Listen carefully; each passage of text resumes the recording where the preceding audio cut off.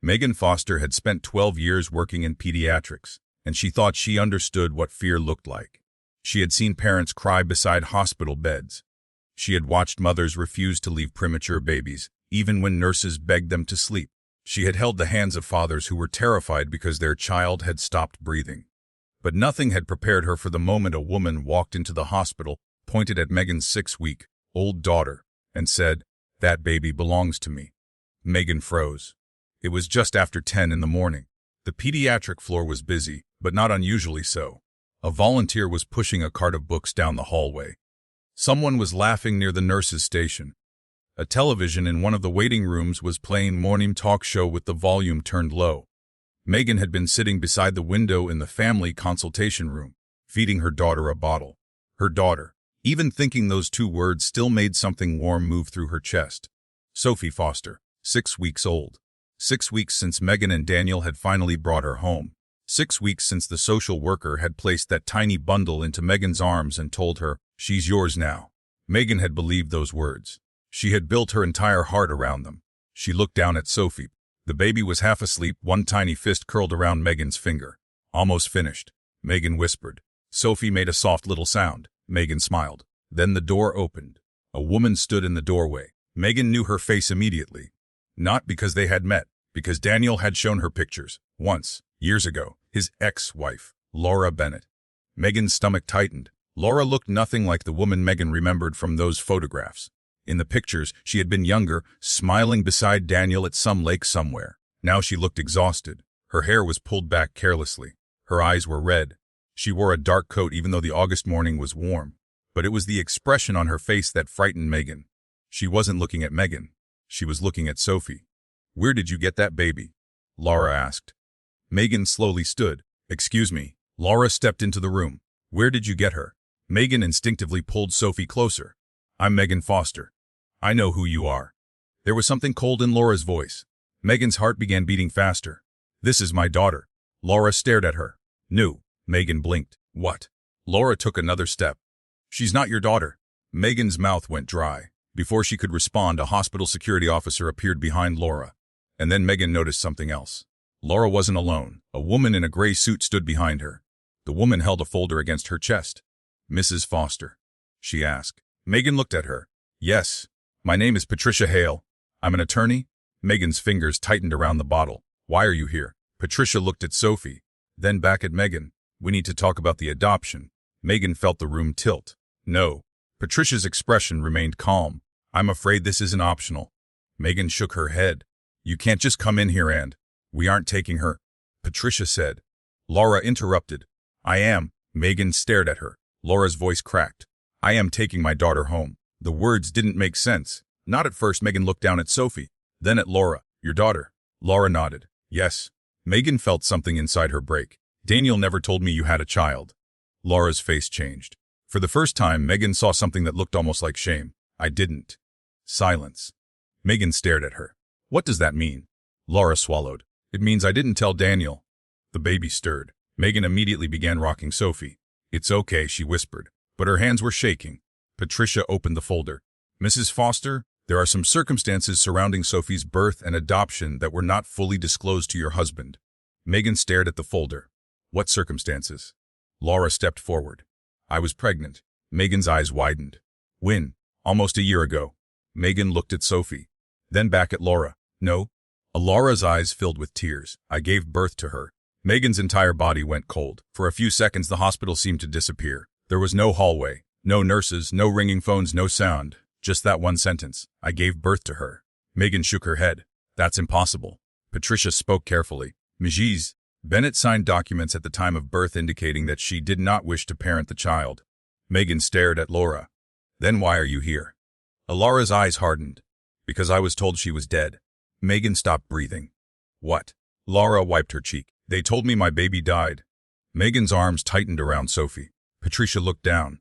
"That is one of the matters currently being investigated." Megan's voice dropped. "Who told you that?"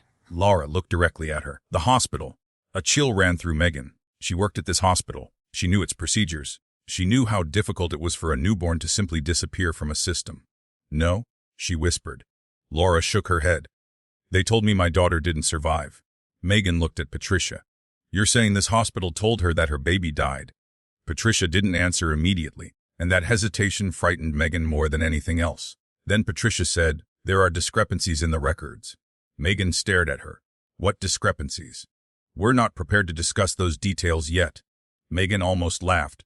It came out as a broken breath instead. You're standing in front of me telling me someone is trying to take my daughter, and you're telling me you aren't prepared to discuss the details. Laura's voice trembled. She's my daughter. Megan turned toward her. You abandoned her. Laura flinched. I thought she was dead. You signed the papers. I was 19. You gave her up. I thought I was giving her up because I couldn't take care of her. Laura's voice echoed through the room. Sophie started crying. Megan immediately turned away from Laura. It's okay, sweetheart. She held Sophie against her chest. Her daughter buried her face against Megan's shoulder. That small movement nearly destroyed her. Megan looked at the baby. Then she whispered, I'm your mommy. Laura heard her. Her face crumpled. But Megan couldn't feel sorry for her. Not now. Not when this woman had walked into her workplace and claimed the child Megan had spent years dreaming about. Megan had wanted to be a mother for as long as she could remember. There had been failed fertility treatments, appointments, tests, quiet conversations in the car, nights when Daniel held her while she cried because everyone else seemed to get the life she wanted so easily. Then came the adoption, the interviews, the paperwork, the home inspections, the background checks, so much waiting. And then, finally, Sophie, their little girl. The first night Megan brought her home, she hadn't slept. She had sat beside the crib until 3 a.m. just watching her breathe. Daniel had found her there. You need sleep, he'd whispered. Megan had smiled through tears. Because she's real, Daniel had kissed the top of her head. She's ours. Megan had believed him. Now she wasn't so sure. The door opened again. This time Daniel walked in. He had changed out of his police uniform, but he still wore his badge clipped to his belt. He stopped when he saw Laura. His face went completely blank. Laura? She turned. Hello, Daniel. Megan looked at her husband. Then at Laura. Then back at Daniel. Daniel's eyes landed on Sophie. Something changed in his face. Fear. Real fear. What's happening? He asked. Megan couldn't speak. Patricia answered. Mr. Foster, I'm Patricia Hale. I'm representing Laura Bennett. Daniel's jaw tightened. I know who you are. Laura stared at him. You never knew. Daniel didn't respond. Laura took a step toward him. You never knew what happened to our baby. Daniel's face went pale. Our baby. Megan felt her stomach twist. Daniel looked at Laura. Stop. You deserve to know. Not here? Where, Daniel? Laura's voice broke. Where should I tell you? Somewhere private. Somewhere you can pretend this never happened. Megan looked between them. What is she talking about? Daniel turned toward Megan. Megan. What is she talking about? Opened his mouth. Nothing came out. That was the moment Megan knew. There was something he hadn't told her. Something big, something painful, something connected to Sophie. Megan slowly shook her head. Daniel. He looked at her. I'm sorry. 2 words. That's all he said. But Megan knew her marriage had just changed. She stepped backward. Sorry for what? Daniel looked at Laura. Then at Sophie. Then at Megan. I thought our baby died. Megan's eyes filled with tears. She whispered, our baby. Daniel nodded.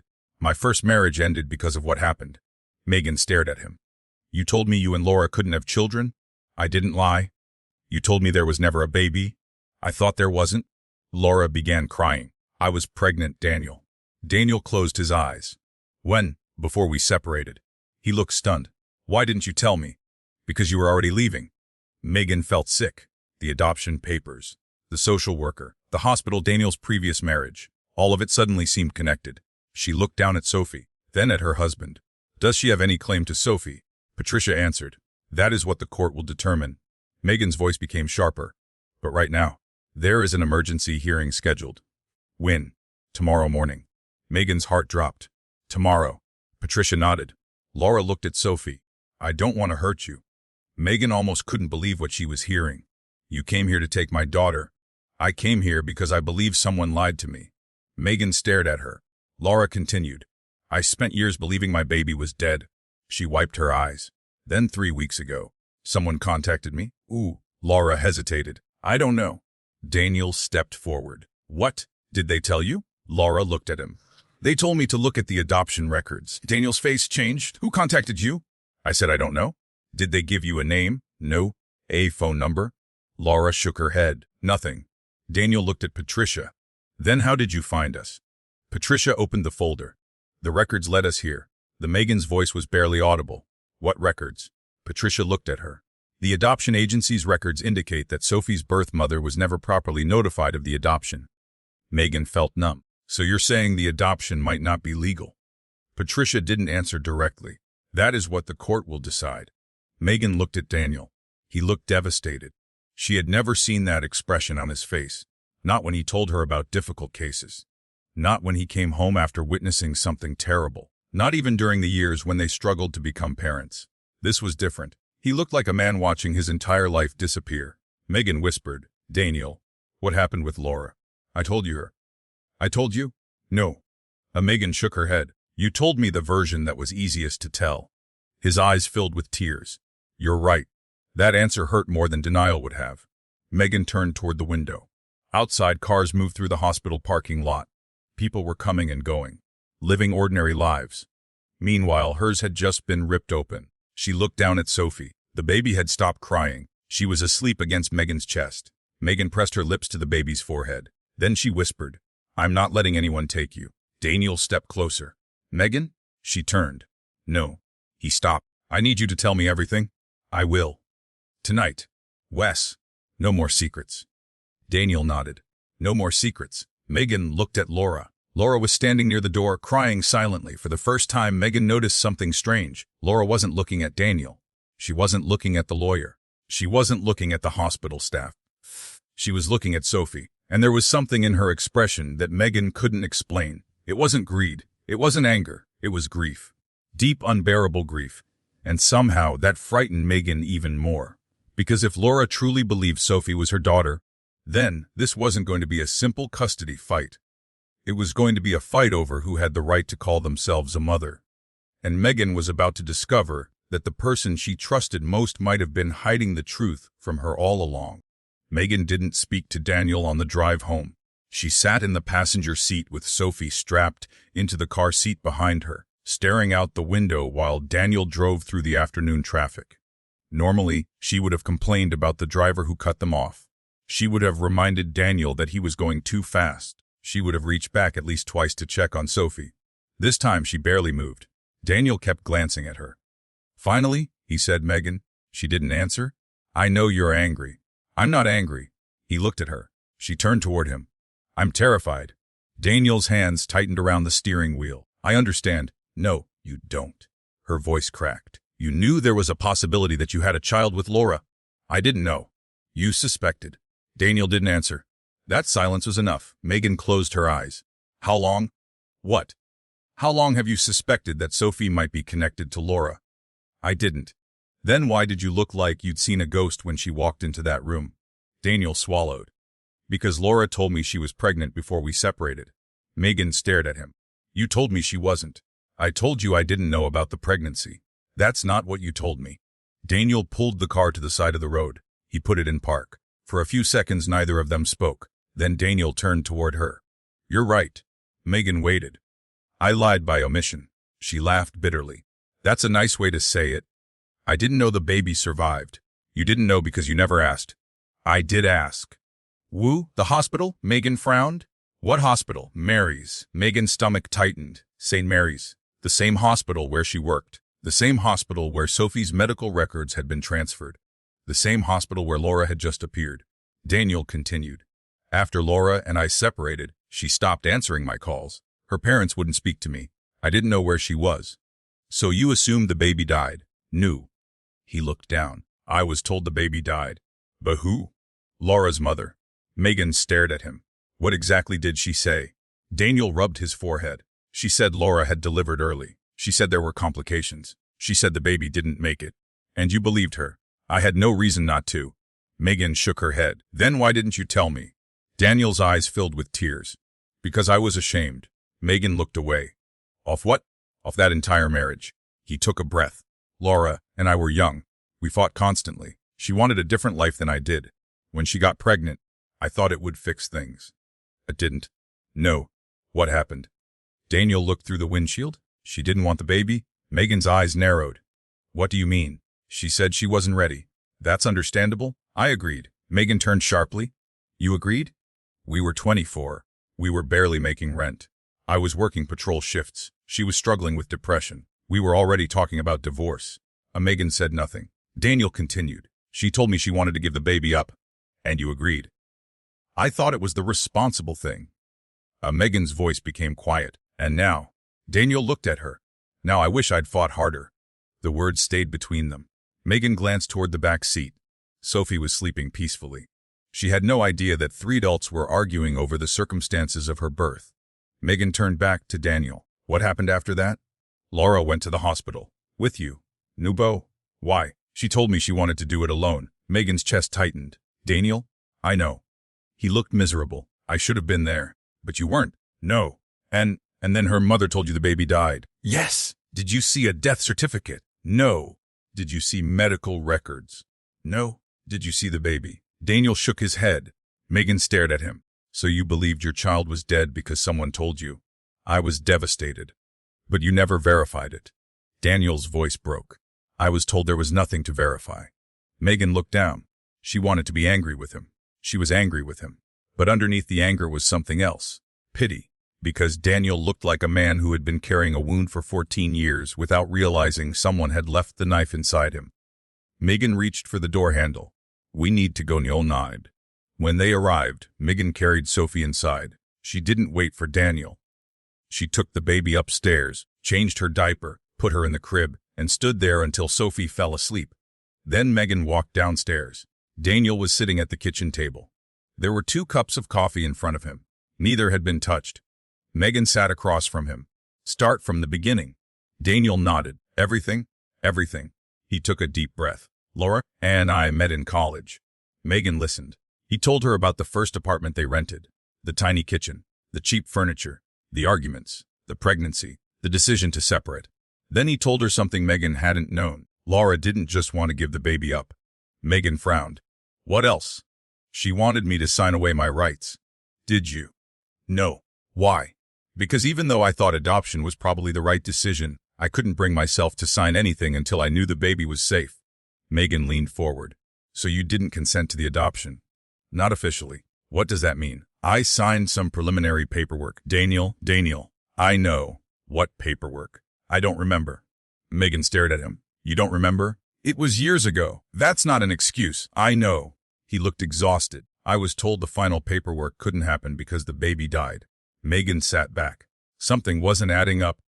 If the baby died, why would there be an adoption? There wouldn't be. Exactly. Daniel looked at her. For the first time, he seemed to realize what she was thinking. Megan whispered, unless the baby didn't die. Silence. Daniel stared at the table. Then his phone rang. He looked at the screen. Unknown number. He answered. Detective Foster.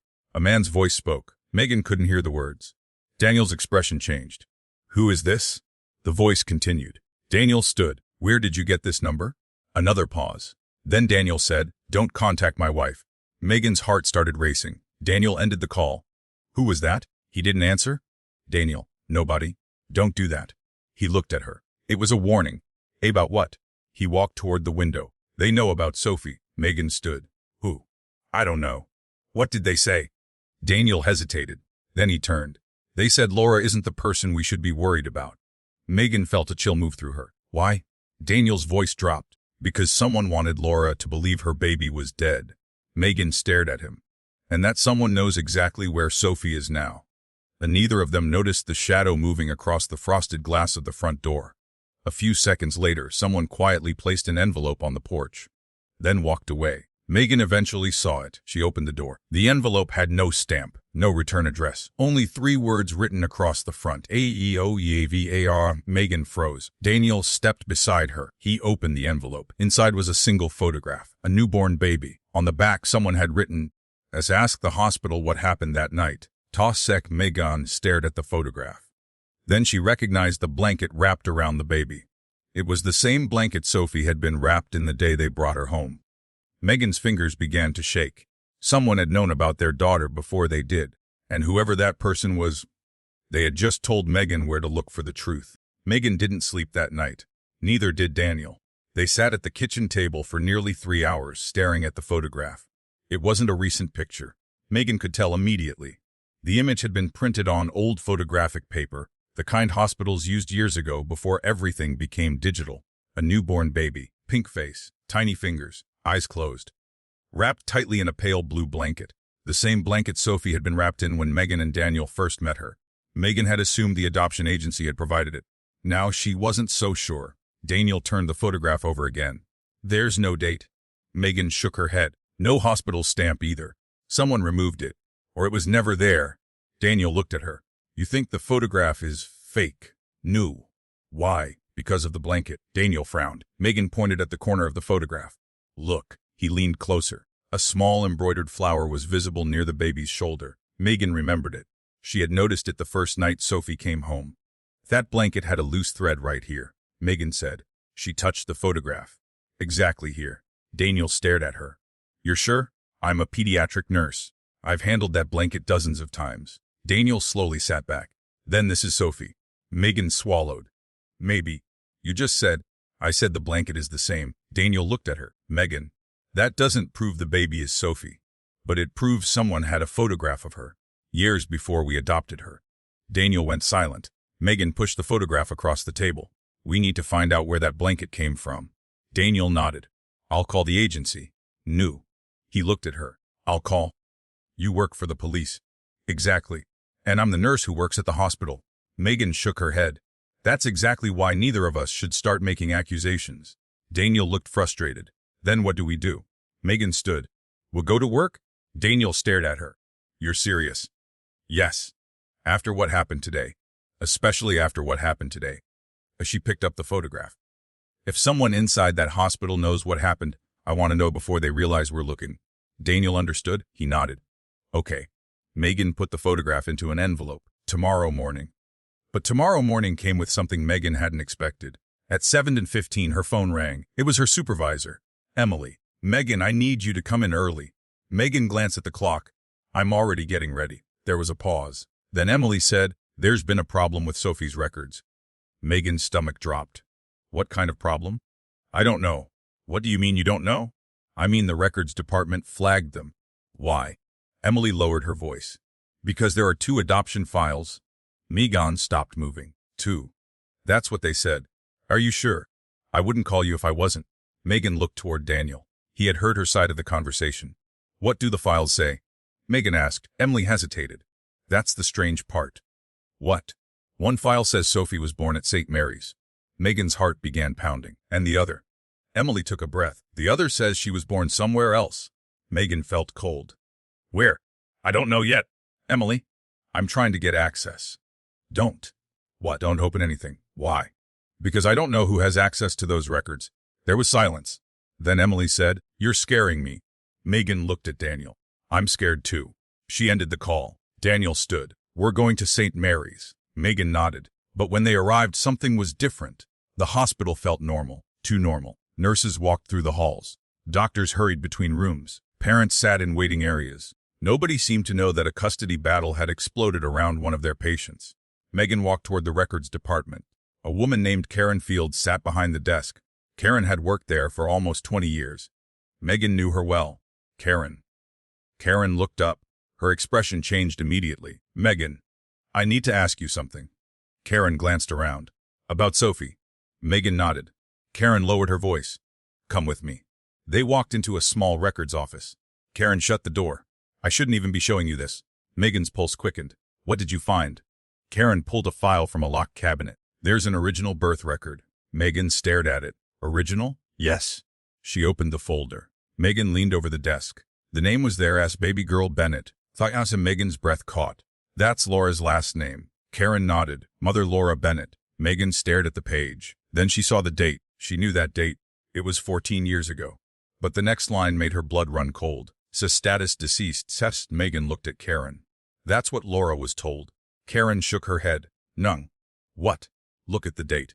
Megan did. Then she noticed something else. The death entry had been added months after the birth. Megan frowned. That's impossible. Karen nodded. Exactly. Why?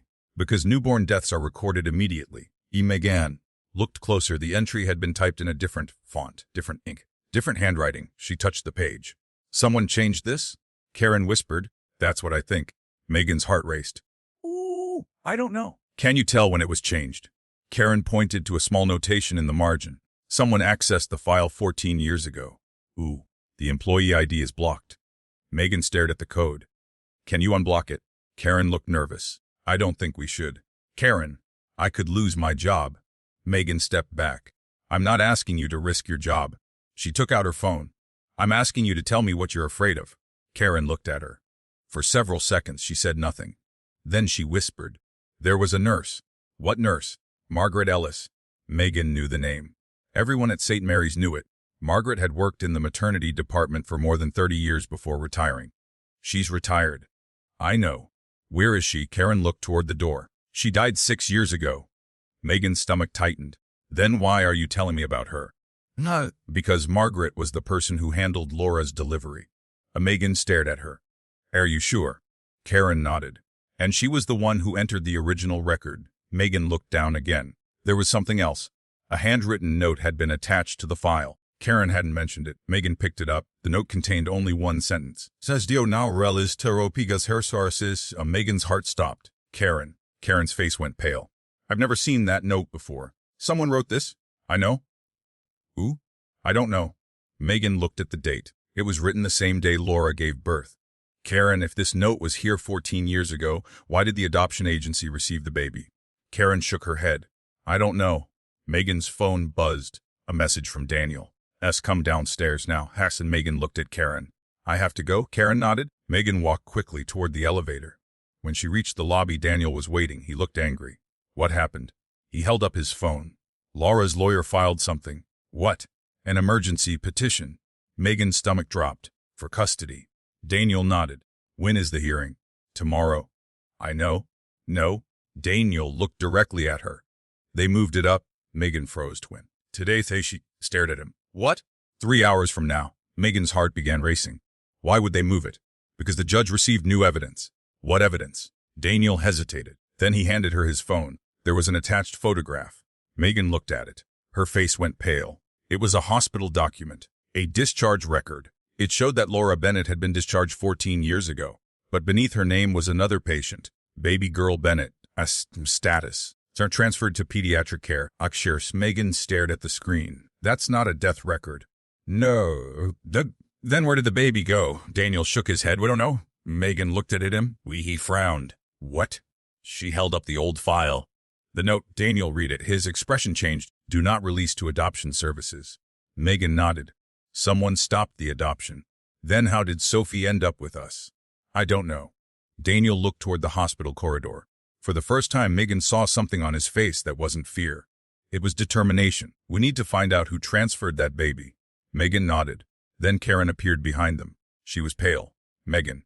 Megan turned. Karen was holding another document. I found the second file. Daniel stepped closer. What does it say? Karen looked at both of them. Her voice shook. You need to see this before the hearing.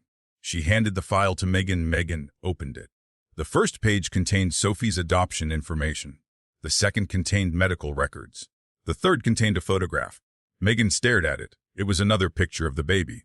But this time, the blanket was gone. The baby's face was clearly visible. Megan knew that face. She had seen it every morning for 6 weeks. It was Sophie. But beneath the photograph was a name. Not Sophie Foster. Not baby girl Bennett. A third name. Yes, Emily Carter. As Megan looked at Daniel. Who is Emily Carter? Karen shook her head. I don't know. Daniel took the file. His eyes moved down the page. Then he stopped. That's not the baby's name. Megan frowned. What? Daniel pointed to a signature at the bottom. The name belongs to the person who signed the transfer. Megan looked closer. Her heart began pounding, because the signature wasn't from some unknown hospital worker. It belonged to someone Megan knew. Someone she had trusted. Someone who had been standing beside her during Sophie's adoption. Someone who had told Megan, 6 weeks earlier, Congratulations, Mom. Megan whispered her name. Emily Carter. Daniel looked at her. Who is she? Megan's face went white. Or adoption caseworker. And suddenly the question wasn't why Laura wanted Sophie back. It was why the woman who helped Megan adopt Sophie had apparently been involved in her disappearance 14 years earlier. Megan couldn't move. She stood in the hospital hallway with the file open in her hands, staring at the name.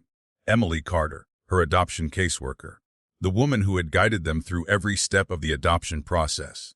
The woman who had visited their home 3 times.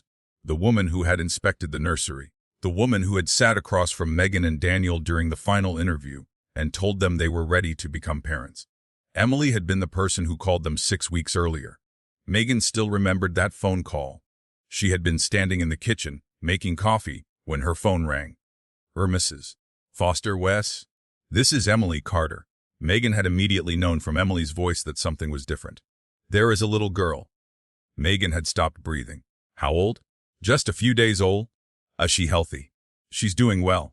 Megan had started crying before Emily even finished. Would you like to meet her?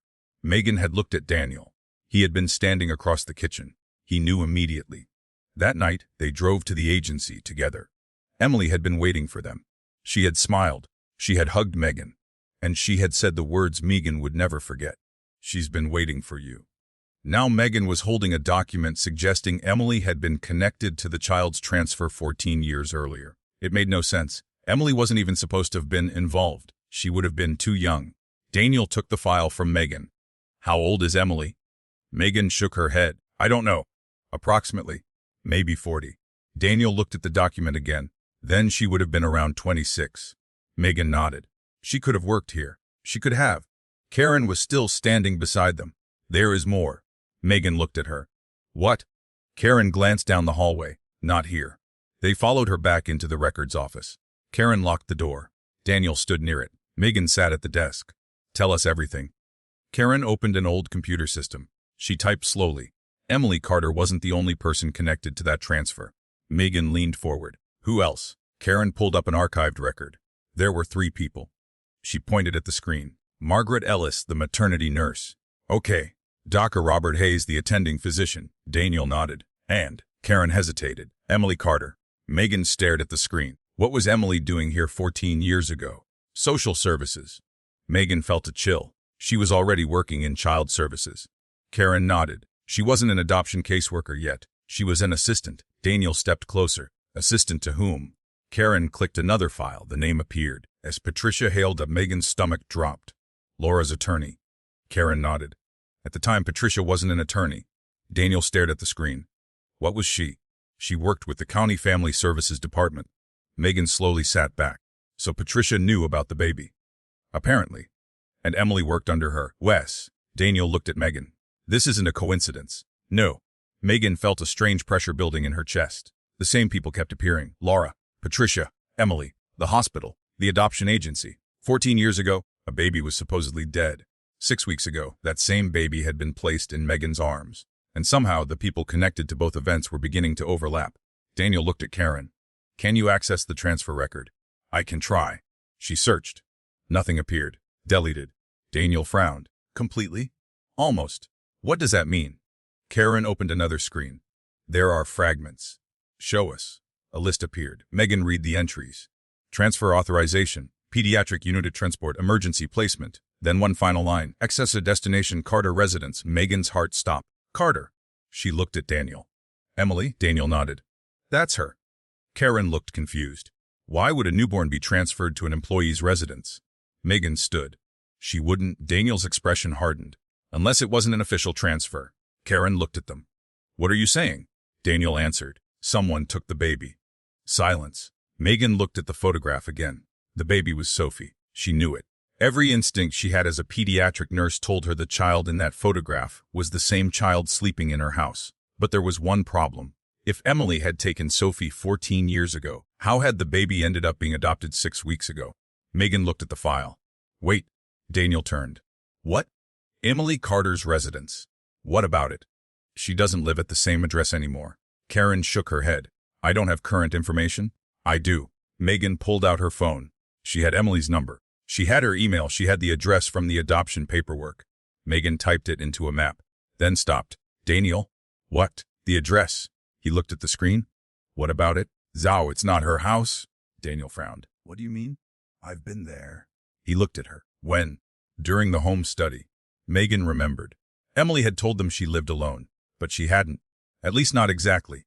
There had been another person in the house, an older woman. Emily had called her aunt. Megan had thought nothing of it. Now she wondered. Her aunt's name was Margaret. Daniel's face changed. Margaret Ellis? I don't know. Megan searched her phone. I didn't ask her last name. Daniel looked at Karen. Can you check?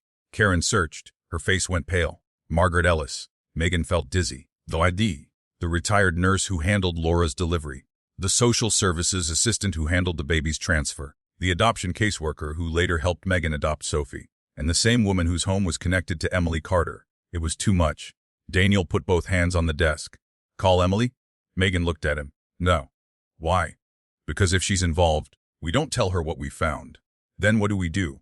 We'll let her talk. Daniel understood. Megan dialed Emily's number. It rang twice.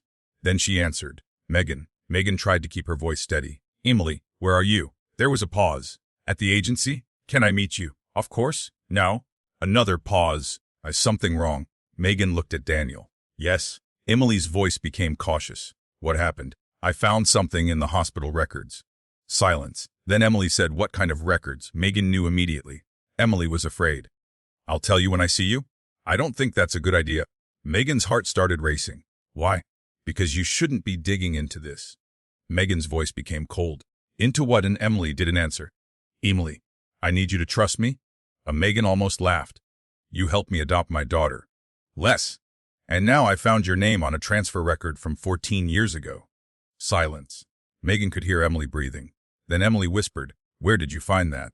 Megan closed her eyes. That was all she needed to hear. She hadn't denied it. She hadn't asked what record. She had asked where Megan found it. Daniel heard it too. Megan said, who was Emily Carter? Another long pause. Then the line went dead. Megan stared at the phone. She hung up. Daniel took on his own phone. I'm calling the prosecutor? No. He looked at her. We need to report this. Not yet. Megan. If we tell everyone now, Emily disappears. Daniel stared at her. She was right. He hated that she was right, but he knew it too. They left the records office. As they walked toward the elevator, Megan saw someone standing at the far end of the corridor. Emily. She was watching them. Megan stopped. Emily's face was pale. She looked terrified.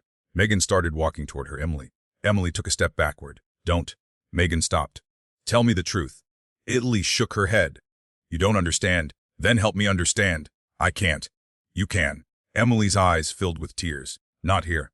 Then where? Emily looked around. Come to my car. Daniel immediately stepped between them. No. Emily looked at him. You don't know what you're dealing with. Daniel's voice was firm. Neither do you. Emily looked at Megan. I didn't know she was alive. Megan froze. What? Emily covered her mouth. She had said too much. Daniel stepped closer. Who? Emily looked at him, then at Megan. The baby. Megan's heart pounded. You knew the baby? Emily started crying. I knew there was a baby. What happened? I was 26. I was an assistant with family services. Patricia was my supervisor. Megan said nothing. Emily continued. Laura wanted to give the baby up. She signed papers. Not all of them. Megan's eyes narrowed. Why? Because Daniel hadn't signed his consent. Daniel looked stunned. Emily continued. Patricia told us it would be easier if everyone believed the baby had died. Megan felt the air leave her lungs. You lied to Laura. Emily shook her head. I didn't. Then who did? Emily looked at Daniel. I was told the baby was transferred. Where? I don't know. You just said. I didn't know. Megan stepped closer. Then why is your name on the transfer? Emily looked down. Because Patricia made me sign it. Why? I was scared. Megan's voice trembled. Scared of what? Emily looked directly at her. Patricia. Daniel's expression hardened. What did Patricia threaten you with? Emily swallowed. She said if I talked, she'd make sure I never worked in child services again. Megan stared at her. That was 14 years ago. I know. Then why did you become our adoption caseworker? Emily's face collapsed. I didn't know it was Sophie. Megan stopped. What? Emily shook her head. I swear to you. How could you not know? Because the records were sealed. Then how did you get assigned to us? Emily looked at Megan. I requested the case. Daniel immediately stepped forward. You requested it. Emily nodded. Why? Because I wanted to make sure the child was safe. Megan's voice became quiet. You knew. Emily cried. I suspected. Why? 'Cause the blanket. Megan froze. What blanket? And Emily looked at her. The blue one. Megan's heart stopped. You knew about the blanket. It was the same blanket from 14 years ago. Megan couldn't speak. Emily wiped her eyes. I recognized it the day I brought Sophie to you. Daniel looked at Megan. Emily continued. I didn't know for certain. Why didn't you tell us? Because I was afraid. Of Patricia. Emily shook her head. Then, who? Emily looked toward the hospital entrance. Her voice became barely audible. Of the person who contacted Laura. Megan's stomach tightened. What person? Emily didn't answer. She looked at Daniel. Your wife thinks Laura is trying to take her baby. Megan frowned. What do you mean? Emily whispered. Laura isn't the one who started this. Daniel stared at her. Then who did? Emily looked directly at Megan. The person who wants Sophie isn't trying to get custody. Megan's blood ran cold. What do they want? Emily's eyes filled with tears. They want her gone. Before Megan could respond, a loud crash came from the hospital parking lot. Everyone turned. A car had slammed into a concrete barrier. Daniel immediately ran outside. Megan followed. Emily stayed frozen in the hallway. Daniel reached the vehicle first. The driver was unconscious. The windshield was shattered. Then Daniel saw the passenger seat. An envelope was lying there. He pulled it out. There was only one sentence written on it. Estiple okan ge far pe buis pestes. Daniel turned toward Megan. She was standing several feet away. Emily was behind her. And for the first time, Megan understood something terrifying. The custody hearing wasn't the real danger. The custody battle was only a distraction.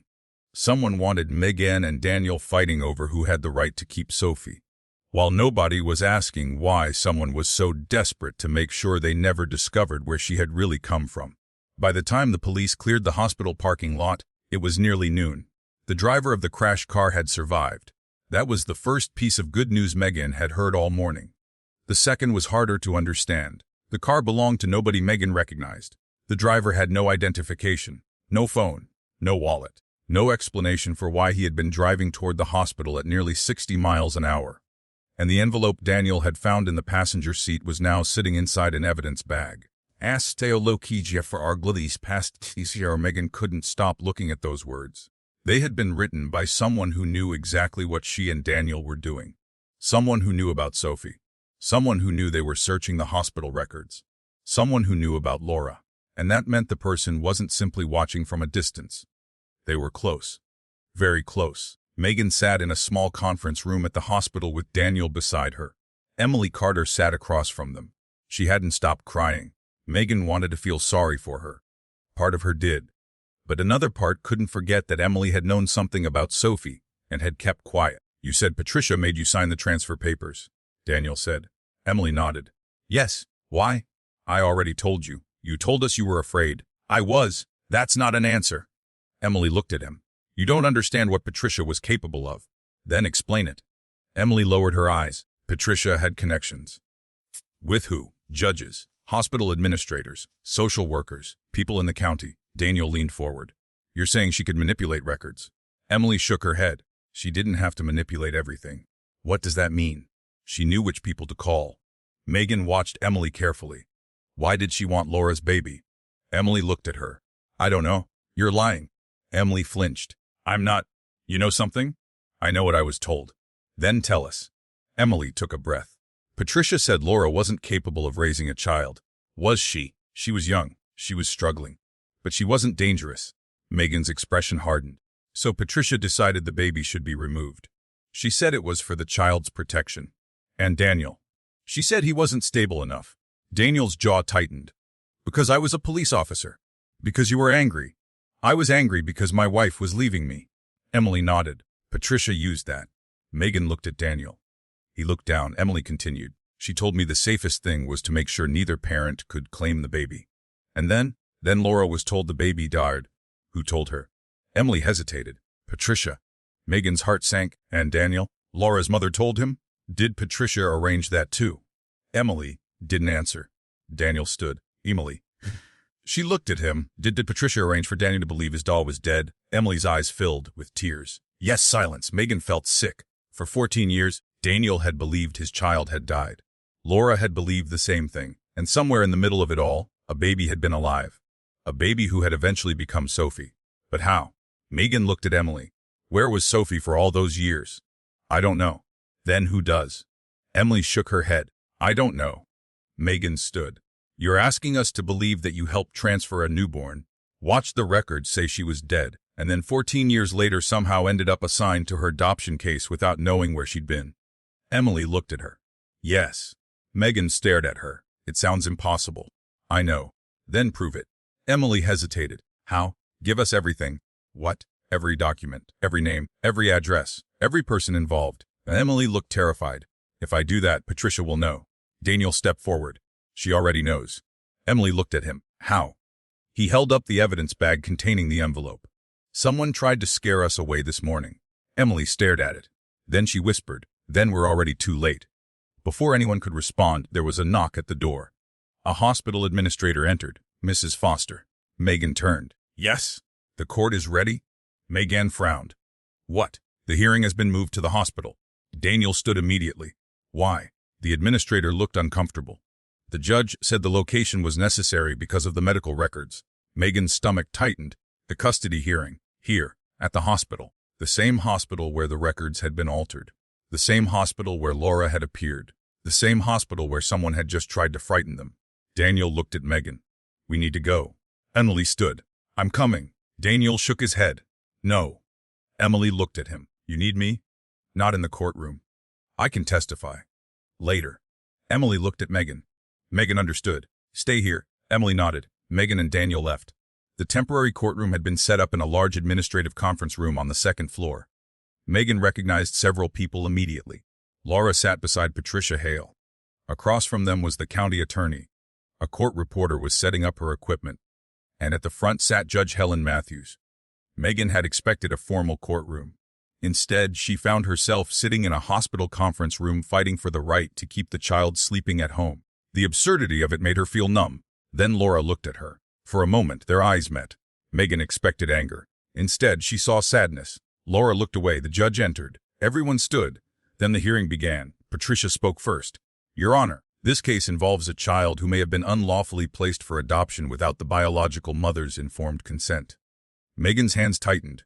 The judge looked at her. "Mrs. Foster, do you understand the allegation?" Yes. "And you understand that this hearing is not a final custody determination?"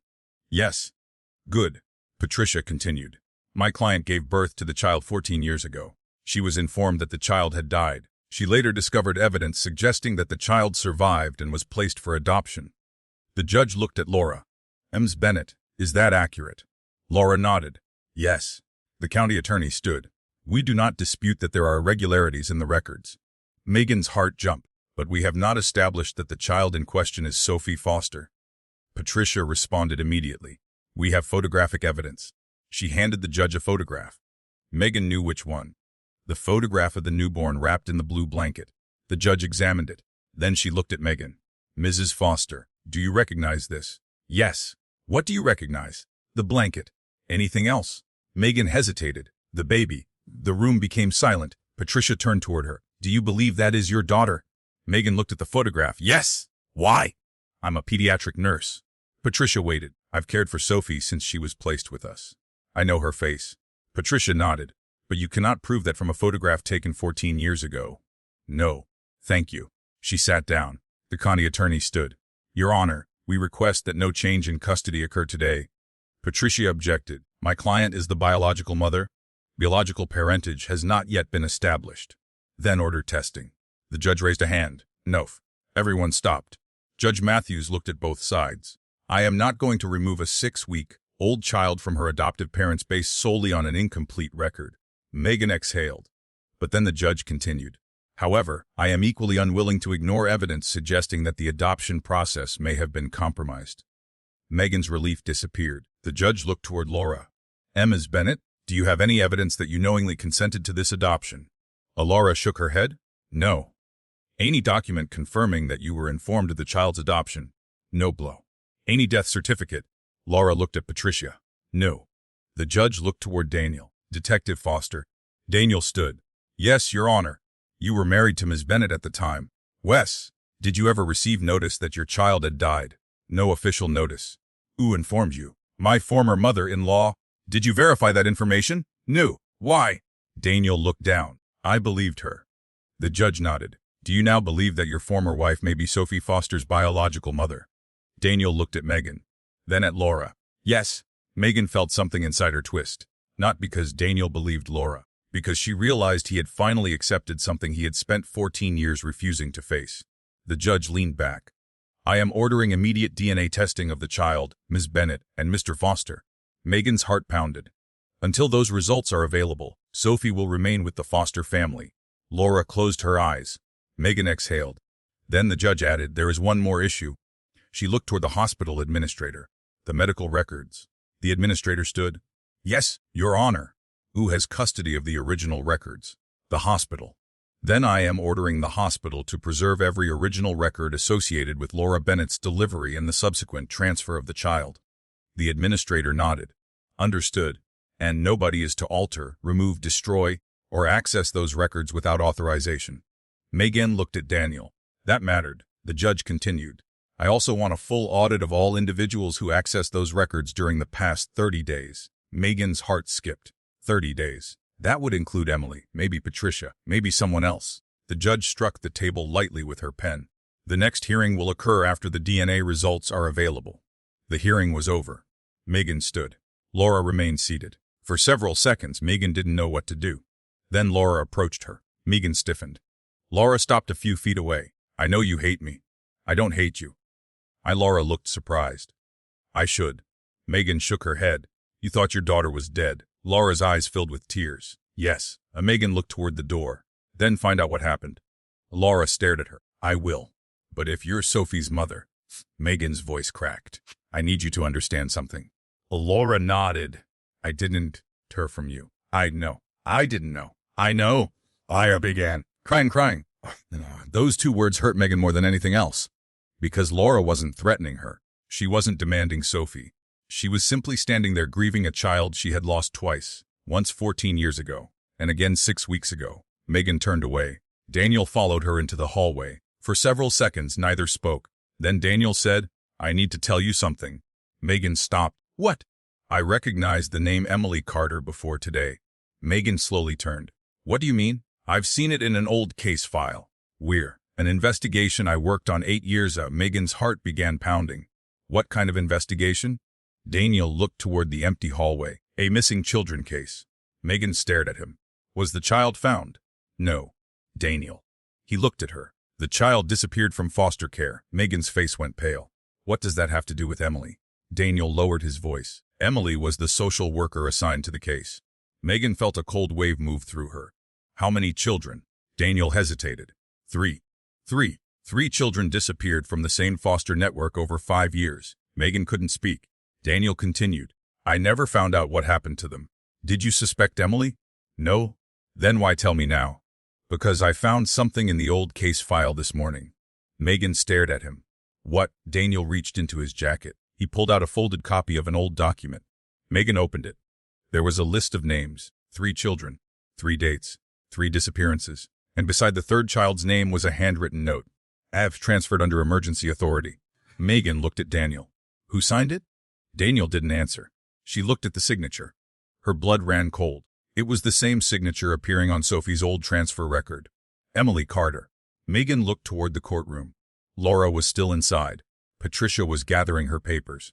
And somewhere in the hospital, someone had already accessed the records again, because the document in Daniel's hand was supposed to have been destroyed years ago. Yet someone had made a fresh copy. Someone wanted them to find it.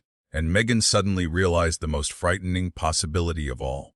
Maybe the person sending them clues wasn't trying to stop them. Maybe they were leading them somewhere. Megan read the names again. 3 children, 3 disappearances, 3 cases connected to Emily Carter, and now Sophie. She looked at Daniel. Why didn't you tell me about this before? Because I didn't think it was connected. You saw her name? 8 years ago? Daniel? I never had evidence against her. Megan held the document tighter. But now you do? Daniel nodded. Maybe? Maybe.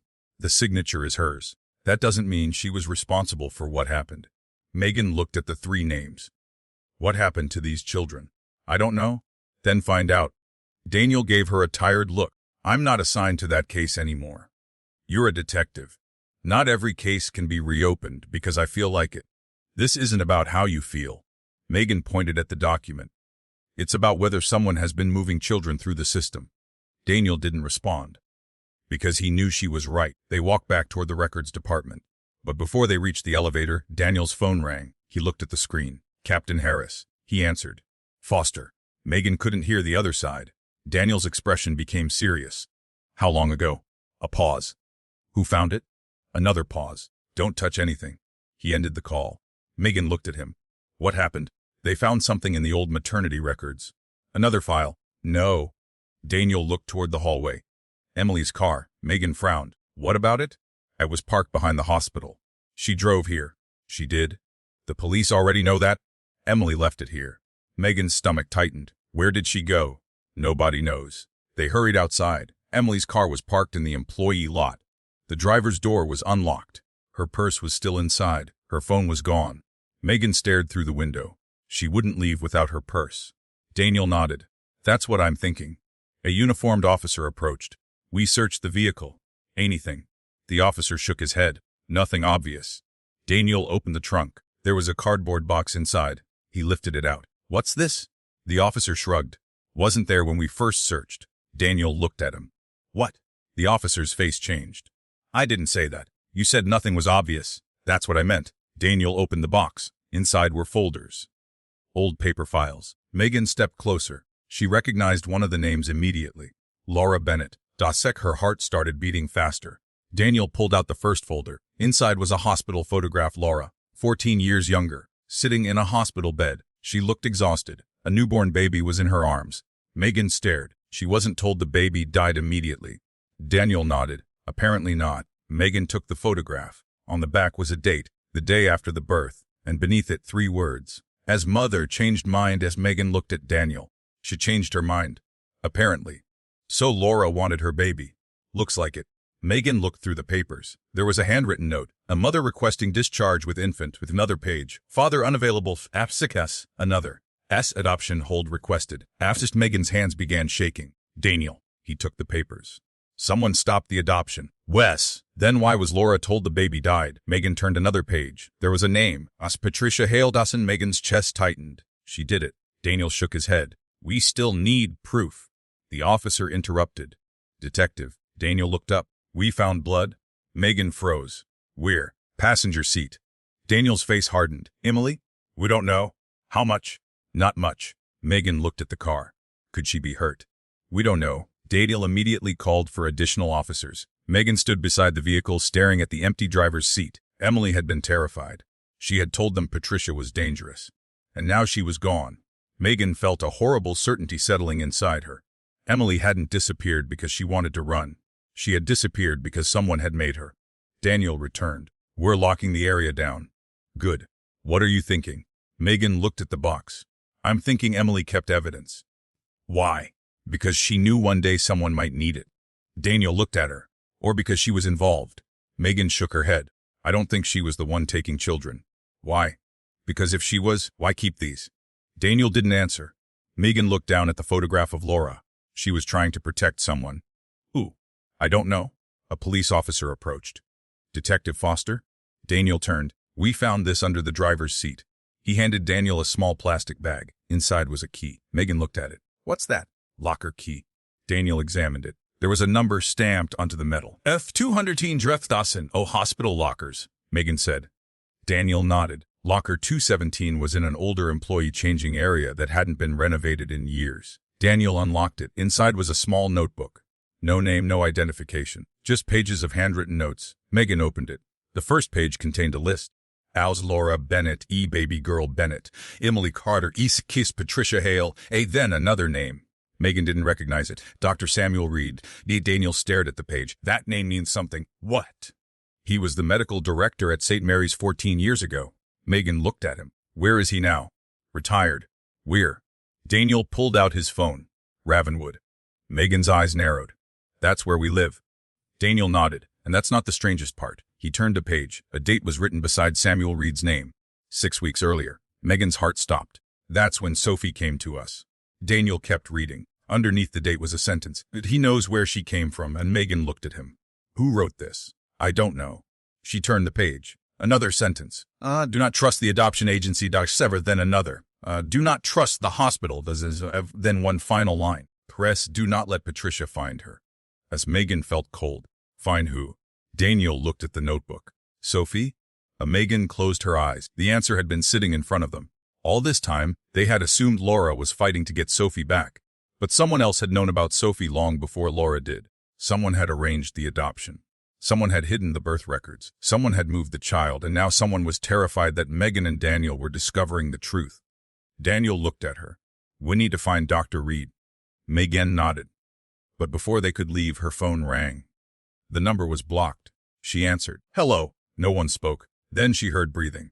Slow, deliberate. Megan looked at Daniel. "Who is this?" A woman's voice finally answered. "Megan." Megan's blood ran cold. "Who are you? You need to stop." "Where is Emily?" Silence. Megan stepped away from Daniel. "Where is she?" The woman ignored the question. "You don't understand what you're doing." "Then explain it." "You think you're protecting your daughter." Megan's heart raced.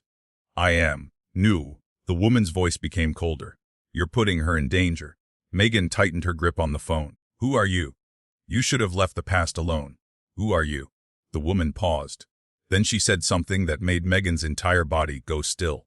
"Ask Daniel why he never looked for his daughter." Megan slowly turned toward her husband. Daniel was watching her. His expression had changed. He knew the voice. Megan whispered, "Daniel." The line went dead. She stared at him. "You know her?" Daniel didn't answer. "Who was that?" "I don't know." "Don't lie to me." "I'm not." "You recognized her?" Daniel looked away. Megan stepped closer. "Who was it?" He finally looked at her. "I think it was Laura's mother." Megan's stomach dropped. "Her mother?" Yes. "But she's dead." Daniel nodded. "She died 9 years ago." They stood there in silence. Then Daniel's phone rang. He was Captain Harris. He answered. "Foster?" The captain spoke quickly. Daniel's face drained of color. "What?" Megan watched him. "Where?" He listened, then said, "We're coming." He ended the call. "What happened?" Daniel looked at her. "Emily has been found." Megan exhaled. "Where?" "At a house in Ravenwood." "Is she alive?" Daniel didn't answer immediately. Then he said yes. Megan felt relief, but it disappeared when Daniel continued. "She's conscious." "What did she say?" "One thing." Megan waited. Daniel looked directly at her. "She asked for you." "Whoa." "Because she says she knows where Sophie was before the adoption." Megan's heart began pounding. "Where?" Daniel shook his head. "She wouldn't tell the police." "Then we'll go?" He nodded. They walked toward the parking lot. Megan stopped suddenly. "Daniel." He turned. "If Emily knows where Sophie was." "Yes." "Then maybe she knows who had her?" Daniel looked at her. "And if she knows that Megan finished the sentence. "She may know who took her." They hurried toward the car. Neither of them noticed the figure standing across the street. The person watched them leave, then pulled out a phone. "It's happening," the person whispered. A voice answered. "Are they going to Emily?" "Yes." A pause. Then the voice said, "Then we don't have much time." The watcher looked toward the hospital. "And what about Laura?" The answer came immediately. "Let her keep fighting for custody." "Why?" "Because as long as everyone thinks this is about the mother." The voice paused. "Nobody will look for the person who really wants the child." The house was only 15 minutes from the hospital. Megan spent every second of the drive wondering what Emily could possibly know. Daniel drove with both hands locked around the steering wheel. Neither of them spoke. Finally, Megan asked, "Is the house hers?" "No." "Whose is it?" "An elderly couple owns it." "Then why was Emily there?" "I don't know." Megan looked out the window. "Do you think she was taken there?" Daniel didn't answer. That was answer enough. When they arrived, 2 police cars were already parked outside. An ambulance waited at the curb. Megan's heart tightened. "Is she hurt badly?"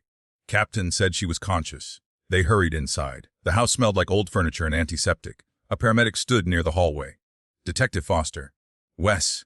"She's in the back bedroom." "How bad?" "She's shaken. Bruising around her wrists. No major injuries that we can see." Megan stopped. "Her wrists." The paramedic nodded. "Looks like she was restrained."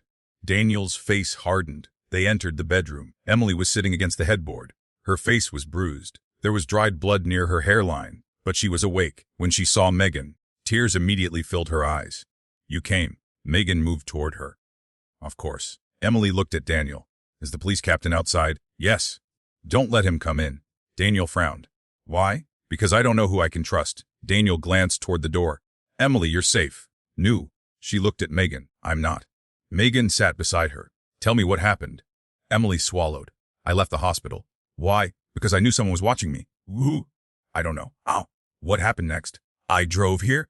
"Why?" Emily hesitated. "Because I needed something." "What?"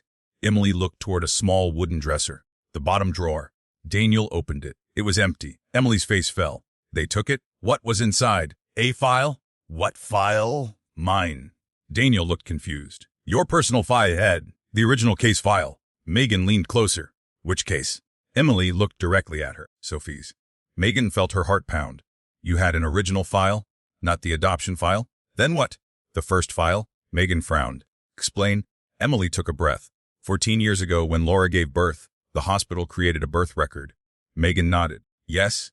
Then Child Services created a second record. For the adoption. No. Emily's voice dropped. For the transfer. Daniel stepped closer. What transfer? Emily looked at him. The transfer after the baby disappeared from the hospital? Megan's stomach tightened. Where was she transferred? Emily looked down. I don't know. You said you knew. I know where the paperwork says she went. Where? Emily whispered. Ravenwood Children's Home. Megan stared at her. There was a children's home in Ravenwood, years ago. Daniel shook his head. I don't remember one.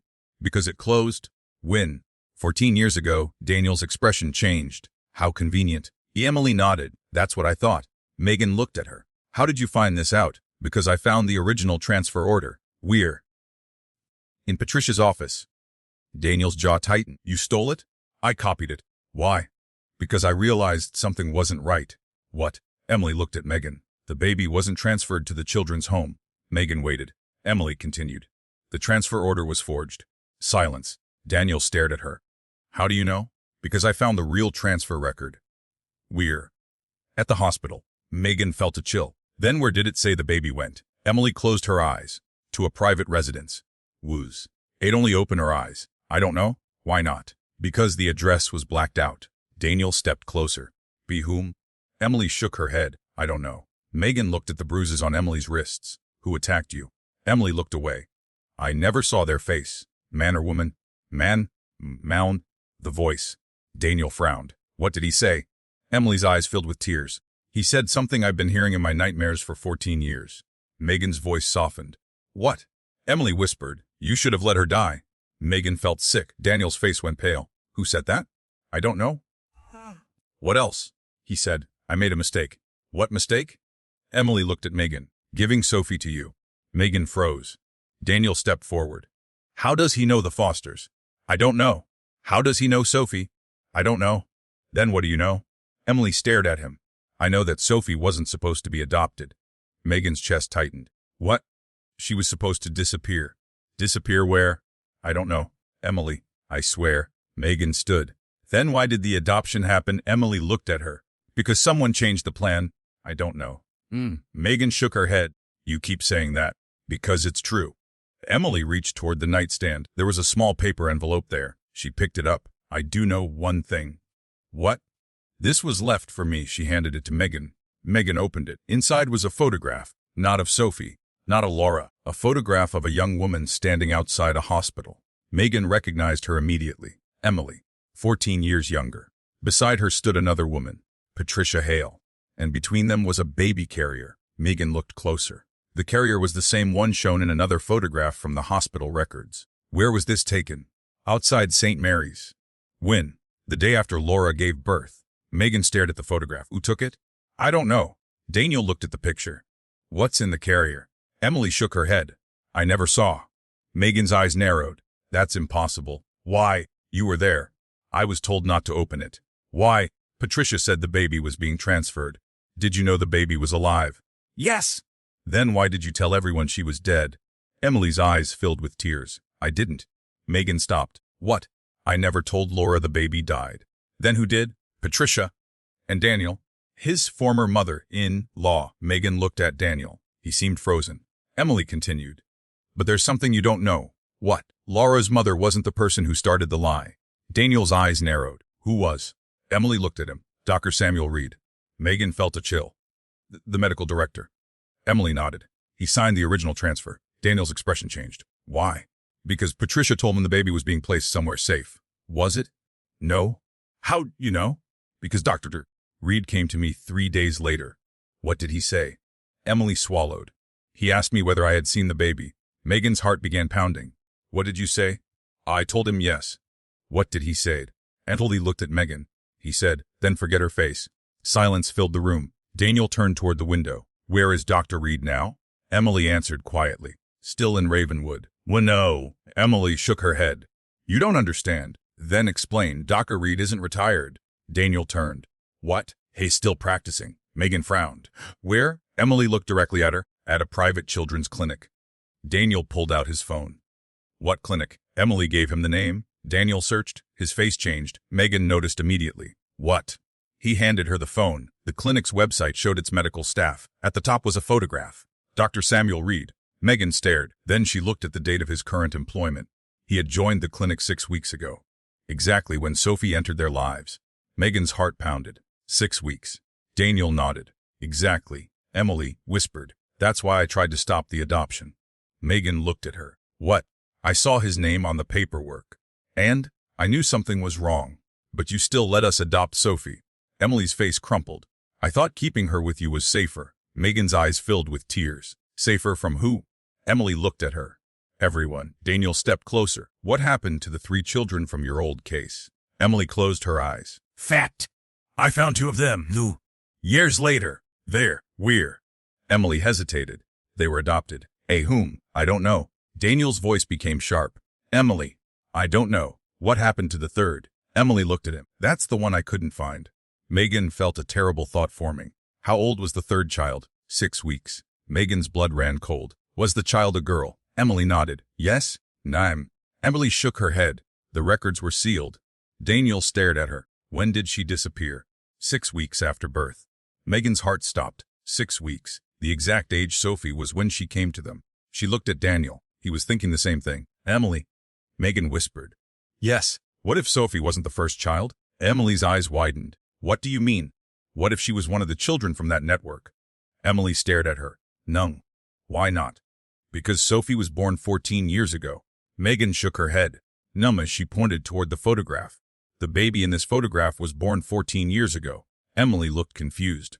Megan continued. I'm asking about the children who disappeared later. Emily stared at her, then slowly understood. You think there was another child? Megan nodded. Another girl. Daniel looked at Emily. Someone changed her identity. Emily's face went pale. No. Why? Because that's impossible? Why? Emily's voice trembled. Because if someone changed the child's identity. She looked at Megan. Then Sophie may not be who you think she is.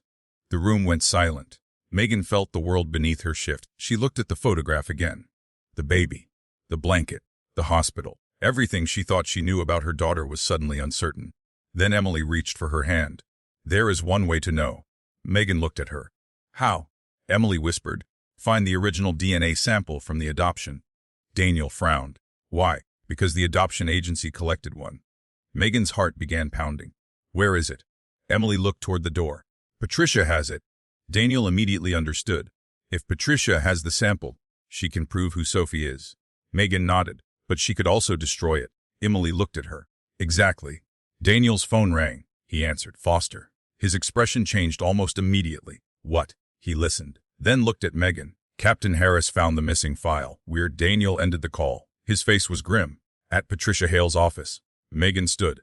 What was inside? Daniel looked at Emily. Nothing. Megan frowned. Nothing. The file was empty. Emily's face went pale. Numb. What? Emily shook her head. They didn't take the file. She looked at Megan. They took the evidence. Daniel's phone rang again. This time it was an unknown number. He answered. Nobody spoke. Then a man's voice said, You keep looking for Sophie. Daniel's face hardened. Who is this? The voice continued. You're asking the wrong question. What question should I be asking? A pause. Then the man said, Ask your wife why the adoption agency chose her. The line went dead. Megan stared at Daniel. He lowered the phone. Neither of them spoke. Because Megan suddenly remembered something she had never questioned. Emily had told them there were many families waiting to adopt. Yet somehow their application had been approved unusually quickly. And now someone was suggesting that Megan and Daniel hadn't simply been chosen to adopt Sophie. They had been chosen for a reason. Megan looked at Emily. Why us? Emily's face went pale. I don't know. But this time Megan didn't believe her. Not completely. Because Emily was staring at the floor. And Megan could tell from her expression that she had just remembered something. Megan could see it in Emily's face. She had remembered something. Something important. Emily, Megan said quietly. Why did they choose us? Emily didn't answer. Daniel stepped closer. You know, Emily shook her head. I know part of it. Then tell us so. Emily looked at Megan. I need you to understand something first. What? I never chose you because of Sophie. Megan frowned. Then why? Because of Daniel. Daniel's expression hardened. What does that mean? We looked at him. Your police work. I don't understand. 8 years ago, you investigated a missing child case. Daniel went still. The 3 children. Emily nodded. You were one of the detectives who worked on the case. Yes. You found something. Daniel stared at her. I never found the children. You found the financial records. He remembered. A string of payments, private foster placements, shell companies, transfers between agencies, but the trail had gone cold. We couldn't prove anything, Daniel said. Emily nodded. Because the records disappeared. Who removed them? I don't know. Daniel looked frustrated. Emily, I swear I don't know. Megan interrupted. Then what does that have to do with our adoption? Emily took a shaky breath. After you closed the case, someone kept watching you. Megan's stomach tightened. Who? I don't know. Patricia.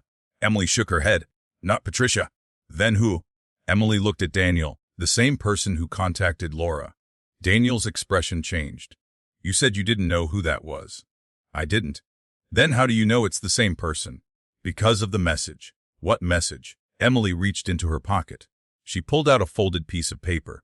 Megan recognized the handwriting immediately. The same handwriting from the envelope. Emily unfolded it. There was one sentence.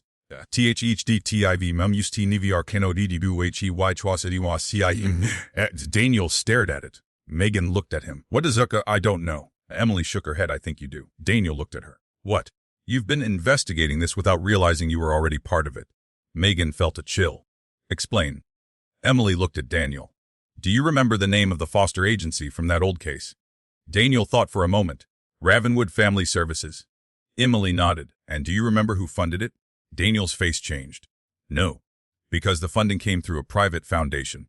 Megan waited. What foundation? Emily whispered the name. The Bennett Family Foundation. Daniel stared at her. Megan looked confused. Laura's family. Emily nodded. Daniel took a step backward. That's impossible? Is it? Laura's parents were wealthy. Very. They donated to charities. Yes. Daniel looked at Megan. Why would they fund a foster agency? Emily answered. Because it gave them access to children. Silence. Megan felt sick. Access for what? Emily shook her head. I don't know. Daniel's voice became hard. You're saying Laura's family was involved in the disappearances. I'm saying the money came from their foundation. That's not proof. No. Emily looked down. But it's where the trail begins. Megan sat down. The room felt smaller. What does any of this have to do with Sophie? Emily took a breath. 6 weeks ago, when your adoption application came across my desk, I recognized Daniel's name. Daniel frowned. You knew who I was? Yes. And you approved us because of that? Not exactly. Amali looked at Megan. I approved you because I thought you were the safest people I could find. Megan stared at her. Safest for Sophie. Emily nodded. Why? Because Daniel had already spent years trying to find children connected to that network. And me. You work with children. Megan's expression hardened. So you deliberately chose us. I requested your case. Without telling us? Yes. Why? Emily's eyes filled with tears. Because I believed someone was going to come looking for Sophie. Megan's voice dropped. How did you know? I saw her medical record before we adopted her. Yes. Megan felt betrayed. You knew about her before you brought her to us. I knew there was something strange about her file. What did you see? Emily hesitated. Her birth record was incomplete. That's common with sealed adoptions. Not like this. What was missing?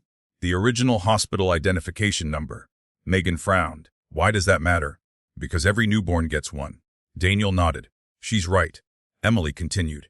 Sophie's number had been replaced. With what? A number from an older record. Megan's heart began pounding. Which record? Emily looked at her. Baby girl Bennett. Megan went completely still. So Sophie's record was merged with Laura's baby's record. Yes. Daniel stared at Emily. Who did that? I don't know. Who had access? Emily looked away. Patricia Reed. And Megan whispered. Samuel Reed nodded. Emily nodded. But there was a third person. Ooh, Emily didn't answer. Daniel stepped closer. Who? Emily finally looked at him. You, Daniel froze. Megan's eyes widened. What? Emily shook her head quickly. Not intentionally. Daniel's face hardened. What did I do? You signed something. When? 14 years ago? I didn't sign an adoption. Nope. Emily reached for another document. You signed a hospital authorization. Daniel looked at the paper. His face went pale. Megan leaned closer. What is it? Daniel stared at the signature. I don't remember this. Emily whispered. You were told it was a request for information. Megan read the document. The wording was vague, but one line stood out. S. Authorization for release of identifying medical information regarding minor child. Toxic. Megan looked at Daniel. Why would you sign this? I don't know. Emily said, because Patricia brought it to you. Daniel's eyes narrowed. When? After Laura gave birth. I never met Patricia. You did. Daniel shook his head. No. Emily looked at him. You were in the hospital. Daniel went silent. Megan watched his face. You remember? Daniel rubbed his forehead. I remember going there. Why? Laura's mother called me. What did she say? She said Laura was sick. Emily nodded. That's when you signed the document. Daniel looked at the paper again. I thought it was medical authorization. It was? For what? Emily's voice became quiet. For releasing the baby's records. Daniel stared at her. To whom? Emily looked at Megan. That's the problem. Megan's stomach tightened. To whom? Emily pointed at the bottom of the page. There was a signature. Not Patricia's. Not Dr. Reed's. Someone else's? Megan read the name. Father Charles Bennett, Laura's father. Daniel's face went blank as dead. I know. When? 4 years ago. Daniel looked at Megan. My former father-in-law died believing his granddaughter was dead. Megan shook her head. Maybe he knew she wasn't. Emily looked at her. That's what I think. The room became silent. Then Megan noticed something else. A small handwritten number beneath Charles Bennett's signature. She recognized it. It was the same number that appeared on the adoption file. Megan's pulse jumped. This number. Emily looked at it. What about it? It isn't a hospital number. Daniel leaned closer. What is it? Megan stared at the page. It's a case number. Whose? Megan didn't answer immediately. Then she remembered. She had seen it before. On the adoption paperwork. On the first document Emily had given them. And on the envelope that arrived that morning. She whispered, Emily? What? This is not Sophie's case number. Emily looked at the number again. Her expression changed. You're right. Daniel looked between them. Then whose is it? Emily took the paper from Megan. She stared at it for several seconds. Then she whispered, the third missing child. Megan's blood ran cold. What? Emily's hands began shaking. This is the case number from the child who disappeared 8 years ago. Daniel stood. That's impossible. I know. How could the same number be on Sophie's adoption file? Emily looked at him. Because someone used the old case to create the new one. Megan felt dizzy. Why? Emily's eyes filled with tears. To hide Sophie's identity. Daniel shook his head. But why would anyone want to hide who she is? Emily looked directly at Megan. Because Sophie isn't valuable because she's a child. Megan stared at her. Then why? Emily swallowed. Because of who her parents are. Megan's heart stopped. What do you mean? Emily looked at Daniel. Laura's family had money. Yes, and Daniel's family had something else. Daniel frowned. What? Access. Access to what? Police records. Megan stared at her husband. Daniel looked genuinely confused. I don't understand. Emily leaned closer. Someone needed a child whose identity could be changed. Why? Because they needed that child's identity to connect two families without anyone noticing. Megan shook her head. That doesn't make sense. It will. Emily reached into her bag. She pulled out a folded newspaper clipping. Megan opened it. The headline was from 14 years ago. Asser lokal palasofi affairs FDR car compuifikops is Casca. Megan's hands began shaking. The article was about Daniel. But there was something wrong. Daniel wasn't described as a police officer. He was described as a witness in an ongoing investigation. Megan looked at him. What investigation? Daniel stared at the article. I don't remember this. Emily whispered. Because the article was never published. Megan looked at her. What? It was pulled before publication? Then how do you have it? Emily didn't answer. Daniel took the clipping. On the back was a handwritten note. A Kyle Dwas ni vh Tarek Gaz. Megan read the sentence twice. Then the phone in her pocket rang. It was Laura. Megan answered. Laura. Laura's voice was shaking. Megan, where are you? Silence. Then, Laura whispered, get away from her. Megan frowned. Why? I just found out something. What? What? My father had another account. Megan's heart started pounding. What kind of account? Money. How much? Millions. We're. Laura's voice cracked. Ravenwood. Megan looked at Daniel. Laura continued. And there's one name attached to it. Woos. Laura whispered. Emily Carter. The call ended. Megan slowly lowered the phone. Emily was staring at her. You heard that? Emily nodded. Yes. Daniel looked at her. What's in Ravenwood? Emily's face had gone completely white. A building. What building? The old children's home. Daniel stared. It was demolished. Emily shook her head. No. Megan felt a chill. What do you mean? Emily looked toward the window. It was never demolished. Daniel stepped closer. Then where is it? Emily whispered. Under the old hospital. Megan stared at her. For 14 years everyone had believed the children had disappeared. But maybe they hadn't disappeared at all. Maybe they had been hidden, and the hospital where Megan worked every day might have been hiding the biggest secret of all. Megan stared at Emily. Under the hospital. Emily nodded. There's an old service level beneath the original building. Daniel frowned. I've worked security details here. There isn't a child's home out of St. Mary's. Not officially. Megan felt a chill. What does that mean? Emily looked at her. The hospital was expanded in stages. The oldest basement was sealed when the new wing was built. Why? I was told there had been structural problems. Daniel shook his head. Who told you? Patricia. Megan looked toward the door. Could she have been lying? She usually was. Daniel took out his phone. I'm calling the hospital security director. Emily grabbed his wrist. No. He looked at her. Why? Because if there really is something down there, we can't announce that we're looking for it. Daniel lowered the phone. Megan understood. Someone may still be watching. Emily nodded. That's what I'm afraid of. Daniel looked at the old photograph again. So how do we get there? Emily hesitated. I know another way. 20 minutes later, the three of them were standing in a neglected section of the hospital's oldest basement. The lights flickered overhead. Most of the area was used for storage. Old wheelchairs, broken equipment, boxes of outdated medical records. Megan had worked at St. Mary's for years. She had never known this section existed. Daniel ran his flashlight along the wall. Henley pointed. Behind that, there was an old metal cabinet against the wall. Daniel moved it aside. A narrow door appeared. Megan stared. That's been here this whole time? Emily nodded. Patricia showed it to me once. Daniel tried the handle. Locked. Emily handed him a key. He looked at her. Where did you get this? From Margaret. Megan's heart tightened. The nurse. Yes. Before she died. Emily nodded. She gave it to me 2 years before she died. Daniel unlocked the door. It opened with a long metallic creak. A narrow stairway disappeared into darkness. Megan looked down. How far? Daniel switched on his flashlight. We go together. They descended. The air became colder. Megan could hear water dripping somewhere below. After another flight, they reached a concrete corridor. There were old pipes along the ceiling. The walls were covered with faded paint. Then Megan saw a sign thin, a small metal sign. ADH personnel only. She stopped.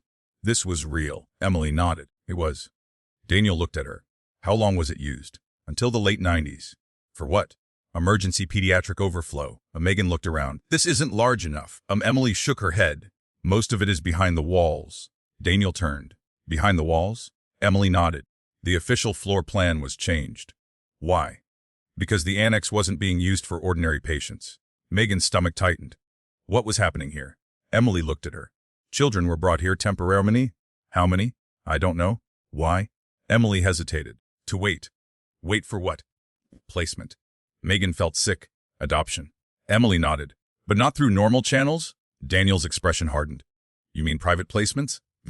Yes. Illegal? Lee didn't answer. She didn't need to. They continued down the corridor. Several doors were locked. Daniel tried the first. Nothing. The second.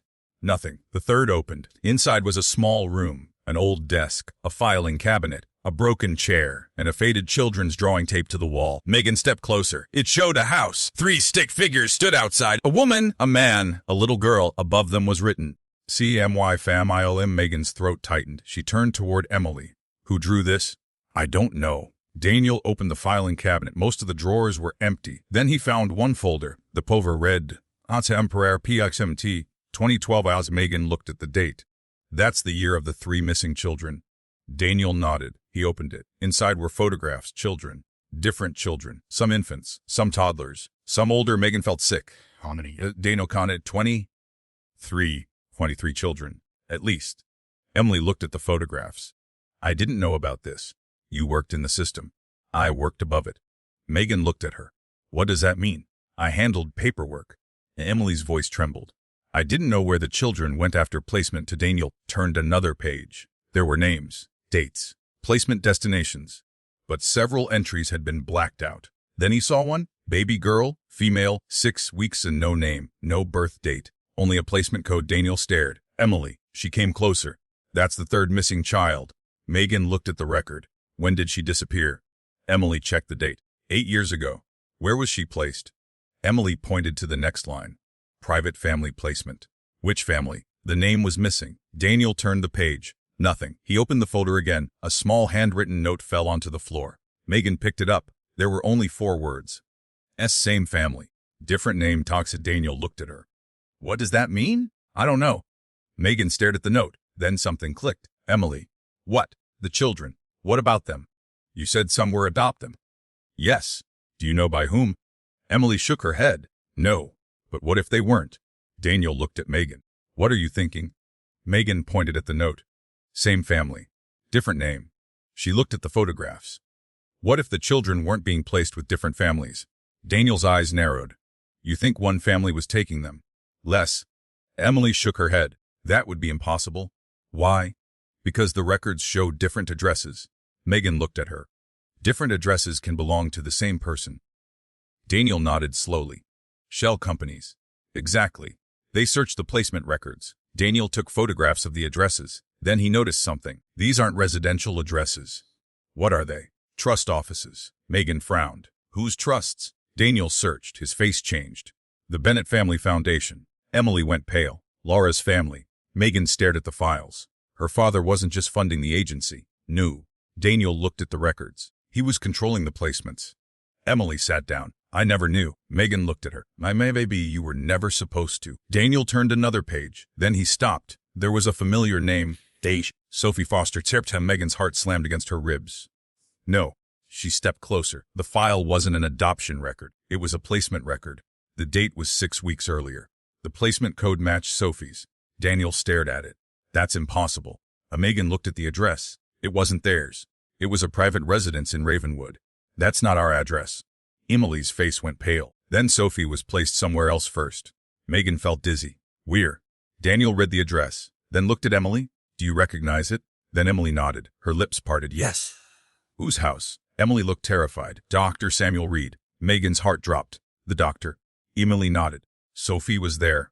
How long? I don't know. Daniel looked at the date. The placement happened 3 days before you received her. Megan felt tears fill her eyes.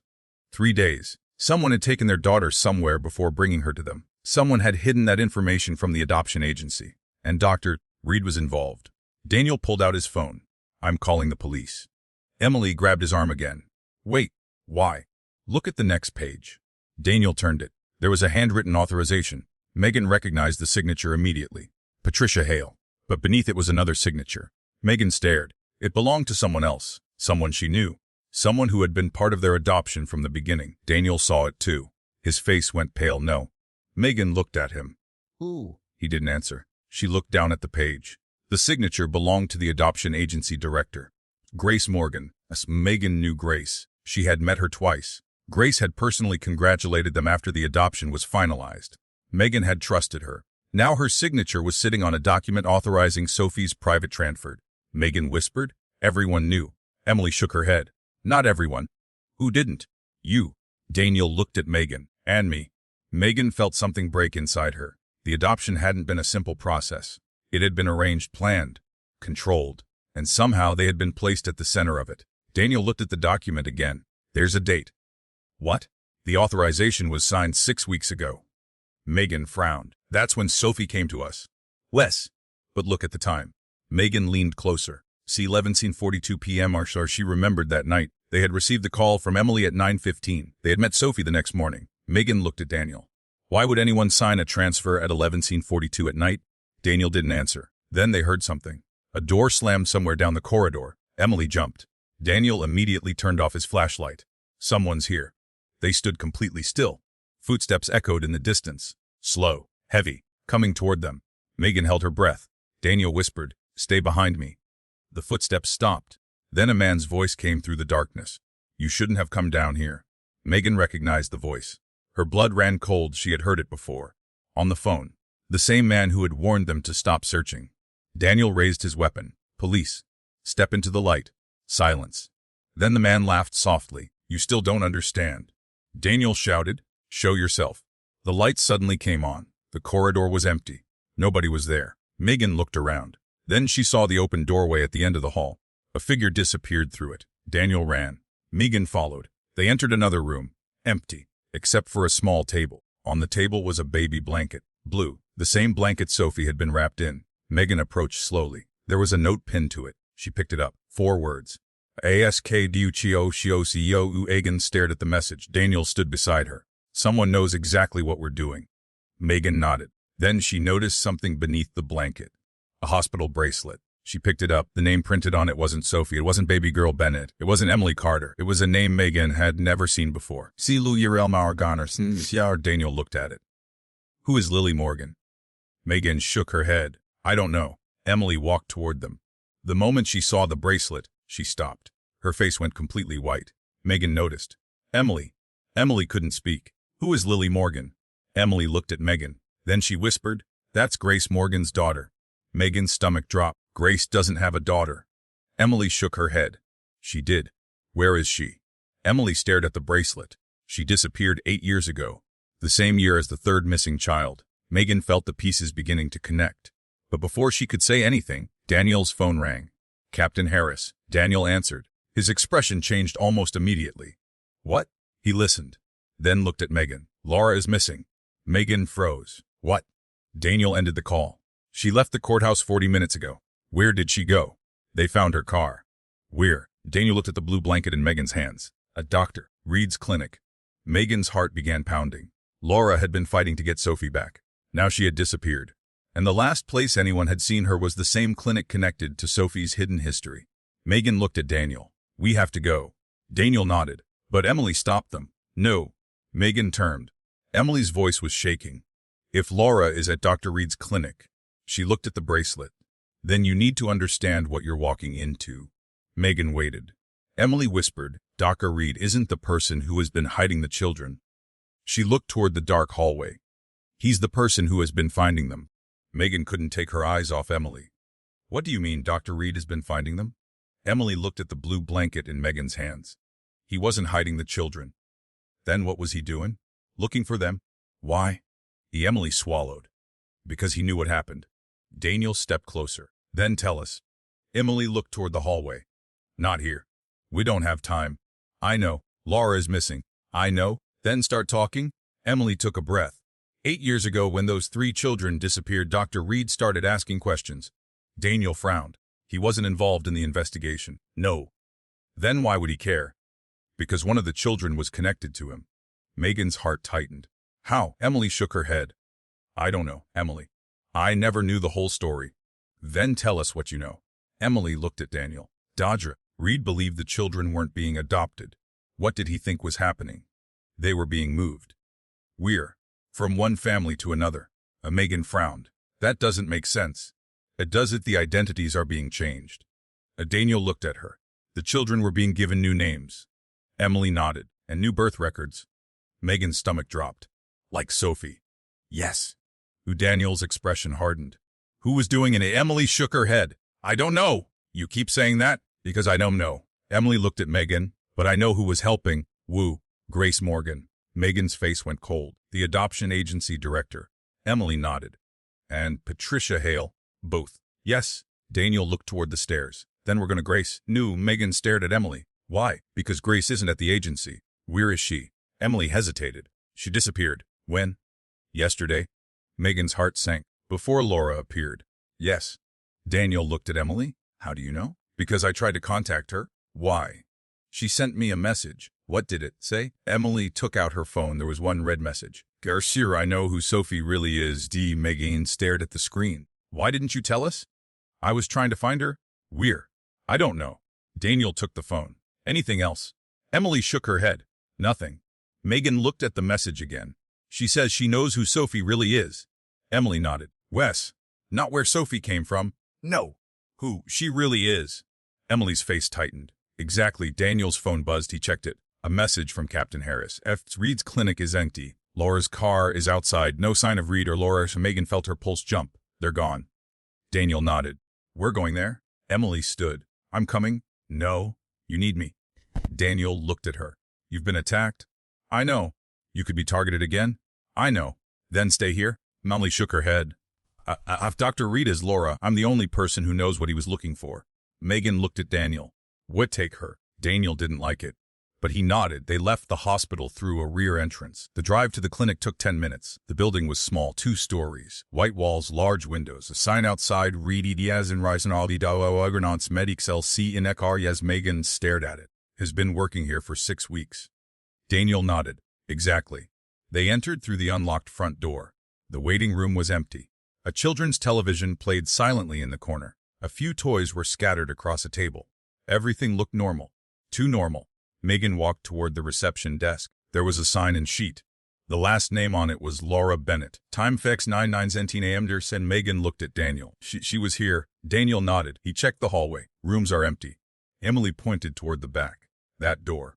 They entered a small office. Medical files filled the shelves. Megan looked at the labels. Some were pediatric records. Others were adoption referrals.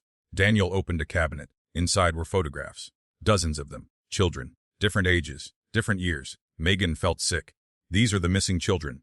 Emily moved closer. She picked up one photograph. This girl? Ooh. Lily Morgan. Megan looked at the photograph. A little girl with dark hair. She looked about 6 years old. When was this taken? 8 years ago. Daniel looked at Emily. You said she disappeared. She did? Then why does Reed have a photograph? Emily shook her head. I don't know. Megan found another photograph. A baby. Then another. A toddler. Then a teenage boy. On the back of each photograph was a number. Not names. Numbers. Daniel recognized the pattern. Case numbers. Emily nodded. Yes. Megan turned another photograph over. The number matched the one on the bracelet. Lily Morgan. She looked at Daniel. He's been tracking them. Les. Why? Emily walked toward a filing cabinet. Because he was trying to undo it. She opened a drawer. Inside were folders. Each folder had a child's name, and beside the name was a status. Afu Indias Ucofremendia MSSE and Megan searched through them, then stopped. One folder had her daughter's name. A CP Fosterbrausis. Her hands began shaking. She opened it. Inside was a photograph. Sophie, taken 3 weeks ago. Megan recognized the outfit. It was the pink sleeper Sophie wore the night before the adoption was finalized. Megan whispered, someone was watching her. Daniel looked at the photograph. When was this taken? A date was printed on the back 6 weeks ago. The day they first met Sophie. Megan felt sick. He was watching us. Emily nodded. Probably. Megan turned the page. There was a medical note. S identity uncertain. Biological relationship suspected. That Daniel frowned. Biological relationship to whom? Megan kept reading. There was no answer. Then she found another document. A DNA comparison request. The names had been blacked out. But one name remained. Daniel Foster's. Megan looked at her husband. You gave a DNA sample? Daniel shook his head. Not recently. Maybe years ago. He frowned. For what? For Emily suddenly looked alarmed. That's it. What? That's how they identified him. Daniel stared at her. Who? Your DNA? Megan looked confused. Explain. Police officers sometimes have DNA collected for evidence databases. Daniel shook his head. Not like this. Then maybe your DNA was taken during another investigation. He thought for a moment. 8 years ago. The missing children? Daniel nodded. Crime scene sample? Emily pointed at the document. That's how they connected you to Sophie. Megan's heart began pounding. Because Sophie is related to Daniel.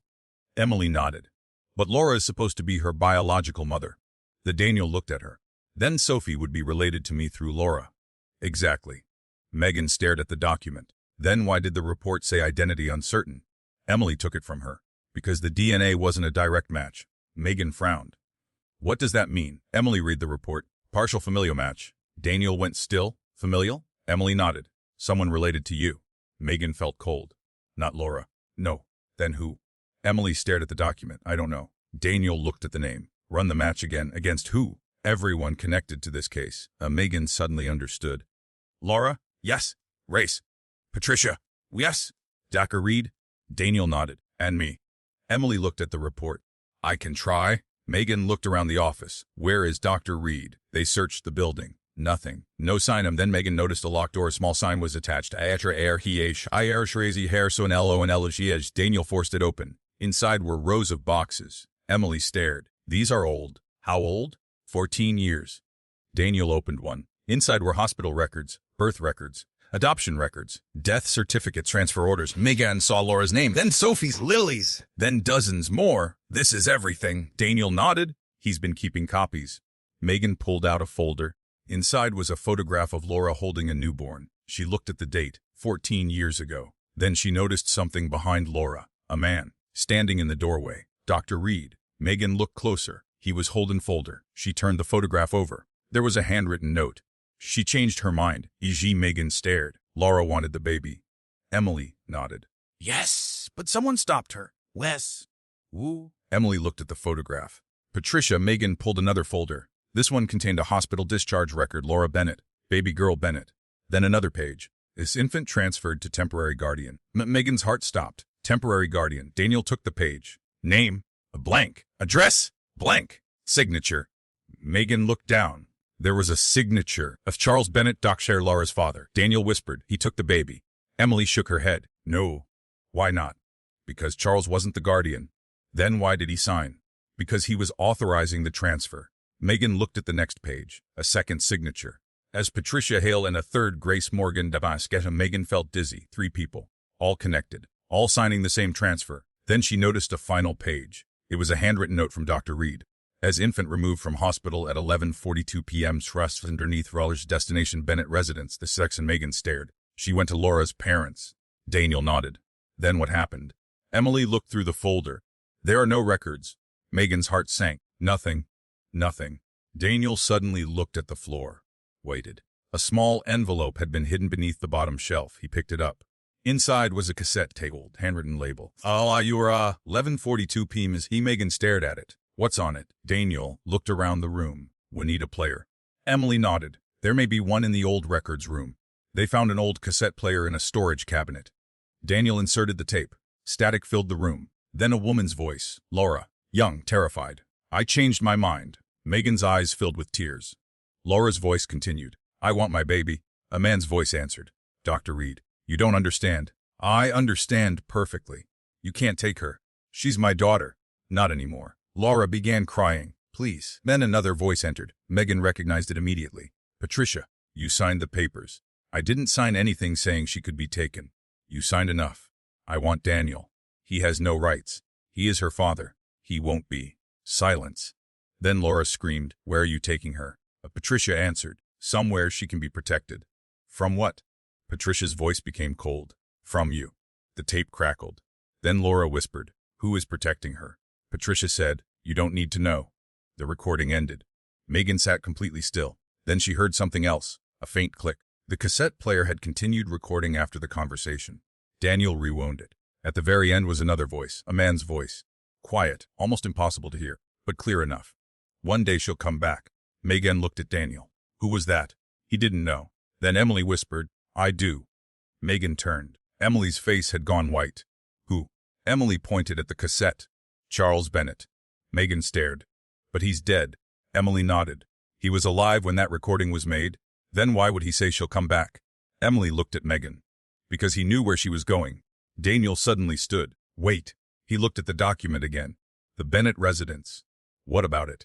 It wasn't Laura's parents' house. Megan frowned. What? The address. He pulled out his phone. The address on the transfer record. He looked at the screen. His face changed. Megan stepped closer. Where? Daniel slowly looked at her. It's the same address as the old children's home. Megan's heart stopped. The children's home wasn't under the hospital. It had been somewhere else. A building owned by the Bennett family. A place where children had been taken. A place where identities could be changed. A place that officially never existed, and now they knew exactly where it was. Daniel grabbed his jacket. We're going. Emily shook her head. No. Megan looked at her. Why? Emily's voice trembled. Because if that place is still active. She looked at the photograph of Sophie. Then Laura isn't the only person in danger. Megan felt her chest tighten. What do you mean? Emily looked toward the door. Dr. Reed wasn't looking for Sophie. Then who was he looking for? Emily whispered, Charles Bennett's missing granddaughter. Megan stared at her. That's Sophie. Emily shook her head. No. She pointed at the DNA report. That's the problem. Megan looked down. The familial match. Daniel. But not Laura. Not Patricia. Not Reed. Someone else. Someone whose identity was still hidden. Emily whispered, We've been assuming Sophie is Laura's daughter. But the DNA says otherwise. Emily nodded. And if that's true, Daniel finished the thought, then we don't know whose child we've been raising. At that exact moment, Megan's phone rang. The caller ID showed Laura's number. Megan answered. Laura. There was no response. Only breathing. Then a man's voice said, You finally found the house. Megan froze. Daniel reached for the phone. The voice continued. Now come alone. Megan whispered. Where is Laura? The man laughed softly. She's waiting for you. The call ended. Megan looked at Daniel. We're going. Daniel nodded. But neither of them knew that the address they were heading toward had been abandoned for 14 years. And someone had just turned the lights on. The address was less than 20 minutes from the hospital. Megan knew the neighborhood. She had driven past it dozens of times. But she had never noticed the house. It sat at the end of a narrow behind a line of old oak trees. 2 stories, white siding, dark windows. A rusted fence around the property. There were no lights, no cars, no signs that anyone had lived there for years. Daniel slowed the car. This is it. Megan stared through the windshield. This doesn't look like a children's home.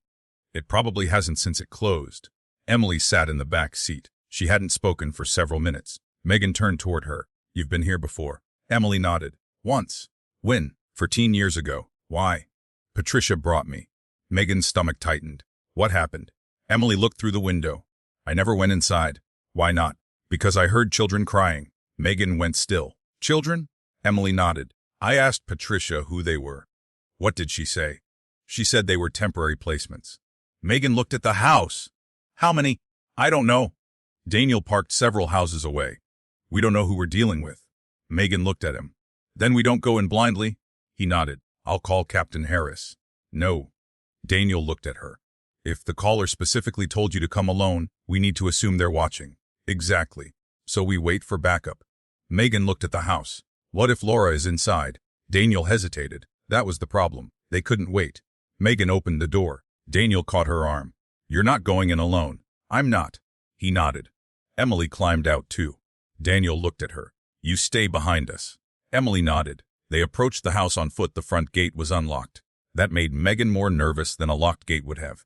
Daniel drew his weapon. They reached the front door. It was open. Megan stared at it. Someone wants us inside. Daniel nodded.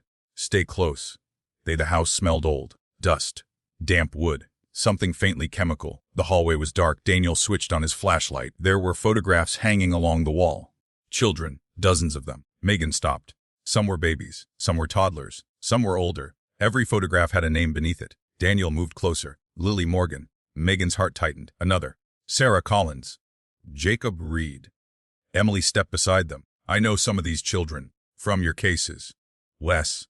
Megan looked at the photographs. How many? Emily counted. At least 30. Daniel's jaw tightened. 30 children. Megan looked at the wall. What happened to them? Emily whispered, I don't know. A noise came from upstairs. They all froze. Daniel raised his weapon. Police? Show yourself. No answer. Then a floorboard creaked. Megan looked at the staircase. We'll go together. They climbed. At the top was a long hallway. Several doors stood open. One had a child's name written on it. I little ways that Megan pushed it open. A small bedroom, a bed, a dresser, a faded stuffed rabbit. Nothing else. Emily walked inside. She picked up the rabbit. Her face changed. I remember this. What? Margaret gave this to a little girl. When? 14 years ago. Megan looked around. Was it Laura's baby? Emily shook her head. Nope. Then who? I don't know. Daniel found a small wooden box beneath the bed. He opened it. Inside were hospital bracelets. Dozens of them turned. These are real? Daniel picked one up. A name, a date, a hospital number, then another, all from St. Mary's. Megan whispered. They brought them here? Emily nodded. Yes? Why? I don't know. Daniel looked at the bracelets. Some of these dates are years apart. Emily looked at him. Then this didn't stop when the children's home officially closed. Megan felt a chill. Someone kept using it. A sound came from downstairs. A door slammed. Daniel immediately moved toward the hallway. Stay here. Megan shook her head. No. He looked at her. I'm not leaving you. They descended quickly. The front door was still open, but nobody was there. Then Megan saw something on the floor, a phone. Laura's phone. She picked it up. The screen was cracked. There was one message open. Setter I tell did you now to Tio Chiraxi. Megan stared. Laura was here. Daniel nodded. He checked the phone. Last message was sent 7 minutes ago? To whom? He looked at the screen. Grace Morgan. Megan's heart jumped. Grace. Daniel called the number. It rang. Then a woman's voice answered. Hello? Megan grabbed the phone. Grace. Silence. Then Grace said, Megan, where are you? I can't tell you. Where is Laura? Another pause. She's alive. Megan closed her eyes in relief. Where is she? You're in the wrong place. Megan looked around the house. What? That house is only a copy. Daniel looked at her. What does that mean? Grace continued. The real place is underneath St. Mary's. Megan felt cold. We've already been there? Grace's voice became urgent. You've been in the old annex. Yes. The annex isn't the children's home. Megan looked at Daniel. Then what is? Grace whispered. The basement beneath the basement. The line went dead. Daniel immediately turned toward the floor. Basement. Megan nodded. They searched the house. Nothing. Then Emily noticed something. The floor. She pointed toward a large rug in the hallway. Daniel pulled it aside. There was a trapdoor. He opened it. A narrow staircase disappeared beneath the house. Megan stared down. This is where they took them. Emily nodded. They descended. The air became colder. At the bottom was a concrete corridor. There were doors on both sides. Each had a number. No names. Megan's heart began pounding. Daniel opened the first. Second. Empty. Third, there was a crib. Megan froze. The crib was old, but inside was a blanket. Blue, the same blue blanket. She touched it. Then noticed something stitched into the corner, a small letter. Esexar. Megan's eyes filled with tears. Daniel. He came closer. What? This was hers. How do you know? Because I stitched this. Daniel looked at her. What? I didn't remember doing it. She touched the blanket. When Sophie came home, there was a loose thread. I repaired it. She looked at the stitching. This is my work. Emily stared. Then Sophie was here. Megan nodded. Before we adopted her. Daniel looked around. Where? A noise came from the next room. They turned. A woman's voice called out. Megan. Megan froze. Laura. The voice came again. Please. Daniel opened the door. Laura was sitting on the floor. Her wrists were tied. Her face was bruised. Megan rushed toward her. Laura. Daniel cut the restraints. Are you hurt? Laura shook her head. I'm okay. Megan helped her stand. Who did this? Laura looked at Daniel. Your collar? Ooh, I don't know. Did you see his face? Nupo. Where is he? Laura looked around. He left. When? Minutes ago. Megan stared at her. Why were you here?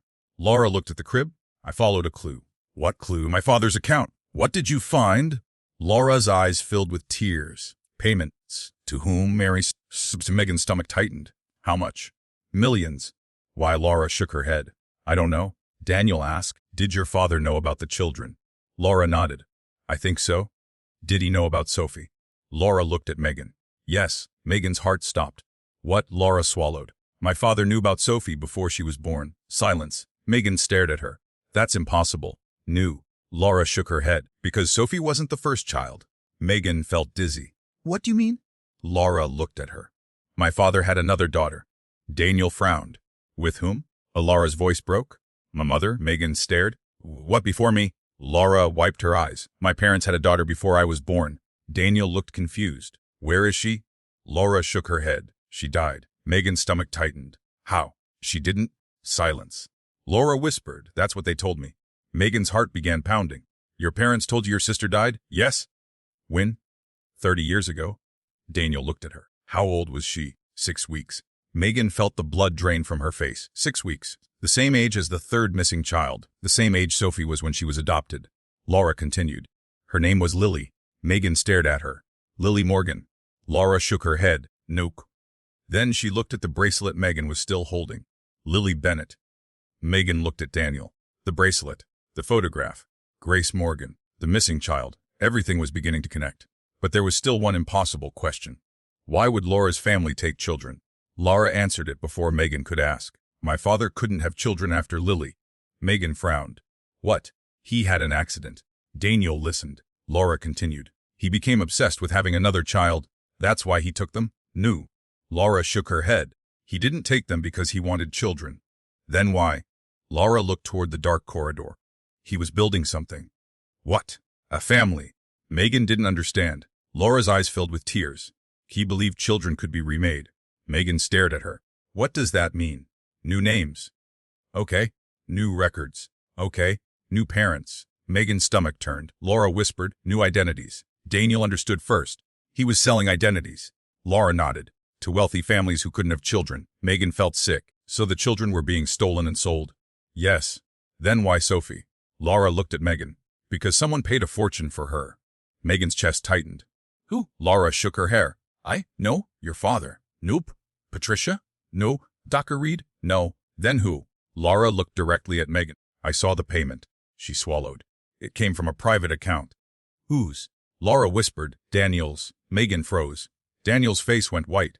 What? Laura shook her head. Not your personal account. Then what? The account was opened using your name. Megan stared at her husband. Daniel stepped backward. I never opened an account. I know. Then who did? Laura looked toward the corridor. That's what they were trying to hide. A sound came from upstairs. Footsteps. Everyone froze. Daniel raised his weapon. Then the lights went out. Complete darkness. Megan heard Laura gasp. Emily whispered, "He's back." Daniel said, "Nobody move."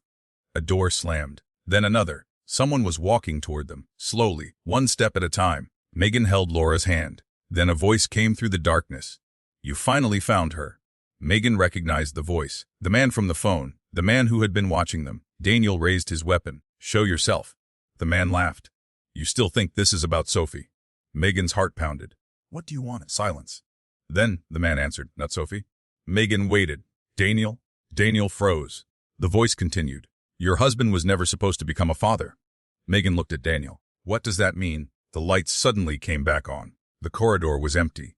But there was a photograph lying on the floor. Daniel picked it up. It showed him, 14 years earlier, standing outside St. Mary's, holding a newborn baby. Megan stared at the photograph. Daniel looked at it.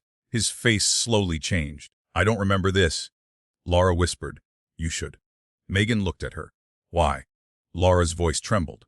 "Because that's the night your husband signed the papers." Daniel shook his head. "I never held a baby." Laura looked at him. "Yes, you did." Megan stared at her husband. Daniel looked terrified. Then he whispered, "I remember." Megan's heart stopped. "What do you remember?" Daniel closed his eyes. "Someone put a baby in my arms." "Woo. I don't know." "Why?" He opened his eyes. "I was told it was Aura's." Megan looked at the photograph again. The baby was wrapped in the same blue blanket. And suddenly the entire story changed. Because Daniel hadn't merely been told his daughter died. He had held her. And someone had taken her away. Megan looked at him. "Why didn't you remember?" Daniel's voice broke. "Because I was drugged." Silence. Laura stared at him. Emily covered her mouth. Megan felt tears fill her eyes. Someone had drugged her husband 14 years ago. Someone had placed a newborn in his arms. Someone had taken that child away. And now, 14 years later, that same person had brought the child back into their lives. Not by accident. Not by coincidence. But because they had wanted Megan and Daniel to adopt her. And the most terrifying question was no longer who wanted Sophie. It was why. Daniel stood completely still. Megan had never seen him look so frightened, not angry, not confused, frightened. "You said you were drugged," she whispered. Daniel nodded slowly. "I remember pieces." "What pieces?" He looked at the photograph in his hand. "Laura's room." Megan frowned. "At the hospital." "Yes. You went there after she gave birth." "I remember walking into the room." Laura stared at him. "I was unconscious." "I know." "Then how were you there?" "I don't know." Daniel closed his eyes. "I remember someone telling me Laura wanted to see me." Megan looked at Laura. "Did you?" Laura shook her head. "No." Daniel continued. "I walked into the room. You were asleep." Laura nodded. "And there was a woman standing beside the bed." "Who?" "I don't know." "Wasn't it Patricia?" "I don't think so." "Then who?" Daniel rubbed his forehead. "I can't see her face." Megan moved closer. "What happened?" "She told me the baby was sick." Laura's eyes filled with tears. "She was lying." "I know that now." Daniel looked at Megan. "She said I needed to hold the baby." "Why?" "She said it might be my only chance." Megan's chest tightened. "What happened next?" "I remember holding her." "The baby." Daniel nodded. "She was tiny." His voice cracked. "I remember her hand." Megan looked at him. "What about it?" "She grabbed my finger." He stared at the photograph. "Just like Sophie does." Megan's eyes filled with tears. "Then what?" "I remember the woman saying something." "What?" Daniel closed his eyes. "She said, 'Remember this moment?'" Laura whispered. "Why?" Daniel opened his eyes. "I don't know." Megan waited, and then everything went dark. "Because you were drugged." "I think so." "Who did it?" "I don't know." Daniel looked at the photograph again, but I remember waking up in my car. Laura stared at him. "When?" "Early the next morning." "We're outside the police station." Megan frowned. "How did you get there?" "I don't remember." "And you didn't report it?" "I thought I had been drinking." Megan looked at him. "You didn't drink that night." "I know that now." Daniel sat down on the floor. He looked exhausted. "I've spent 14 years thinking I failed my daughter." Megan knelt beside him. "You didn't know." "I should have." "You were manipulated." "I was her father."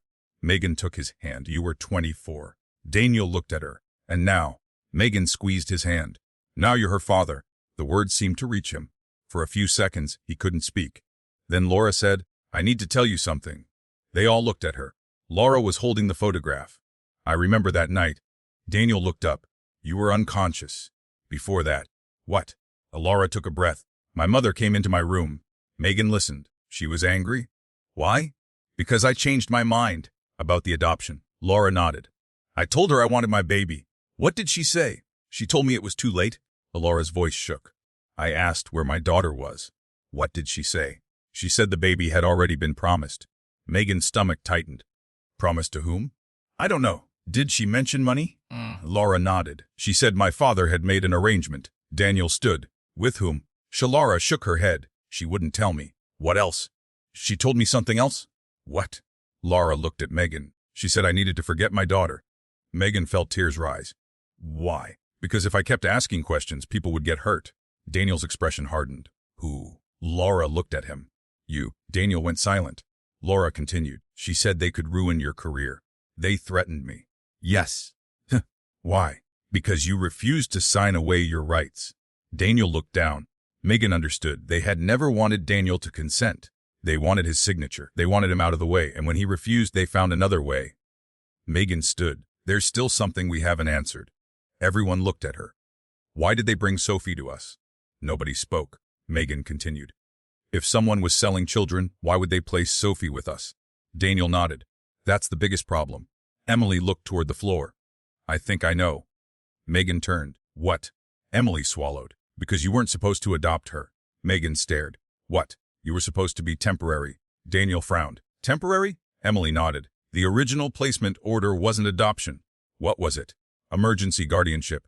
Megan felt cold. But we signed adoption papers. Leader. Who changed it? Emily looked at her. Grace? Grace Morgan? Yes. Why? Emily shook her head. I don't know. Megan thought about it. Then something clicked. She changed the placement after we already had Sophie. Emily nodded. Yes. Why? Because something went wrong. What? Emily looked at Daniel. Dr. Reed found out. Found out what? That Sophie was connected to the old records. Daniel frowned. Which old records? The Bennett records. Megan looked at Laura. Laura's face went pale. What records? Emily answered. Your father's? Laura shook her head. My father died. His records didn't. Emily pulled a folder from her bag. I found this before I was attacked. Megan opened it. Inside were financial statements, hundreds of transactions. Most were between shell companies. But one account appeared repeatedly. S. Bennett Family Trust. Megan looked at the dates. 14 years ago, 8 years ago, 6 weeks ago, money had moved before each major event. Birth, missing children, adoptions, and Sophie's placement. Daniel looked at the numbers. How much? Emily pointed to one transaction. That one. Megan stared. The amount was enormous. Then she saw the recipient. At Foster Family Services, Daniel looked at her. Our agency. Megan felt sick. Someone paid them. Emily nodded. For what? I don't know. Megan turned the page. There was another transaction. This time the recipient was a private investigator. The description read, Ishar Foster Family, and Megan's heart stopped. That's us. Daniel nodded. Someone was tracking us before the adoption. Megan turned another page. There was a final transaction. 6 weeks ago, the recipient wasn't the agency, it was an individual. Samuel Reed docs and Megan stared. Reed was paid. Wes. How much? Emily looked at the amount. Her face tightened. $200,000. Laura stepped closer. Why would my father pay a doctor $200,000? Nobody answered. Then Daniel noticed something. There's a memo. Megan leaned closer. The memo contained only 4 words. Recitianciar compiti. Family safety. Megan looked at Emily. Family safe. Emily shook her head. I don't know what it means. Laura stared at the statement. My father wasn't paying to buy Sophie. Megan frowned. Then what was he paying for? Laura looked at her. Protection. Daniel shook his head. Protection from whom? Laura's eyes filled with tears. I think from whoever killed my sister. Megan went still. Your sister Lily. Laura nodded. I was told she died. But she didn't. Knew. Laura looked at the photograph of Lily. She disappeared. Emily nodded. 8 years ago. Laura's voice became quiet. I think my father found her. Megan looked at her. Before he died. Yes, I don't know. Then why do you think he found her? Because he started paying someone. Ooh. Laura looked at the financial statement. Dr. Reed. Megan understood. Agreed. Reed wasn't finding the missing children for himself. No. He was finding them for your father. Laura nodded. And your father was trying to protect them. Daniel looked confused. Then why hide them? Laura looked at him. Because the people who took them were still alive. Silence. Megan thought about Patricia, Grace, the hospital, the adoption agency. Someone had built an entire system around these children, but perhaps the system had started collapsing.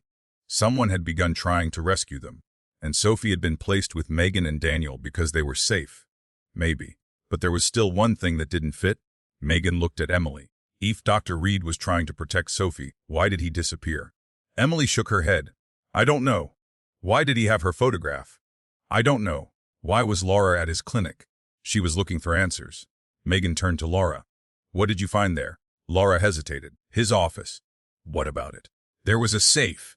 Daniel's attention sharpened. Did you open it? No. Why? I didn't know the combination. Did you find anything else? Laura nodded. A key. Where is it? She reached into her pocket. Megan stared at the small brass key. There was a number stamped on it. The 3 students in our. Daniel frowned. Locker. Laura nodded. That's what I thought. Megan remembered the old locker. 217. Where? Laura looked at her. Megan's heart started beating faster. Which floor? Laura whispered. The maternity ward. Daniel looked at Megan. That's where this started. Megan nodded. They returned to St. Mary's. The maternity ward was quieter than usual. It was late afternoon. Megan led them through a staff corridor toward an older locker area. The hospital had renovated most of it years ago, but one section remained untouched.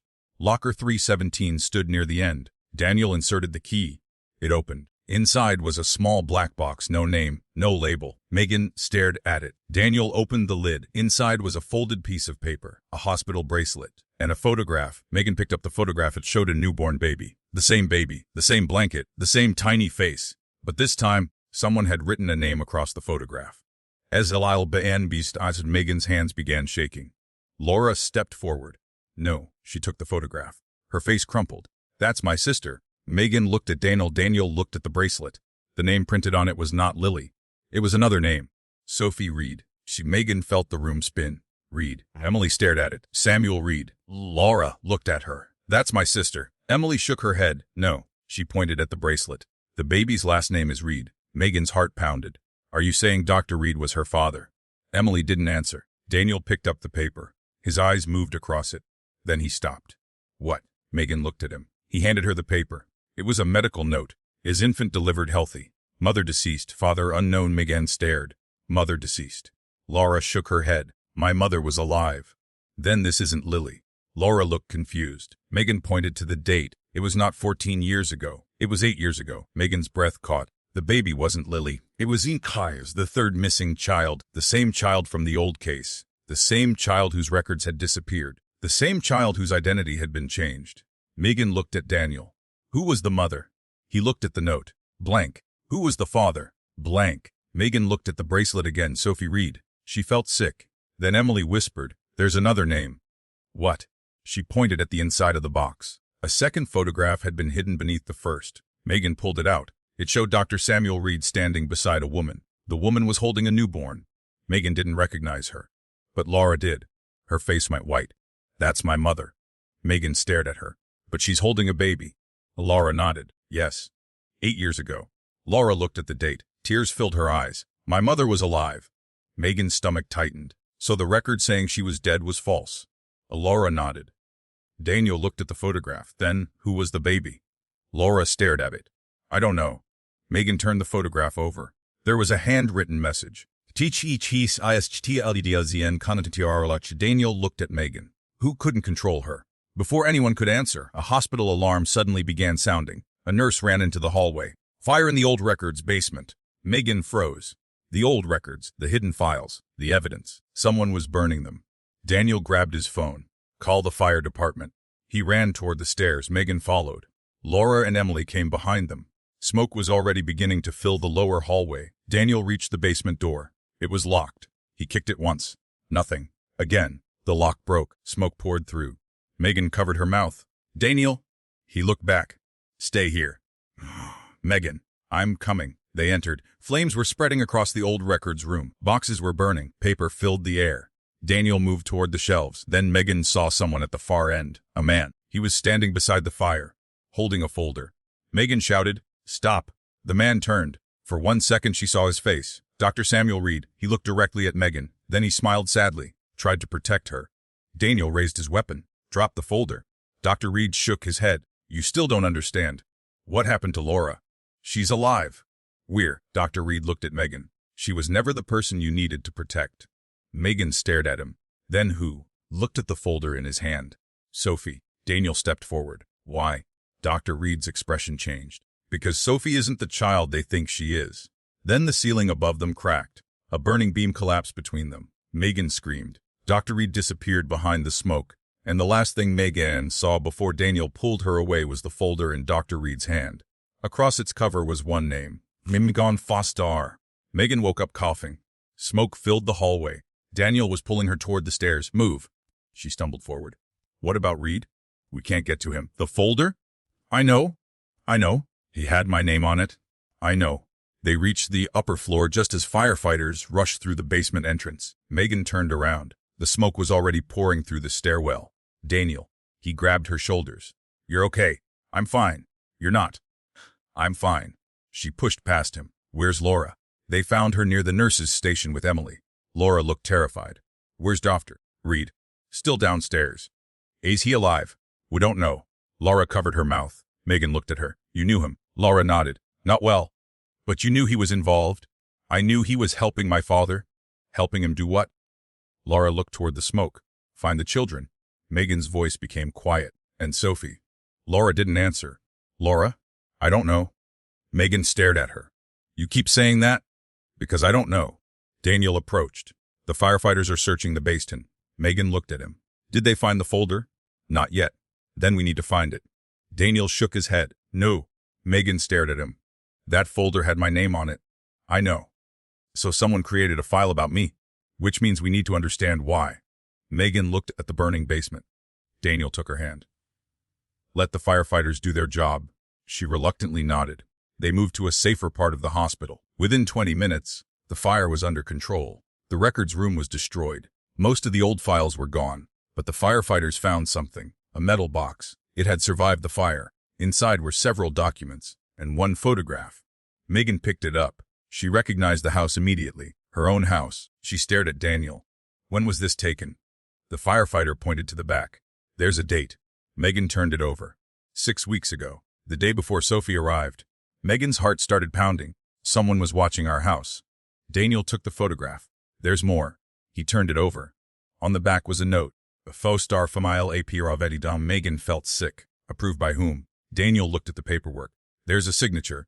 Megan leaned closer. She recognized it. Grace Morgan, the adoption agency director. Again, Megan looked at Emily. You said Grace disappeared.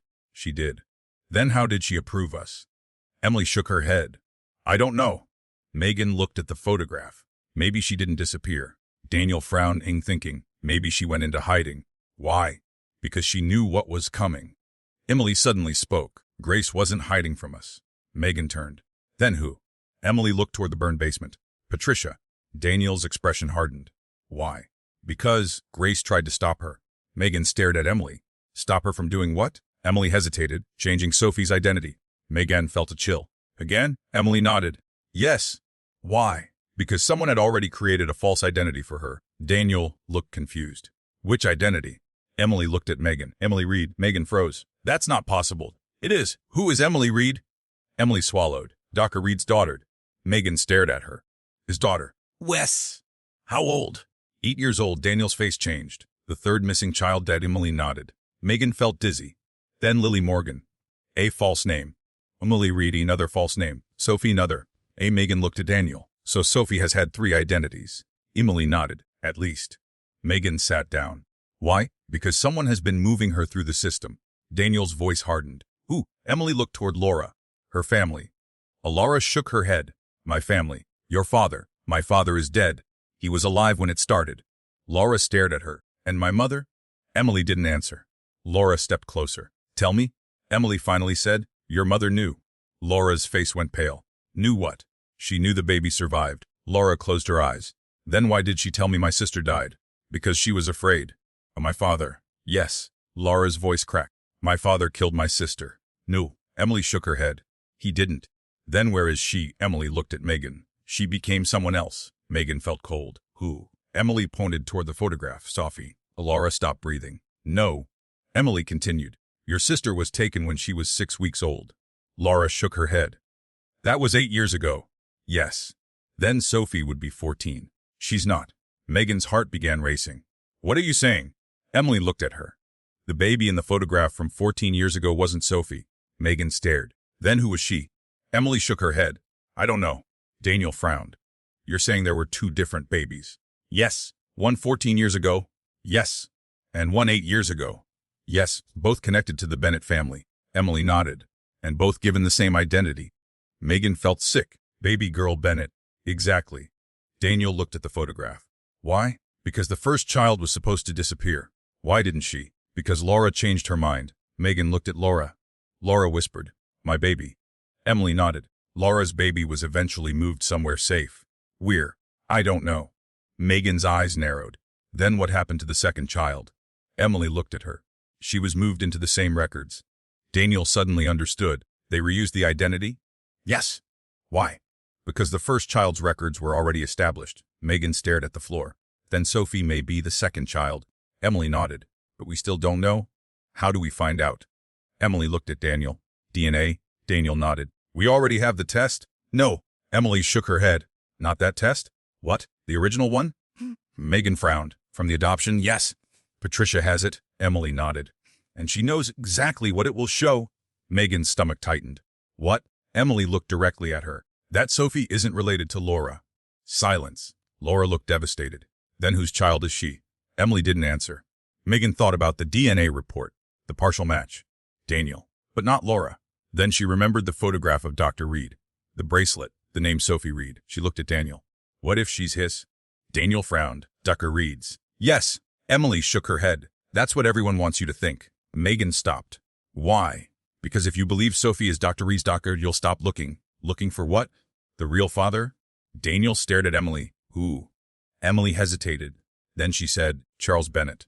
Laura's face went white. My father. Emily nodded. Your father. But he died 4 years ago? Wes. How could he be Sophie's father? I wasn't. Megan frowned. Then why did you say? Emily interrupted. Because the DNA match isn't biological. Daniel looked confused. Then what is it? Emily lowered her voice. It's a database match. Megan stared. Explain. Someone used Daniel's DNA profile to identify a relative. Ooh. Emily shook her head. The database only showed a familial connection. To whom? Charles Bennett.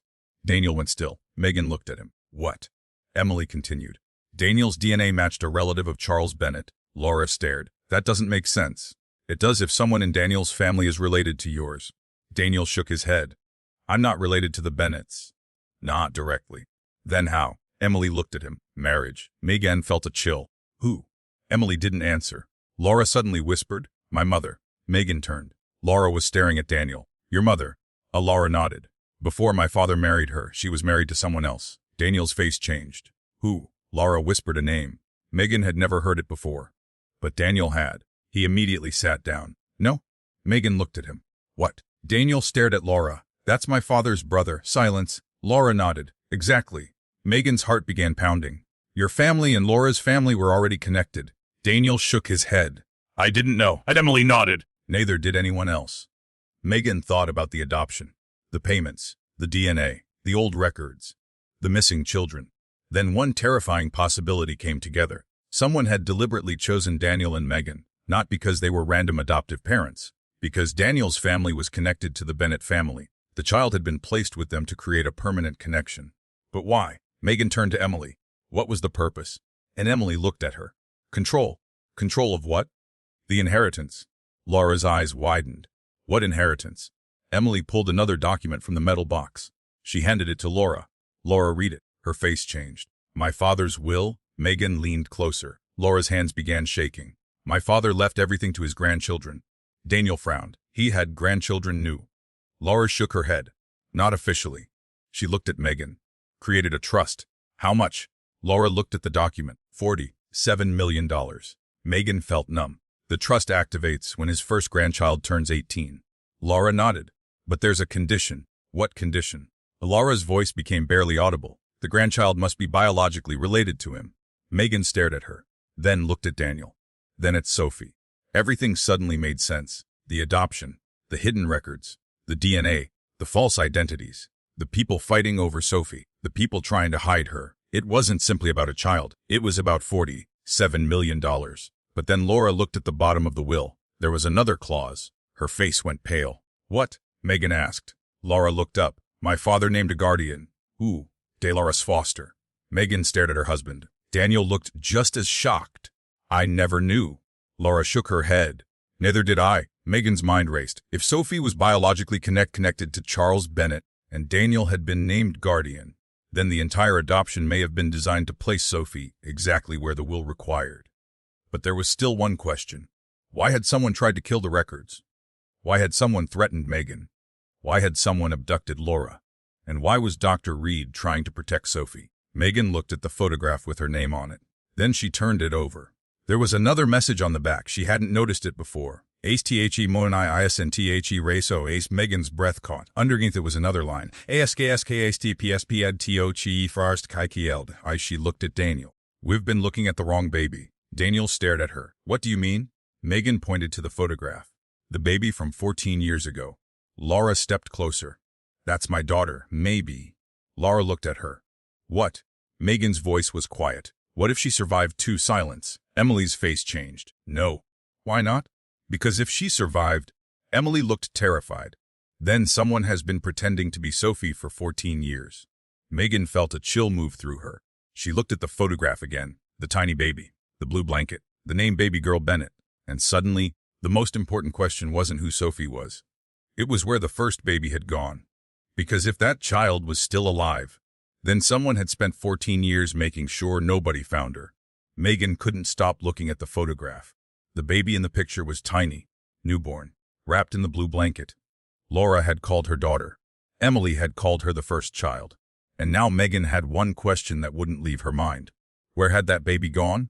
Daniel was standing beside the table, staring at the documents from Charles Bennett's estate. Laura sat in silence. Emily looked exhausted. Nobody knew what to say. Finally, Megan broke the silence. We need to find the first child. Daniel looked at her. How? The birth records. We already have them. Not the altered ones. Megan pointed toward the burned records room. The originals. Emily shook her head. Most of them are gone. Most. Daniel looked at her. What's left? Emily thought for a moment. The hospital microfilm. Megan frowned. Microfilm. Old records were duplicated before they were moved to digital storage. We're. Medical archives. Daniel immediately stood. Let's go. They moved through the hospital corridors. Megan knew every hallway, every elevator, every staff entrance. But now the hospital felt different. Every locked door seemed to hide another secret. Every person they passed made her wonder whether they knew something. They reached the medical archives. An elderly records clerk named Walter was sitting behind the desk. Megan knew him. Walter. He looked up. Megan, I need access to the maternity records from 14 years ago. Walter frowned. Those records are restricted. It's a court matter. He looked at Daniel. Police. Daniel showed his badge. Walter sighed. I'll see what I can do. He disappeared into the back. 5 minutes later, he returned with a small box. Microfilm. Megan thanked him. They took it into a private viewing room. Daniel loaded the film. The machine hummed. Pages began appearing on the screen. Births. Admissions. Discharges. Transfers. Megan searched for Laura Bennett. There. 14 years ago. She leaned closer. Stop. Daniel froze the image. The record showed mother Laura Bennett's versus infant female's birth status healthy. Megan's heart tightened. No death, no complications, no reason for the baby to have died. She continued reading. Then she saw something. Look, a second line had been added. Infant transferred to pediatric observation. Daniel nodded. That's what we saw before. Megan scrolled further, then stopped. There. A transfer entry. A time 11:42 p.m. Excessive destination East Pediatric Annex. As Megan looked at Emily. That's the hidden section. Emily nodded. But that isn't where the baby went. Megan continued scrolling. There was another entry. A transfer completed. Then another. A discharge to temporary guardian. A shiver. Megan stared. Who was the guardian? The field was blank. Daniel shook his head. Again. Megan kept scrolling. Then something appeared. A correction notice. Record amended by order of County Family Services. Sex date 3 days later. Megan's stomach tightened. 3 days. Daniel looked at her. What? Laura was still in the hospital. Yes. So someone changed the record after the baby disappeared. Emily nodded. That means the original record existed. Megan pointed at the screen. Who authorized the amendment? The name appeared. Patricia hailed us as Daniel took a photograph of the screen. Keep going. Megan did. Then, and she found something else. A handwritten note. His biological mother requests return of infant. Laura stepped closer. That's mine. Megan looked at her. You requested her? Laura nodded. I told them I wanted her back. When? The morning after she was born. Megan stared at the record. Then someone ignored your request. Laura's eyes filled with tears. Yes, Megan continued. Then she saw a second note. As mother informed, infant unavailable. No signature, no explanation. Just those words. Megan whispered. They told you she was unavailable. Laura nodded. I thought they meant she was sick. They didn't tell you she died yet? No. Megan looked at the next page. 3 days later, mother informed infant deceased. Laura covered her mouth. She began crying. Daniel reached for her. Megan looked away. It was painful to watch. Not because Laura was the enemy. Because she wasn't. She was another person who had been lied to. Then Megan noticed something. A small notation beneath the death entry. Of body not released to family. As Megan's heart stopped. She turned toward Daniel. There's no body. Laura looked at her. What? Megan pointed to the screen. They never released the body. Laura stared. They told me there was nothing to release. Megan shook her head. That's not what the record says. Daniel leaned closer. There's more. He pointed to the bottom. Res. Death certificate pending. Megan frowned. Pending? Wes. Then there was never a death certificate. Daniel nodded. Which means, Megan finished the sentence. The baby was never officially declared dead? Laura stood. Then she's alive. Nobody answered, but nobody contradicted her either. Emily looked at the screen. If she's alive, someone has been hiding her for 14 years. Megan stared at the record. Then where? Daniel pointed to another line. A destination code. Not an address. A case number. Megan recognized it. The same case number. Emily nodded. The old missing child case. Megan felt cold. But that case is 8 years old. Exactly. Daniel looked at her. Someone linked the 14-year-old baby to an 8-year-old missing child case. Megan shook her head. Why? To erase her original identity. Emily whispered, and create a new one. Megan looked at her. Whose identity? Emily didn't answer. Laura suddenly did. Lily? Megan turned. Laura's face was pale. My sister. Megan stared. You think the first baby became Lily? Laura nodded. Someone took my daughter and gave her my sister's identity. Daniel frowned. But Lily supposedly disappeared 8 years ago. Laura shook her head. That's the story. Megan felt a chill. What if Lily never disappeared? Emily looked at her. What are you thinking? Megan pointed to the records. The first baby was born 14 years ago. Yes. The third missing child disappeared 8 years ago. Yes. What if they weren't two different children? Emily's eyes widened. Daniel understood. The same girl. Megan nodded. They changed her identity twice. Laura stared at them. So my daughter became Lily? Maybe. And then Lily became Sophie. Megan didn't answer, because there was something wrong. Sophie was only 6 weeks old when they adopted her. If the first baby was now 14 years old, she couldn't be Sophie. Unless... Megan stopped. Daniel noticed. What? The age. He frowned. What about it? Maybe the records aren't showing the child's actual age. Emily stared at her. You think they falsified the birth date? Yes. Daniel's eyes widened. That would mean Megan nodded. Someone could make a 14-year-old child appear to be 6 weeks old. Laura looked horrified. Why would anyone do that? Megan answered quietly. Because an infant can be adopted without anyone asking questions about where she came from. Silence. Emily looked sick. That would mean Sophie could be the first child. Yes. But she's 14 years old. Biologically. Megan looked at Daniel. How old is the child we adopted? 6 weeks. According to the records. Daniel went still. Megan's voice became quiet. What if the records are wrong? Nobody spoke. The possibility was horrifying. They had assumed Sophie was a newborn. They had treated her like a newborn. They had watched her sleep, fed her, changed her, loved her. But what if the medical records had been fabricated? What if the baby they had adopted wasn't the child from 14 years ago? What if someone had used a different baby? Megan shook her head. No. Daniel looked at her. What's wrong? There has to be another explanation. Why? Because Sophie has the medical history of a 6-week-old. Exactly. Vaccinations, birth screening, everything. Emily looked at the records. Unless the medical history was transferred. Megan stared at her. What? The records could belong to another child. Megan felt sick. Then how do we know anything about Sophie? We don't. Daniel looked toward the door. We need a DNA test. Megan nodded. An independent one. Yes. Not through the hospital. Agreed. Not through the adoption agency. Agreed. Megan looked at Laura, and not through Patricia. Laura nodded. Then Daniel's phone buzzed. He checked it. His expression changed. What? Megan asked. He showed her the message. It was from Captain Harris. Dr. Reed survived the fire. Megan exhaled. Where is he? Daniel read the next line. As he escaped before officers reached him. Megan's heart sank. Then another message appeared, but they left something behind. Daniel opened the attachment. A photograph. It showed a teenage girl. Dark hair. Brown eyes. Standing in front of a school. Megan stared. She didn't recognize her. Laura did. She gasped. Lily. Megan looked at her. That's Lily. Laura nodded. My sister. Megan stared at the photograph. How old? About 14. Daniel looked at the metadata. Taken yesterday. Everyone went silent. Megan's heart began pounding. She's alive. Laura started crying. My sister is alive. Daniel zoomed in on the background. There was a sign above the building. Of Ravenwood High School. He stared. If she's 14. Daniel nodded. She could be the first child. Emily shook her head. Then why would Dr. Reed leave this for us? Megan looked at the photograph. Because he wants us to find her. Daniel stood. We're going. They rushed toward the exit. But before Megan left the archives, she looked at the microfilm one more time. There was something at the bottom of the page she hadn't noticed. A handwritten note. She zoomed in. Only 4 words. She knows who she is. She's sis. Megan's heart raced.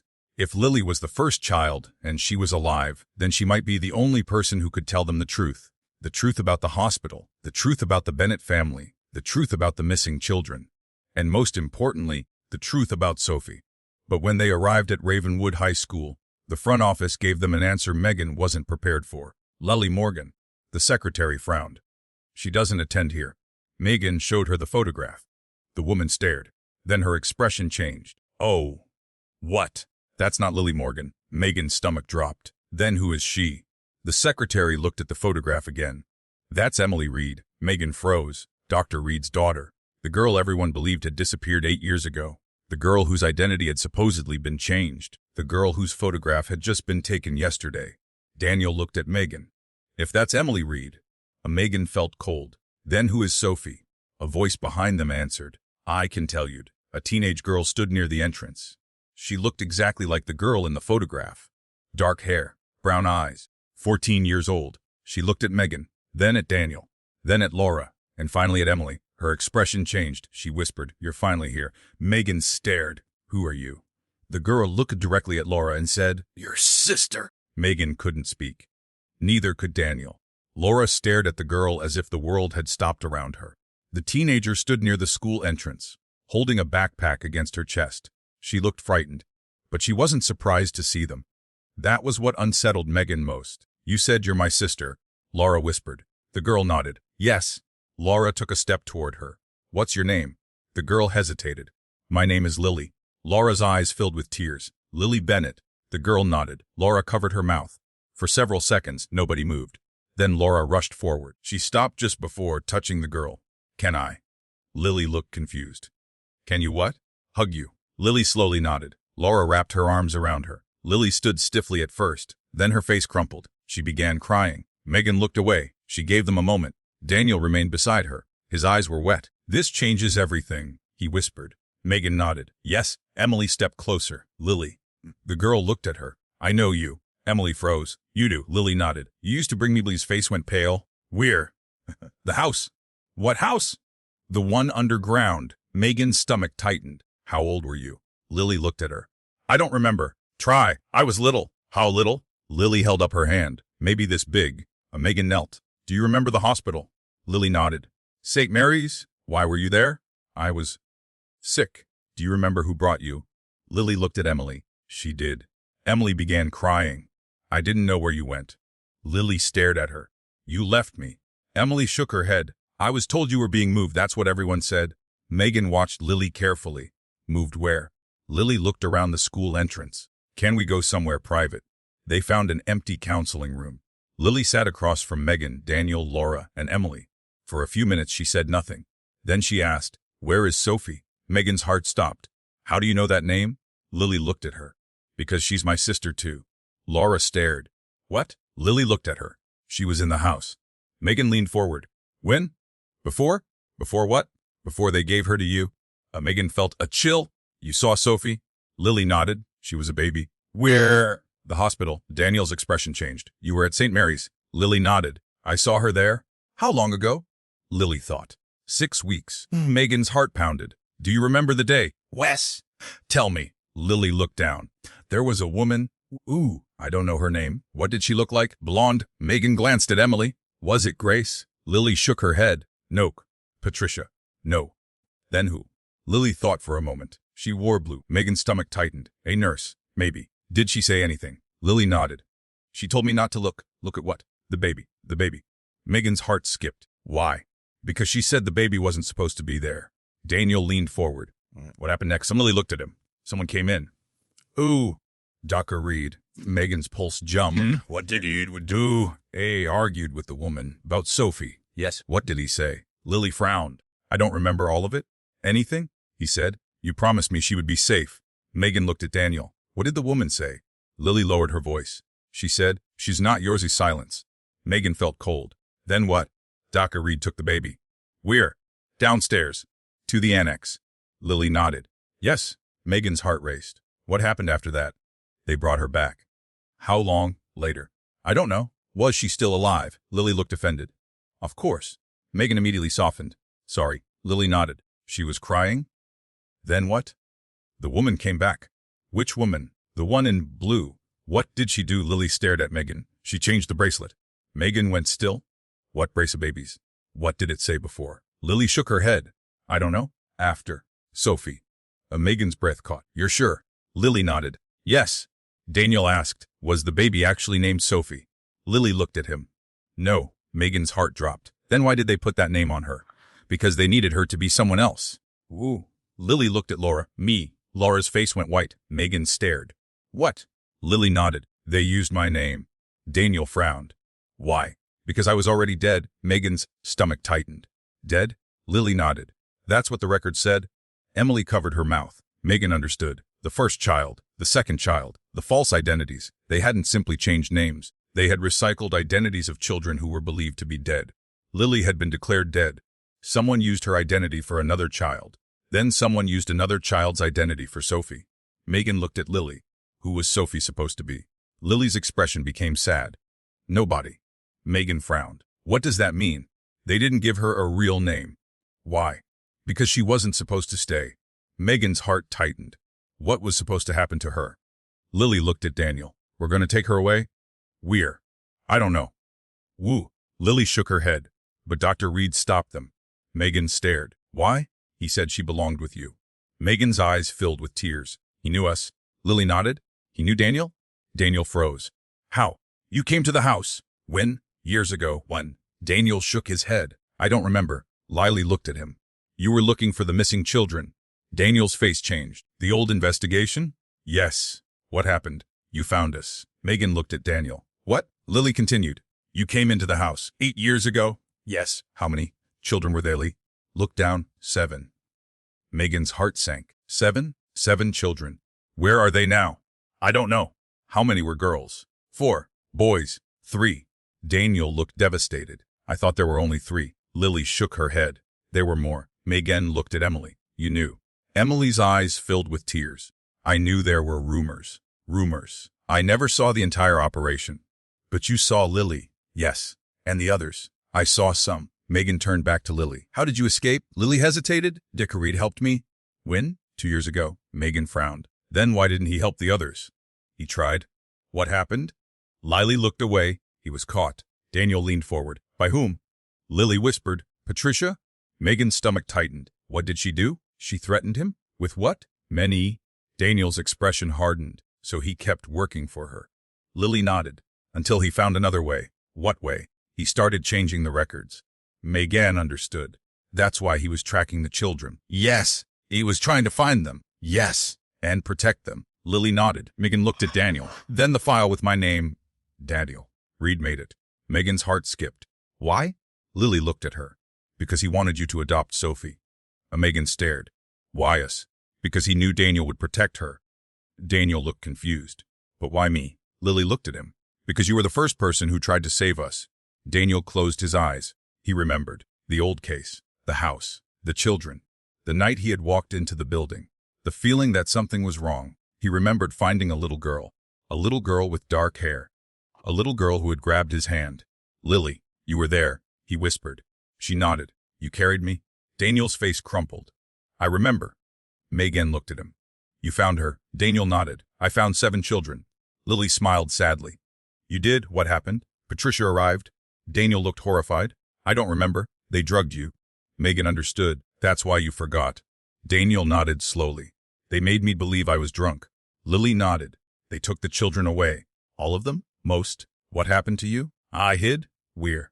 Inside the old records room. Daniel stared at her. I searched that room. You didn't see me. Why? I was behind the wall. Megan looked at Emily. The hidden rooms. Emily nodded. Exactly. Lily continued. Dr. Reed found me later. What did he do? He took me to another family. Why? To keep me safe. Ooh, Lily hesitated. Then she looked at Megan. Grace. Megan froze. Grace Morgan. Lily nodded. She protected me? Megan felt a strange sense of relief. Where is she now? I don't know. She disappeared. Lily nodded. She told me to run. Wind. Yesterday, Megan looked at Daniel. Grace had known she had helped Lily escape, and then disappeared. Megan asked, why did she tell you to run? Lily looked frightened. Because Patricia found her. Daniel stood. We need to find Grace. Lily shook her head. She's not where you think. Where is she? At the old house. The children's home. New. Lily looked at Megan. The foster house. Megan's heart stopped. What? She went there? Why? Lily swallowed. To look for something. What? A box. Megan immediately thought of the metal box from the hospital. What box? Lily looked at her. Your husband left behind. Daniel froze. I left something. Lily nodded. 14 years ago. Daniel stared at her. What? You left a box in the basement. Megan looked at him. What was inside? Lily shook her head. I never saw. Daniel's phone rang. Captain Harris. He answered. Foster? Megan watched his expression. It changed almost immediately. What? He listened, then looked at Megan. Captain says there's been a break-in at our house. Megan's heart dropped. Grace. Daniel nodded. They found her.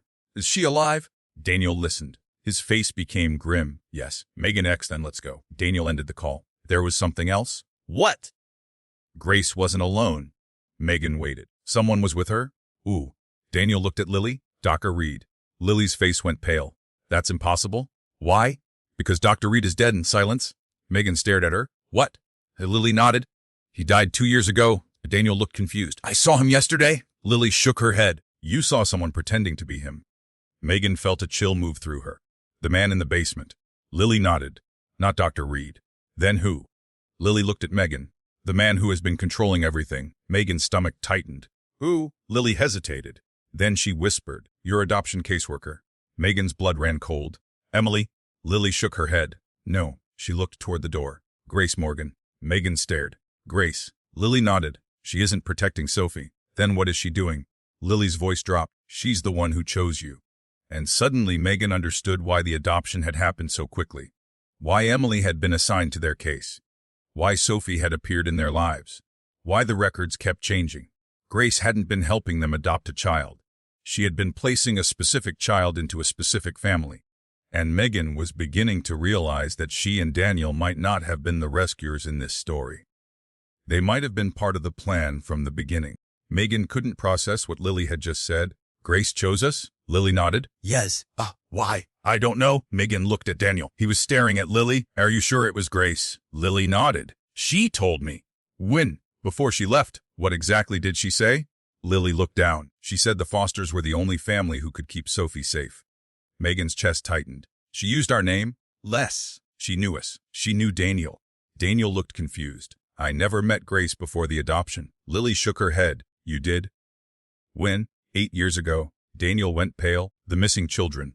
Lily nodded. She was there. Megan stared at her husband. You remember her? Daniel closed his eyes. Not clearly. Lily continued. She was the woman who came after the police. Why to take the children? Daniel's face hardened. I thought she was a social worker. She was. But she was working with Patricia. Lily nodded. Megan felt sick. So Grace wasn't rescuing the children. No. She was moving them. Lily hesitated. Different families. Why? Some were safe. Some. Lily nodded. Some weren't. Megan felt cold. How did she decide? I don't know. Daniel looked at Lily. How did you get away from her? Dr. Reed helped me. Megan frowned. You said Dr. Reed died. Ye did. Then who helped you? Lily looked at her. Someone else. Woo. Lily shook her head. I never saw his face. Megan's heart pounded. Was it the man at the hospital? I don't know. Did he have a voice? Lily nodded. Deep. Megan remembered the phone call. Did he say anything? He said one thing. What? Lily whispered. Your father is coming. Daniel froze. My father? Lily nodded. That's what he said. Daniel looked confused. My father died 12 years ago. Lily shook her head. I don't know. Megan looked at Daniel. Could your father have been involved? No. Do you know? Because he was never part of my police work. Maybe not officially. Daniel looked frustrated. I don't know. Megan could see the uncertainty in his face. For 14 years, Daniel had believed he understood his past. Now every memory seemed to have another layer beneath it. Then his phone rang. Captain Harris. Daniel answered. Foster. He listened. His face changed. Are you sure? A pause. Don't let anyone leave. He ended the call. Megan waited. They found Grace. At our house. Yes. Is she alive? Yes. Where is she? Upstairs. Megan stood. Then we go. Lily grabbed her arm. No. Megan turned. Why? Because Grace is dangerous. Megan stared. You said she chose us. She did. Then why would she hurt us? Because choosing you was part of the plan. What plan? Lily shook her head. I don't know. Daniel stepped between them. We need answers. Lily looked at him. Then be careful. They returned to the Foster house. Police officers surrounded the property. The front door was damaged. The living room had been searched. Drawers were open. Papers were scattered across the floor. Megan felt sick seeing strangers moving through the place where she had raised Sophie. Then she saw the nursery. The door was open. The crib was empty. Megan's heart stopped. Sophie. She ran inside. The crib was empty. The baby monitor had been knocked onto the floor. Daniel followed. Where is she? Megan turned. She was here. Captain said Sophie was safe. Then where is she? A police officer appeared. Mrs. Foster. What? Your daughter is at the hospital. Megan exhaled. Why? Why moved her for safety? She closed her eyes. For the first time all day she could breathe. Then Daniel asked, Where's Grace? The officer pointed upstairs. Bedroom. They climbed. Grace Morgan sat on the edge of the bed. Her hands were cuffed. Her clothes were torn. There was blood on her forehead. She looked exhausted, but when she saw Megan, she smiled. Not warmly, almost sadly. You finally found Lily? You Megan stopped. You knew where she was? Grace nodded. You were protecting her. Grace looked at Daniel. No. Megan's stomach tightened. Then what were you doing? Protecting Sophie? From whom? Grace looked at her. From you. Megan froze. Daniel stepped forward. That's enough. Grace looked at him. You still don't remember. Remember what? The night you signed the papers. Daniel's expression hardened. I remember. No. Grace shook her head. You remember holding the baby. Daniel went still. You don't remember what happened before. Megan looked at him. What happened? Grace smiled faintly. You weren't supposed to be there. Daniel stared. Why? Because Charles Bennett wanted you removed. Megan's heart tightened. Why? Grace looked at her. Because your husband knew too much. Daniel's jaw clenched. I didn't know anything. You knew about the children. I was investigating. You found the house. Daniel froze. You were there? Wes. You saw the children? Wes. Then why don't I remember? Grace leaned back. Because they made sure you wouldn't. Megan's voice became quiet. Who? Grace looked at her. Your father. Daniel went completely still. My father? Grace nodded. He was there that night. Daniel shook his head. My father died 12 years ago. That doesn't mean he wasn't there 14 years ago. Megan felt a chill. What did he do? Grace looked at Daniel. He took the baby. Daniel's face went white. What? Your father took the baby. Megan stared. Which baby? Grace didn't answer. Daniel stepped forward. Which baby? The first one. Laura's daughter. Megan's stomach tightened. Why? Because Charles Bennett wanted her. Grace's eyes moved toward Megan. He needed a child who could inherit his money. But Laura's daughter was his granddaughter. Exactly. Then why hide her? Because Laura was trying to take her back. Megan understood. So Charles took his own granddaughter. Les, we're. The Grace looked at Daniel. Your father took her to another family. Which family? Grace smiled sadly. Yours. Megan's heart stopped. Our family. Grace nodded. Your parents. Daniel looked stunned. My parents adopted her. Knew. Grace's voice became quieter. They raised her. Megan felt cold. Who? Grace looked directly at Daniel. Your sister. Daniel's face went blank. I don't have a sister. Grace nodded.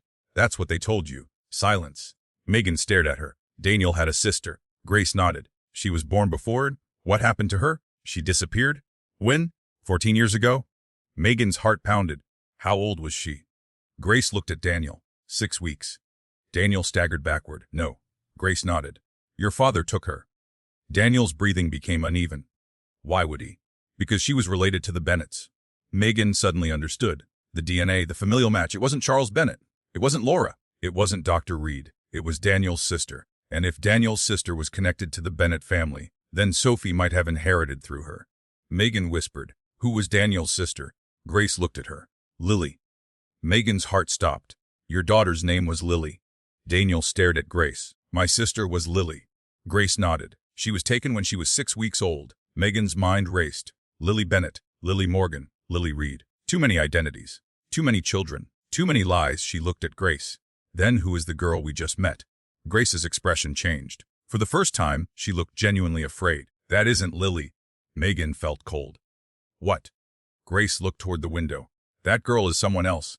Daniel stepped forward. "Who?" Grace whispered. "The child who was supposed to become Sophie." Megan's heart stopped. Grace continued. "Your real daughter was taken 14 years ago." Megan's voice trembled. "Where is she?" Grace looked at her. "Your daughter is alive." Megan couldn't breathe. "Where?" Grace shook her head. "I don't know." "You chose us." "Yes." "Why?" "Because I was trying to bring her home." "Then where is she?" Grace looked at Daniel. "Your father took her." "My father is dead." "His secrets aren't." Megan stared at Grace. "Then why did Sophie come to us 6 weeks ago?" Grace's face became pale. "Because Sophie wasn't the child I intended to give you." Silence. Megan felt the world disappear. "What?" Grace swallowed. "Someone switched the babies." Daniel stepped forward. "Ooh." Grace looked at him. "I don't know." Megan shook her head. "You're lying." "I'm not." "You were the adoption director." "Yes." "You approved the placement." "Yes." "You knew the records were wrong." "I suspected." "You knew Sophie wasn't the child you intended to place with us." "I knew something was wrong." Megan's voice cracked. "Then why did you give her to us?" Grace looked at her. "Because by then, it was too late." "Too late for what?" Grace whispered. "The real baby was already gone." Megan stared at her. "Where?" Grace's eyes filled with tears. "With the man who has been calling you." Daniel's face hardened. "Who is he?" Grace looked directly at him. "Your father's partner." Daniel froze. "My father had a partner." Grace nodded. "Someone who has been protecting the Bennett family for decades." Megan asked, "What's his name?" Grace hesitated. Then, she said, "Richard Foster." Daniel's face went completely blank. Megan stared at him. "That's your father." Daniel slowly shook his head. "No." Grace nodded. "Yes." Megan's stomach dropped. The man threatening them. The man watching them. The man who knew about Sophie. The man who had been moving children. Was Daniel's own father. A man everyone believed had been dead for 12 years. Then Daniel's phone rang. "Unknown number," he answered. A man's voice came through. "Hello, son?" Daniel froze. Megan watched the color drain from his face. The voice continued. "I think it's time we talked about your sister." Daniel couldn't speak. The man laughed softly. "She's been waiting for you for 14 years. The call ended. Megan looked at Daniel. His hands were shaking. Because for the first time, there was no mystery about the man behind the phone. His father was alive, and he knew exactly where their real daughter was. Daniel stood in the bedroom with the phone still pressed against his ear. The call had ended, but he didn't move. Megan watched him carefully. Daniel. Nothing. Daniel. He finally lowered the phone. His face looked different, not like the detective Megan knew, like a son who had just heard the voice of a dead man. Grace remained seated on the bed. She was watching him. "You heard him." Daniel looked at her. "He's alive." Grace nodded. "Yes. My father died 12 years ago." "That's what everyone was told." "Who told me?" "Your mother." Daniel's jaw tightened. "My mother died 3 years ago." Grace nodded. "She took the secret with her." Megan looked between them. "Why would your parents pretend he was dead?" Grace looked at Daniel. "Because Richard Foster couldn't disappear while people were looking for him." "Who was looking for him?" "The police." Daniel frowned. "Why?" Grace didn't answer immediately. Then she said, "Because Richard was the person who financed the children's network." Daniel's face went pale. "The missing children?" Grace nodded. "All of it." Megan felt sick. "You knew?" "I knew enough." "You helped him?" Grace looked at Megan. "At first. Then why stop?" "Because I realized what he was doing." "What was he doing?" "Changing children." Megan frowned. "What does that mean?" Grace took a breath. He would take a child from one family and create another identity for them. Why? Money. The inheritance. Sometimes. Sometimes. Grace looked down. Sometimes it was revenge. Megan felt cold. Revenge against whom? people who owed him. Daniel stepped closer. My father did this. Yes. Why? Because he believed children were leverage. Daniel shook his head. My father was a businessman. He was. He wasn't a criminal. Grace looked at him. You knew the man he wanted you to know. Daniel stared at her. And the real man was willing to destroy anyone who stood in his way. Megan looked toward the window. Where is he? Grace hesitated. He's close. Where? I don't know. You're lying. Grace looked at Megan. He moves constantly. Then how did he call Daniel? Because he wants you to find him. Megan's stomach tightened. Why? Because he wants Daniel to come to him. Daniel understood. Grace nodded. Yes. Div. Why? Because you're the only person who can expose him. Daniel looked confused. I don't have evidence. You have memories. Megan looked at him. What memories? Grace said quietly. The night you found the children. Daniel closed his eyes. I remember pieces. You saw your father? Daniel's eyes opened. What? You saw Richard that night? No. Yes. Daniel shook his head. I would remember. You don't remember because they drugged you. Megan stepped closer. Who drugged him? Richard. Daniel stared at Grace. Why? Because you recognized him. Silence. Megan's heart tightened. You recognized your father. Grace nodded. Daniel saw him standing with Patricia. Daniel shook his head. I don't remember. You were 24. I knew what my father looked like. You had been estranged from him for years. Daniel went still. Megan looked at him. Daniel. He slowly nodded. I hadn't spoken to him in 3 years. Why?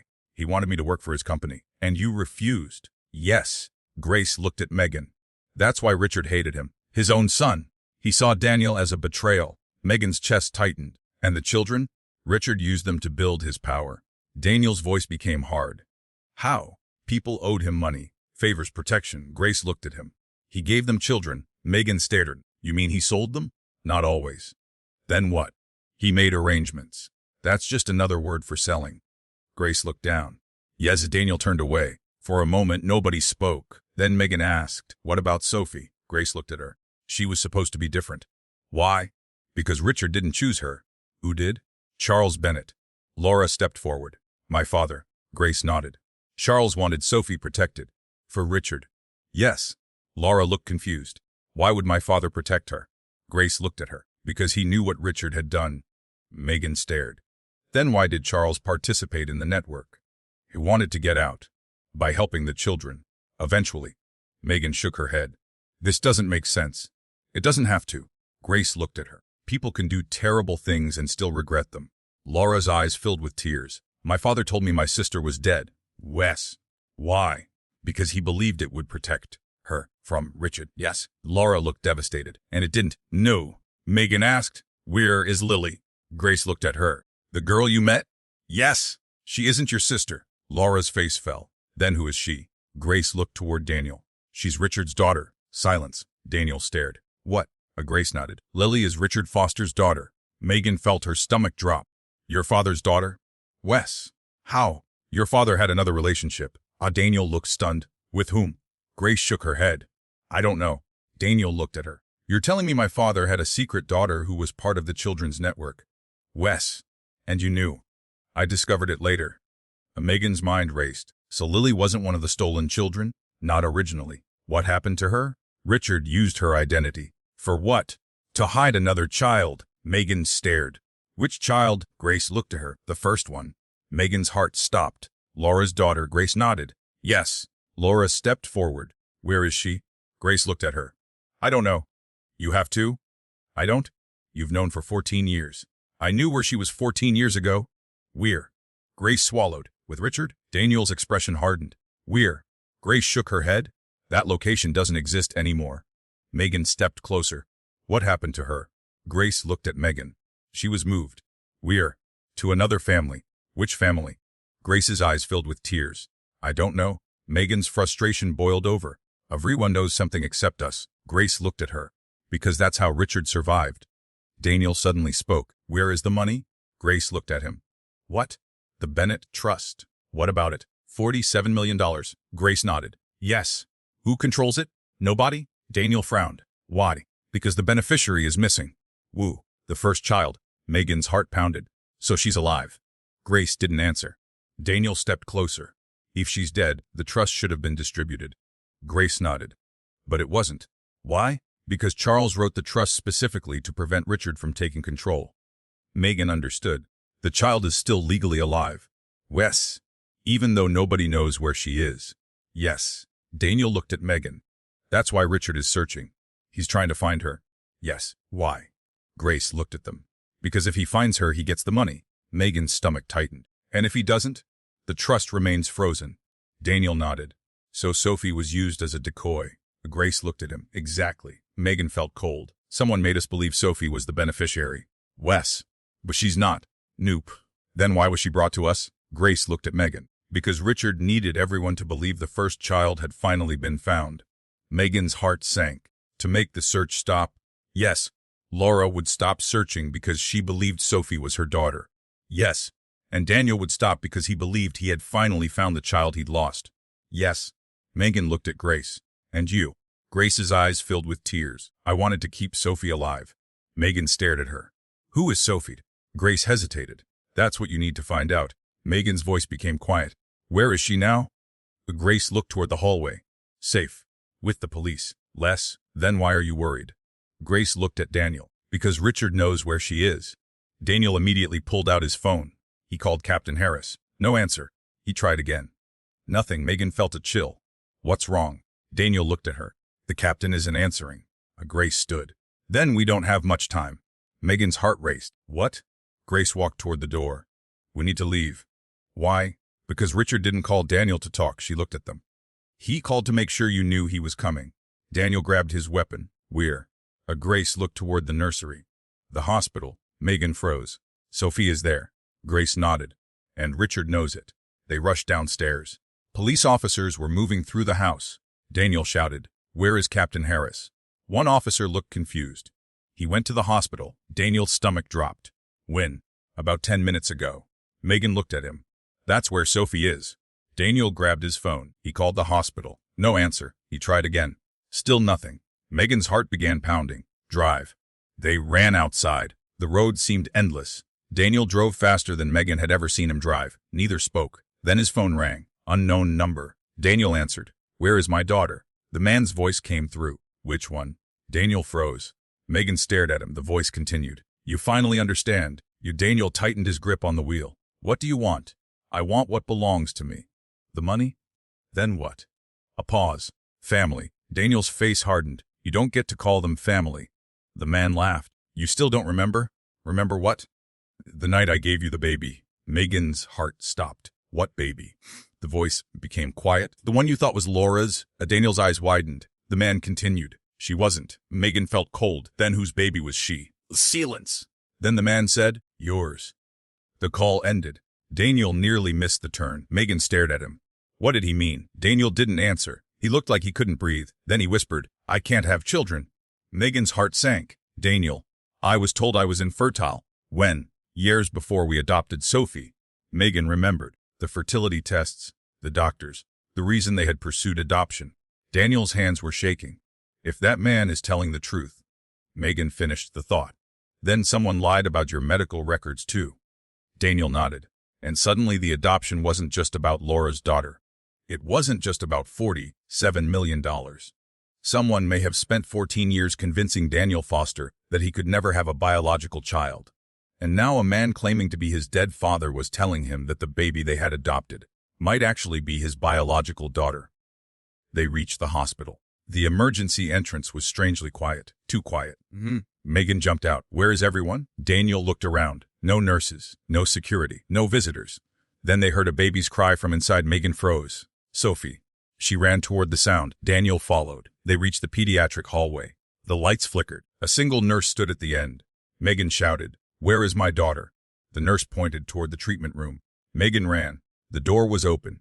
The crib was empty. The blanket lay on the floor. Daniel stopped behind her. No. Megan picked up the blanket. Her hands were shaking. Then she noticed something beneath it.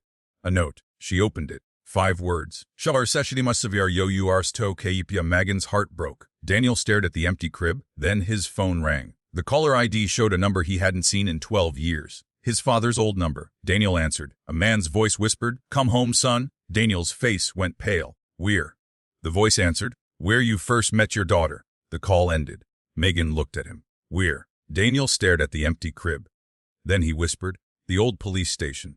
And somewhere in Ravenwood, a man who was supposed to have been dead for 12 years was waiting for his son to finally remember the night everything began. Daniel stood in the bedroom with the phone still pressed against his ear. The call had ended, but he didn't move. Megan watched him carefully.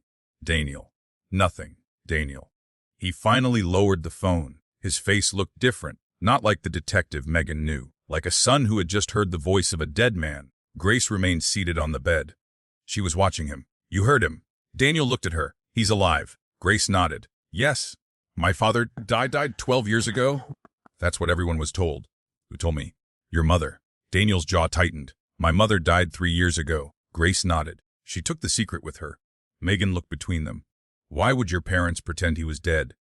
Grace looked at Daniel. "Because Richard Foster couldn't disappear while people were looking for him." "Who was looking for him?" "The police." Daniel frowned. "Why?" Grace didn't answer immediately. Then she said, "Because Richard was the person who financed the children's network." Daniel's face went pale. "The missing children?" Grace nodded. "All of it." Megan felt sick. "You knew?" "I knew enough." "You helped him?" Grace looked at Megan. "At first. Then why stop?" "Because I realized what he was doing." "What was he doing?" "Changing children." Megan frowned. "What does that mean?" Grace took a breath. He would take a child from one family and create another identity for them. Why? Money. The inheritance. Sometimes. Sometimes. Grace looked down. Sometimes it was revenge. Megan felt cold. Revenge against whom? People who owed him. Daniel stepped closer. "My father did this." "Yes." "Why?" "Because he believed children were leverage." Daniel shook his head. "My father was a businessman." He was. He wasn't a criminal.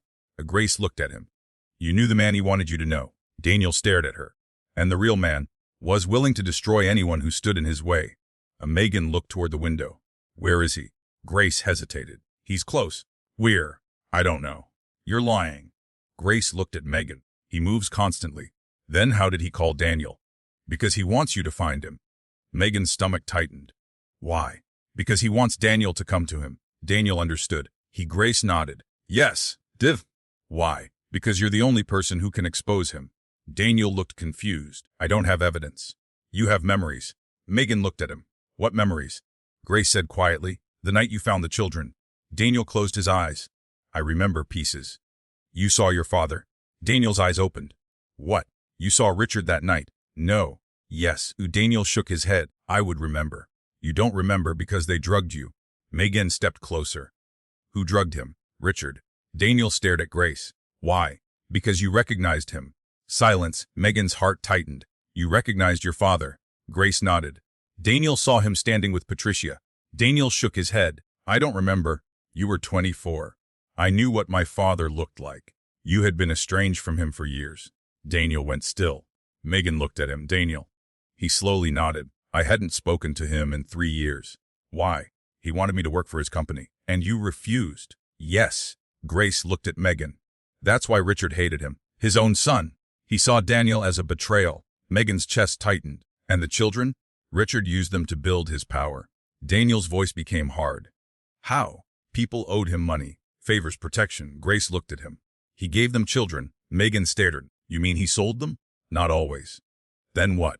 "He made arrangements." "That's just another word for selling." Grace looked down. Yes. Daniel turned away. For a moment, nobody spoke. Then Megan asked, "What about Sophie?" Grace looked at her. "She was supposed to be different." "Why?" "Because Richard didn't choose her." "Who did?" "Charles Bennett." Laura stepped forward. "My father." Grace nodded. "Charles wanted Sophie protected." "For Richard?" "Yes." Laura looked confused. "Why would my father protect her?" Grace looked at her. "Because he knew what Richard had done." Megan stared. "Then why did Charles participate in the network?" "He wanted to get out. By helping the children. Eventually." Megan shook her head. "This doesn't make sense." "It doesn't have to." Grace looked at her. "People can do terrible things and still regret them." Laura's eyes filled with tears. "My father told me my sister was dead." "Wes." "Why?" "Because he believed it would protect her from Richard." "Yes." Laura looked devastated. "And it didn't." "No." Megan asked, "Where is Lily?" Grace looked at her. "The girl you met?" "Yes." "She isn't your sister." Laura's face fell. "Then who is she?" Grace looked toward Daniel. "She's Richard's daughter." Silence. Daniel stared. "What?" Grace nodded. "Lily is Richard Foster's daughter." Megan felt her stomach drop. Your father's daughter? Wes. How? Your father had another relationship. Daniel looked stunned. With whom? Grace shook her head. I don't know. Daniel looked at her. You're telling me my father had a secret daughter who was part of the children's network? Wes. And you knew. I discovered it later. Megan's mind raced. So Lily wasn't one of the stolen children? Not originally. What happened to her? Richard used her identity. For what? To hide another child. Megan stared. Which child? Grace looked at her. The first one. Megan's heart stopped. Laura's daughter. Grace nodded. Yes. Laura stepped forward. Where is she? Grace looked at her. I don't know. You have to? I don't? You've known for 14 years. I knew where she was 14 years ago. Where? Grace swallowed. With Richard? Daniel's expression hardened. Where? Grace shook her head. That location doesn't exist anymore. Megan stepped closer. What happened to her? Grace looked at Megan. She was moved. Where? To another family. Which family? Grace's eyes filled with tears. I don't know. Megan's frustration boiled over. Everyone knows something except us. Grace looked at her. Because that's how Richard survived. Daniel suddenly spoke. Where is the money? Grace looked at him. What? The Bennett Trust. What about it? $47 million. Grace nodded. Yes. Who controls it? Nobody? Daniel frowned. Why? Because the beneficiary is missing. Woo. The first child. Megan's heart pounded. So she's alive. Grace didn't answer. Daniel stepped closer. If she's dead, the trust should have been distributed. Grace nodded. But it wasn't. Why? Because Charles wrote the trust specifically to prevent Richard from taking control. Megan understood. The child is still legally alive. Wes.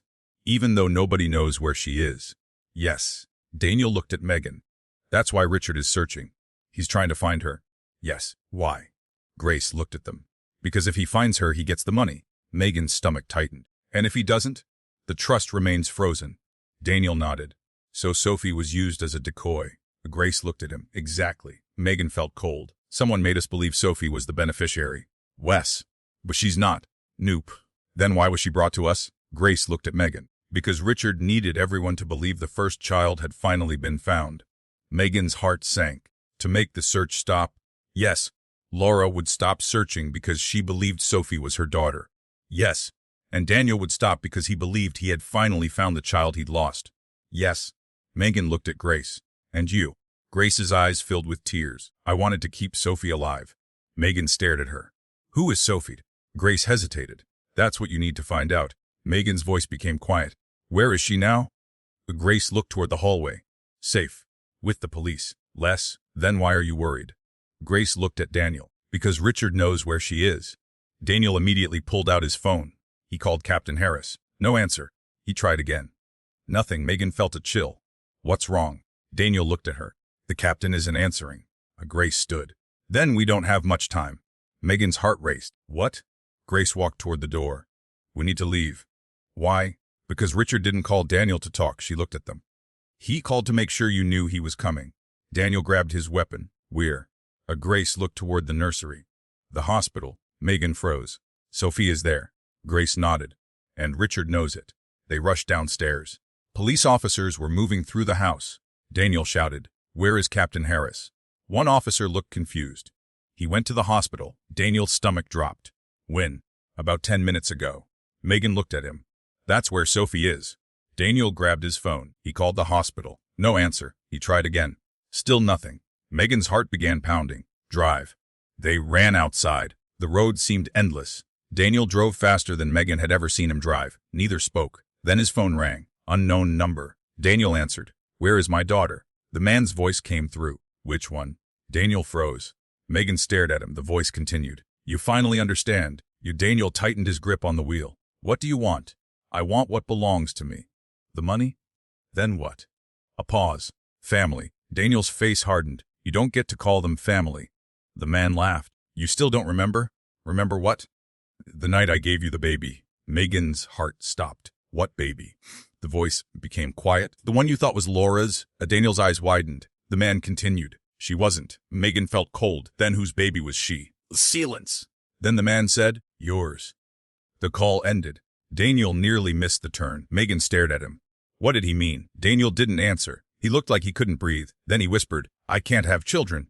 Megan's heart sank. Daniel, I was told I was infertile. When, years before we adopted Sophie, Megan remembered the fertility tests, the doctors, the reason they had pursued adoption. Daniel's hands were shaking. If that man is telling the truth, Megan finished the thought. Then someone lied about your medical records too. Daniel nodded. And suddenly the adoption wasn't just about Laura's daughter. It wasn't just about $47 million. Someone may have spent 14 years convincing Daniel Foster that he could never have a biological child. And now a man claiming to be his dead father was telling him that the baby they had adopted might actually be his biological daughter. They reached the hospital. The emergency entrance was strangely quiet. Too quiet. Megan jumped out. Where is everyone? Daniel looked around. No nurses, no security, no visitors. Then they heard a baby's cry from inside. Megan froze. Sophie. She ran toward the sound. Daniel followed. They reached the pediatric hallway. The lights flickered. A single nurse stood at the end. Megan shouted, "Where is my daughter?" The nurse pointed toward the treatment room. Megan ran. The door was open. The crib was empty. The blanket lay on the floor. Daniel stopped behind her. No.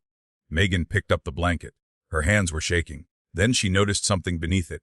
A note. She opened it. 5 words. Shavar seshidi masavir yo urs to keipia. Megan's heart broke. Daniel stared at the empty crib. Then his phone rang. The caller ID showed a number he hadn't seen in 12 years. His father's old number. Daniel answered. A man's voice whispered, "Come home, son." Daniel's face went pale. "Where?"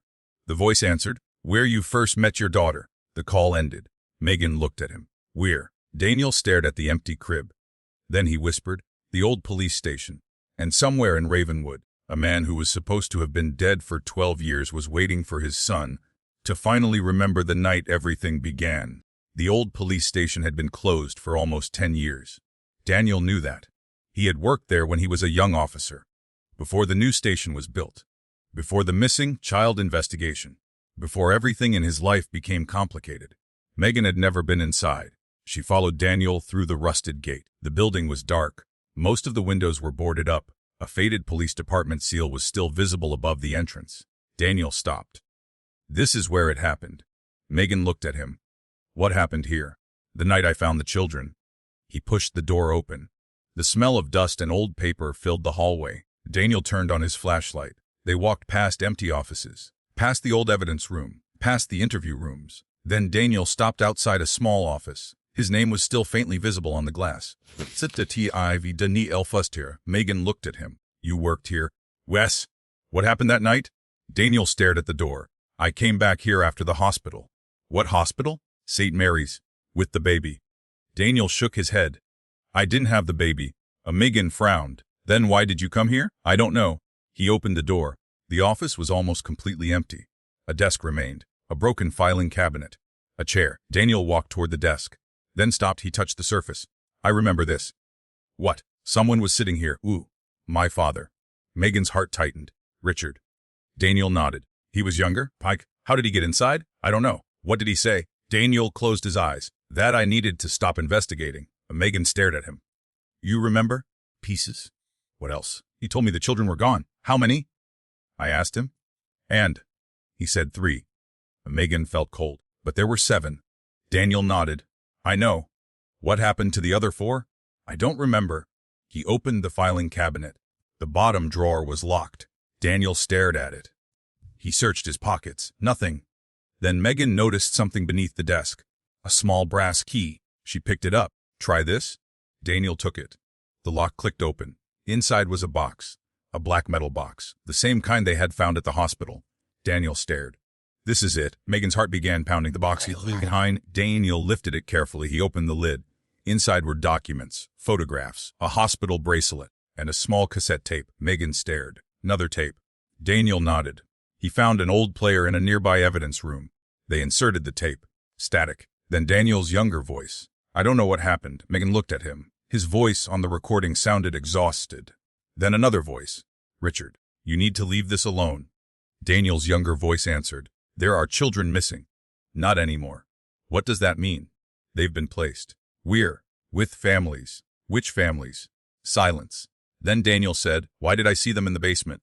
Richard's voice became cold. "You saw nothing." "I saw 7 children." "You were confused." "I wasn't." "You were drugged."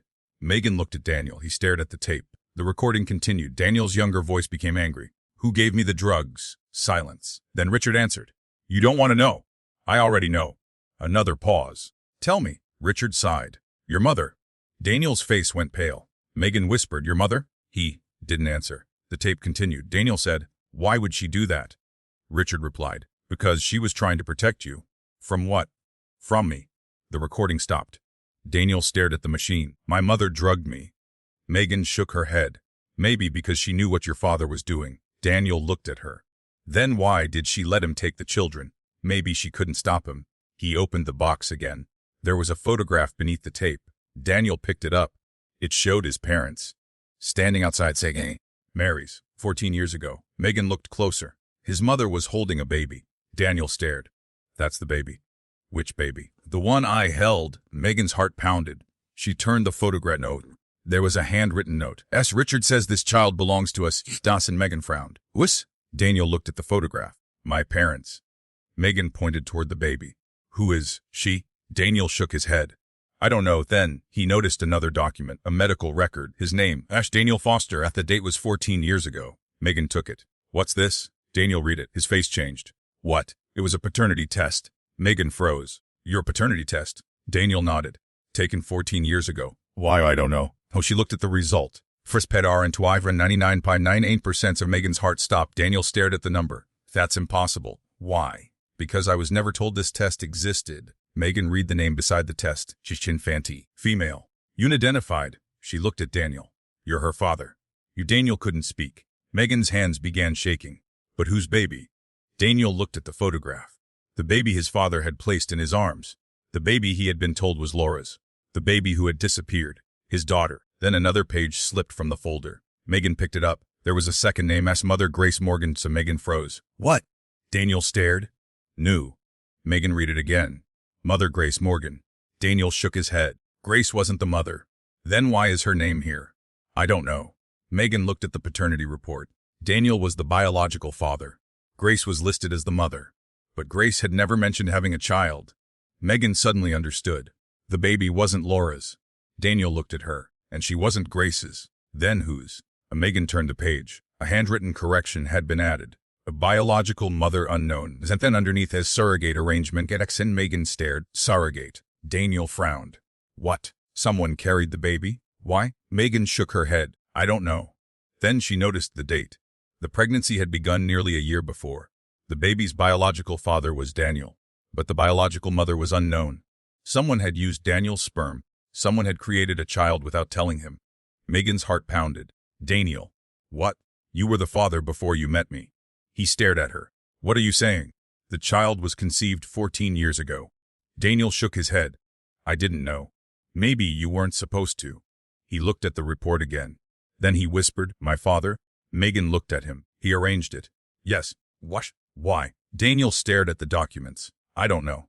Then the answer came from the doorway. Because he wanted an heir. Megan turned. A man stood in the hall. Gray hair, tall. His face was lined with age. But Daniel recognized him immediately. Richard Foster. Daniel's father. The man who had supposedly been dead for 12 years. Daniel raised his weapon. Don't move. Richard smiled. You always were stubborn. Megan stepped beside Daniel. Where is Sophie? Richard looked at her.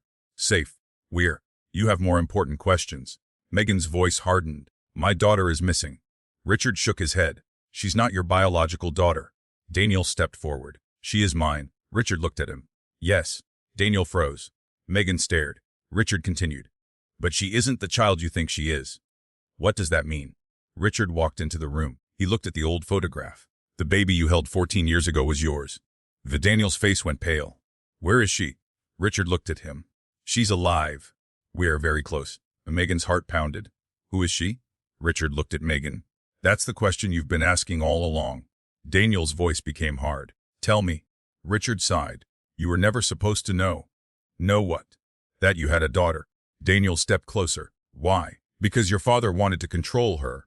Richard's expression changed. Not me. Daniel frowned. Then who? Richard looked at Megan. Charles Bennett. Laura's father.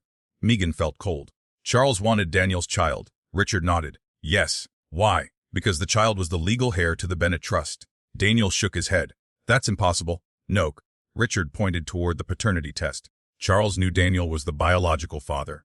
Megan looked at the document. So he arranged the pregnancy. Richard nodded. Yes. With whom? That's the part nobody knows. Daniel stared at his father. Who carried my child? Richard didn't answer. Megan looked at him. Who was the mother? Richard's expression became serious. Your wife. Megan froze. What? Daniel turned toward her. Richard continued. Megan was the biological mother. Silence. Megan felt as if the floor had disappeared. That's impossible. Richard shook his head. Not biologically. Megan's voice trembled. What are you saying? Your egg was used. Daniel stared at him. You knew? Yes. Megan felt sick. I never had fertility treatment. Richard nodded. You don't remember it, because it never happened. Richard looked at her. That's where you're wrong. Megan shook her head. I would remember. You were 18. Megan froze. Daniel stared at his father. What? Richard continued. Before you became a nurse. Megan's heart began pounding. I never met you before Daniel. I never. Then how could my egg have been used? Richard looked at her. Because you were never supposed to know that you were part of the arrangement. Megan stepped backward. No. Richard looked at Daniel. Your father arranged the pregnancy. Who was the surrogate? Richard's expression changed. Patricia Hale. Megan felt cold. Patricia. The hospital. The adoption. Everything. Patricia had carried their biological child. 14 years ago. Without Megan knowing. Without Daniel knowing. The baby had been created from Daniel's sperm and Megan's egg, then taken from them. Richard said quietly. That child was Sophie. Megan's eyes filled with tears. Our daughter. Richard nodded. Your biological daughter. Daniel stared at him. Then why was she taken? Richard looked at the old photograph. Because Charles Bennett believed he could use her to control the trust. Megan whispered. Then why did she come back to us? Richard looked at her. Because Charles died. What? He left instructions. To whom? Richard smiled sadly. To Grace. Megan's heart tightened. Grace was trying to bring Sophie home. Yes. Then why did she switch the records? Because she was trying to hide Sophie from me. Megan stared. You were searching for her. Wes. Why? Richard looked at Daniel. Because I made a promise. To whom? Richard's expression hardened. To your mother. Daniel froze. Mom, she made me promise I would protect your daughter. Daniel's eyes filled with tears. Then why did you disappear? Because protecting her meant becoming the man she needed me to be. Megan shook her head. You kidnapped children. Richard looked at her. Yes? You destroyed families. Yes. You changed identities. Yes. Then don't tell me you were protecting anyone. Richard lowered his eyes. I know what I did. Daniel's voice was bitter. Then why are you here? Richard looked at him. Because the person who took Sophie is not me. Megan froze. Who? Richard looked toward the hallway. Your father. Daniel's face changed. My father is you. Richard shook his head. No. He pointed toward the photograph of Daniel's parents. That's my brother. Daniel stared. What? Richard whispered. Your father's name was Robert Foster. Megan felt the room go silent.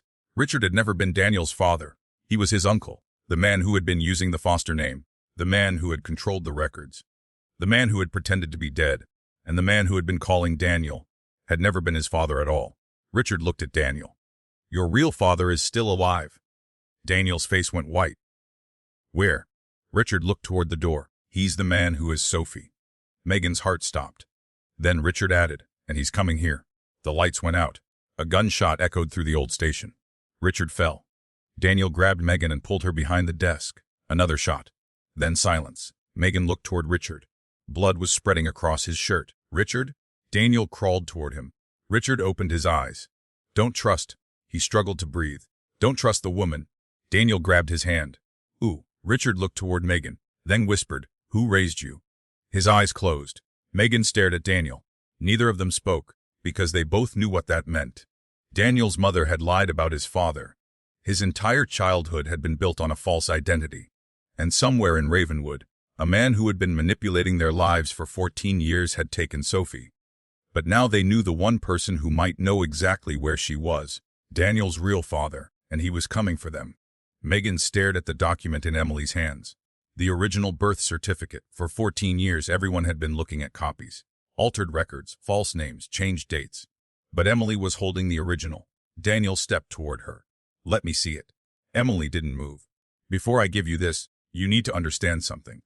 Daniel's voice was tense. What? If this document becomes public, everything changes. Everything already changed. Emily looked at him. Not like this. Megan stepped closer. Give it to us. Emily looked at her. You really want the truth? Megan didn't hesitate. Yes. Emily handed her the document. Megan unfolded it. The first line made her heart stop. His mother, Megan Foster. Gosh, she looked again. Then at Daniel. Saw Father Daniel Foster as Megan's hands began shaking. The birth date was 14 years ago. The hospital was St. Mary's, and beneath the names was a handwritten note. Twin births, as Megan looked at Emily. There were two. Emily nodded. Megan looked down. The first child was listed as D. female. Baby A. The section is female. Baby B's but the names had been crossed out. Someone had written new names over them. That's Lily Bennett. And as Emily read, Megan's eyes filled with tears. So Sophie wasn't listed. Emily shook her head. News. Then where did her identity come from? Emily looked at Daniel. That's the part they changed later. Daniel took the document. He studied it. Baby A and Baby B. Yes. Who was Lily? Emily pointed to the first line. Baby A, and you? Baby B. Megan's heart pounded. Then Sophie. Emily looked toward the crib. Sophie is Baby B. Megan froze. What? Emily nodded. After the original records were destroyed, Baby B was given another identity. Why? Because they needed to hide her connection to the Foster family. Daniel frowned. Why would they hide my daughter? Because your father knew about the trust. Megan looked at Robert. You knew?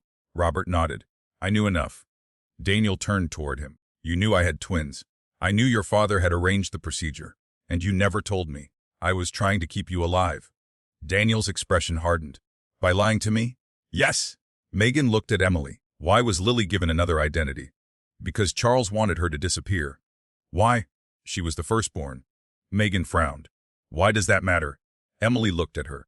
Because Charles's original trust named the first surviving granddaughter as beneficiary. Daniel stared. Lily? Wes? Then why was the trust still frozen? Because nobody could prove Lily was alive. Megan looked at Emily. And Sophie. She was used as a replacement identity. To make people think Lily had died. Exactly. Megan felt sick. Then why did Sophie come to us? Emily's expression softened. Because Grace found out. Found out what? That Sophie was still alive. And she brought her to us. Yes. Why? Emily looked at Daniel. Because she knew you would protect her. Megan shook her head. But Grace didn't know us that well. She knew Daniel? From the old investigation? Emily nodded. She saw what he did. What did I do? You tried to save the children. Daniel looked down. I failed. No, Emily shook her head. You saved me. Daniel looked at her. I don't remember. You, Emily pointed toward the original birth certificate. That night, you found us. At the children's home. Yes, there were 7 children. Emily nodded. You found 7. What happened? Richard arrived. Your uncle? Yes. Why? He wanted to take us somewhere safe. Daniel looked confused. Then why did I think he was involved? Because Charles made it look that way. Megan frowned. Charles framed Richard. Less. And Patricia helped. Yes. And Grace. Grace was caught in the middle. Megan looked at Emily. What about Dr. Reed? Emily's expression changed. He was the doctor who helped your parents create the twins. Megan felt a chill. He knew Wes. Then why did he help us? Because he regretted what he'd done. Daniel asked. Was he really dead? Emily nodded. Yes. Megan remembered the man in the basement. Then who was pretending to be him? Emily looked at her. Patricia's brother. Megan stared. Who? Emily shook her head. He's gone now. Daniel frowned. What happened to him? He died in the fire. Megan felt a strange sense of closure. So the man who had threatened them had not been Dr. Reed. He had been another person carrying the identity of someone else. Another false name. Another layer of the same system. Megan looked down at the birth certificate. But why did the hospital take Patricia's side? Emily answered quietly. Because Patricia had been controlling the records for years. How? She had access.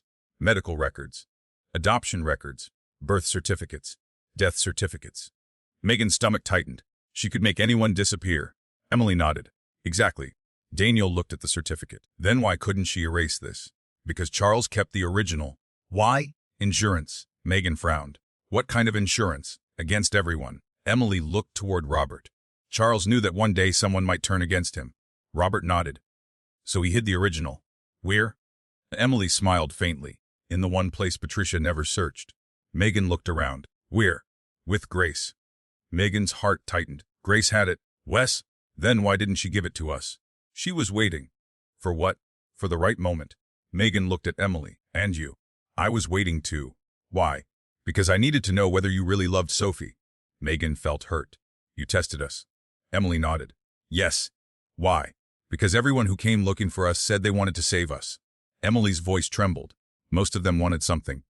Megan's expression softened. What did you think we wanted? Nothing. Megan looked toward the hallway. We wanted a daughter. Emily nodded. And that's why Sophie is safe. Daniel stepped closer. Where is Lily? Pulley smiled. The police station. Megan exhaled. She's safe. Yes. With Laura. Yes. Megan felt tears fill her eyes. Laura had spent 14 years believing her daughter was dead. Now she had her back. Megan looked at Sophie. Her daughter was sleeping peacefully, completely unaware of the chaos surrounding her. She touched her tiny hand. Does she know? Emily shook her head. She's a baby. Megan smiled through her tears. Right. Daniel stood beside her. He looked down at Sophie. For the first time since the nightmare began, his face was peaceful. We're keeping her? Megan looked at him. Yes. Emily smiled. That's what Grace hoped? Megan looked at the original birth certificate. What happens now? Daniel answered. The truth. The following weeks were difficult. The investigation became one of the largest cases Ravenwood had seen in decades. Police reopened the missing child investigation. The hospital was investigated. The adoption agency was audited. Patricia Hale was arrested. Several former officials were charged. Financial records from the Bennett Trust were examined. And the old children's home was finally opened. Behind the walls were records, photographs, medical files, names. Enough evidence to identify dozens of children who had disappeared over the years. Some were found, some weren't. But for the first time, their families had answers. Laura was reunited with Lily. It wasn't easy. 14 years could not disappear in one afternoon. Lily had memories of different homes, different names, different people telling her different stories. But she finally had something she had never had before. A family that knew exactly who she was. Laura spent hours with her. Listening, learning, apologizing for things that had never been her fault. Megan watched them from a distance one afternoon. Daniel stood beside her. She's happy. Megan nodded. She's trying. So are we. Megan looked at him. Are you okay? Daniel thought about it. Not yet. She nodded. Me neither. He looked at Sophie. But I will be. Megan smiled. So will I. The investigation also cleared one important fact. Sophie was their biological daughter. The DNA test confirmed it. Megan was her biological mother. Daniel was her biological father. And the reason they had never known was because someone had deliberately stolen that knowledge from them. They had spent years believing they couldn't have children. They had spent years believing adoption was their only path to parenthood. And then the child who had been theirs all along had been brought back into their lives, not through fate, not through luck, through a chain of people who had finally decided to stop lying. The Bennett Trust was eventually released. But Laura refused to take the money personally. She created a foundation for families affected by child trafficking and illegal adoptions. Lily became the first person the foundation helped. The second was a family who had spent 11 years searching for their son. Then another, and another. The money that had once been used to control children became money used to help them. Megan returned to work at St. Mary's, but she never walked through the maternity ward the same way again. Every time she passed the old records room, she remembered what had been hidden there. She also remembered what had been found, her daughter, her family, the truth. One evening, months later, Megan sat in the nursery. Sophie was asleep in her crib. Daniel stood in the doorway. You know what I keep thinking? Megan looked at him. What? That we thought becoming parents happened the day we brought her home. Megan smiled. It didn't. He walked into the room. I think it started much earlier. When? The first time we chose each other. Megan looked at him. We were already married. I know. But becoming parents wasn't about having a child. Megan waited. It was about deciding we were going to protect her. Megan looked at Sophie. Almost lost her. But we didn't. She nodded. Daniel sat beside her. I spent 14 years thinking I failed a child I didn't even know I had. Megan reached for his hand. You didn't fail her. I lost her. Someone took her. And now. Megan squeezed his hand. Now she's home. Daniel looked at Sophie. Home. He smiled. Megan leaned against his shoulder. For months, she had wondered whether their family could survive everything that had happened. The answer was sitting in front of them. A tiny baby, a tired father, a mother who had discovered that motherhood wasn't always about giving birth. Sometimes it was about standing in a hospital hallway while everyone told you to walk away. Sometimes it was about refusing to believe the records. Sometimes it was about holding your husband together when his entire childhood turned out to be a lie. And sometimes becoming a family meant fighting for each other before you even understood what you were fighting against. Megan looked at Daniel. We chose her. He nodded. And she chose us. Megan smiled. She was a baby. Daniel smiled. Then we chose for her. Oh, Megan laughed softly. Fair enough. They sat quietly. Then Sophie stirred. Megan immediately stood. Daniel laughed. She's going to wake up? Probably. You just got her to sleep. I know. You want me to get her. Megan looked at him. No. She walked toward the crib. Daniel followed. Together, they looked down at their daughter, the child who had been given too many names, the child who had been hidden behind too many lies, the child who had survived because people finally decided she deserved to know who she was. Sophie opened her eyes. She looked at Megan, then Daniel, and smiled. Megan picked her up. And sweetheart. Daniel touched her tiny hand. She's home. Megan looked at him. Yes. Outside, Ravenwood continued as usual. Cars passed. People went to work. Children played. Hospitals opened their doors. And life moved forward. But for Megan and Daniel Foster, one thing would never be the same. They would never again believe was defined by paperwork, because paperwork had almost destroyed theirs. Family was built in the moments when someone could have walked away and chose to stay. Megan had stayed. Daniel had stayed. And together, they had fought for a little girl who had been taken from them before they even knew she existed. In the end, they didn't just discover the truth. They discovered each other all over again. And that was what finally made them a family. If Megan and Daniel's story stayed with you, subscribe to Between Raindrops Stories for more emotional stories about love, family, betrayal, and the people who refuse to give up on each other.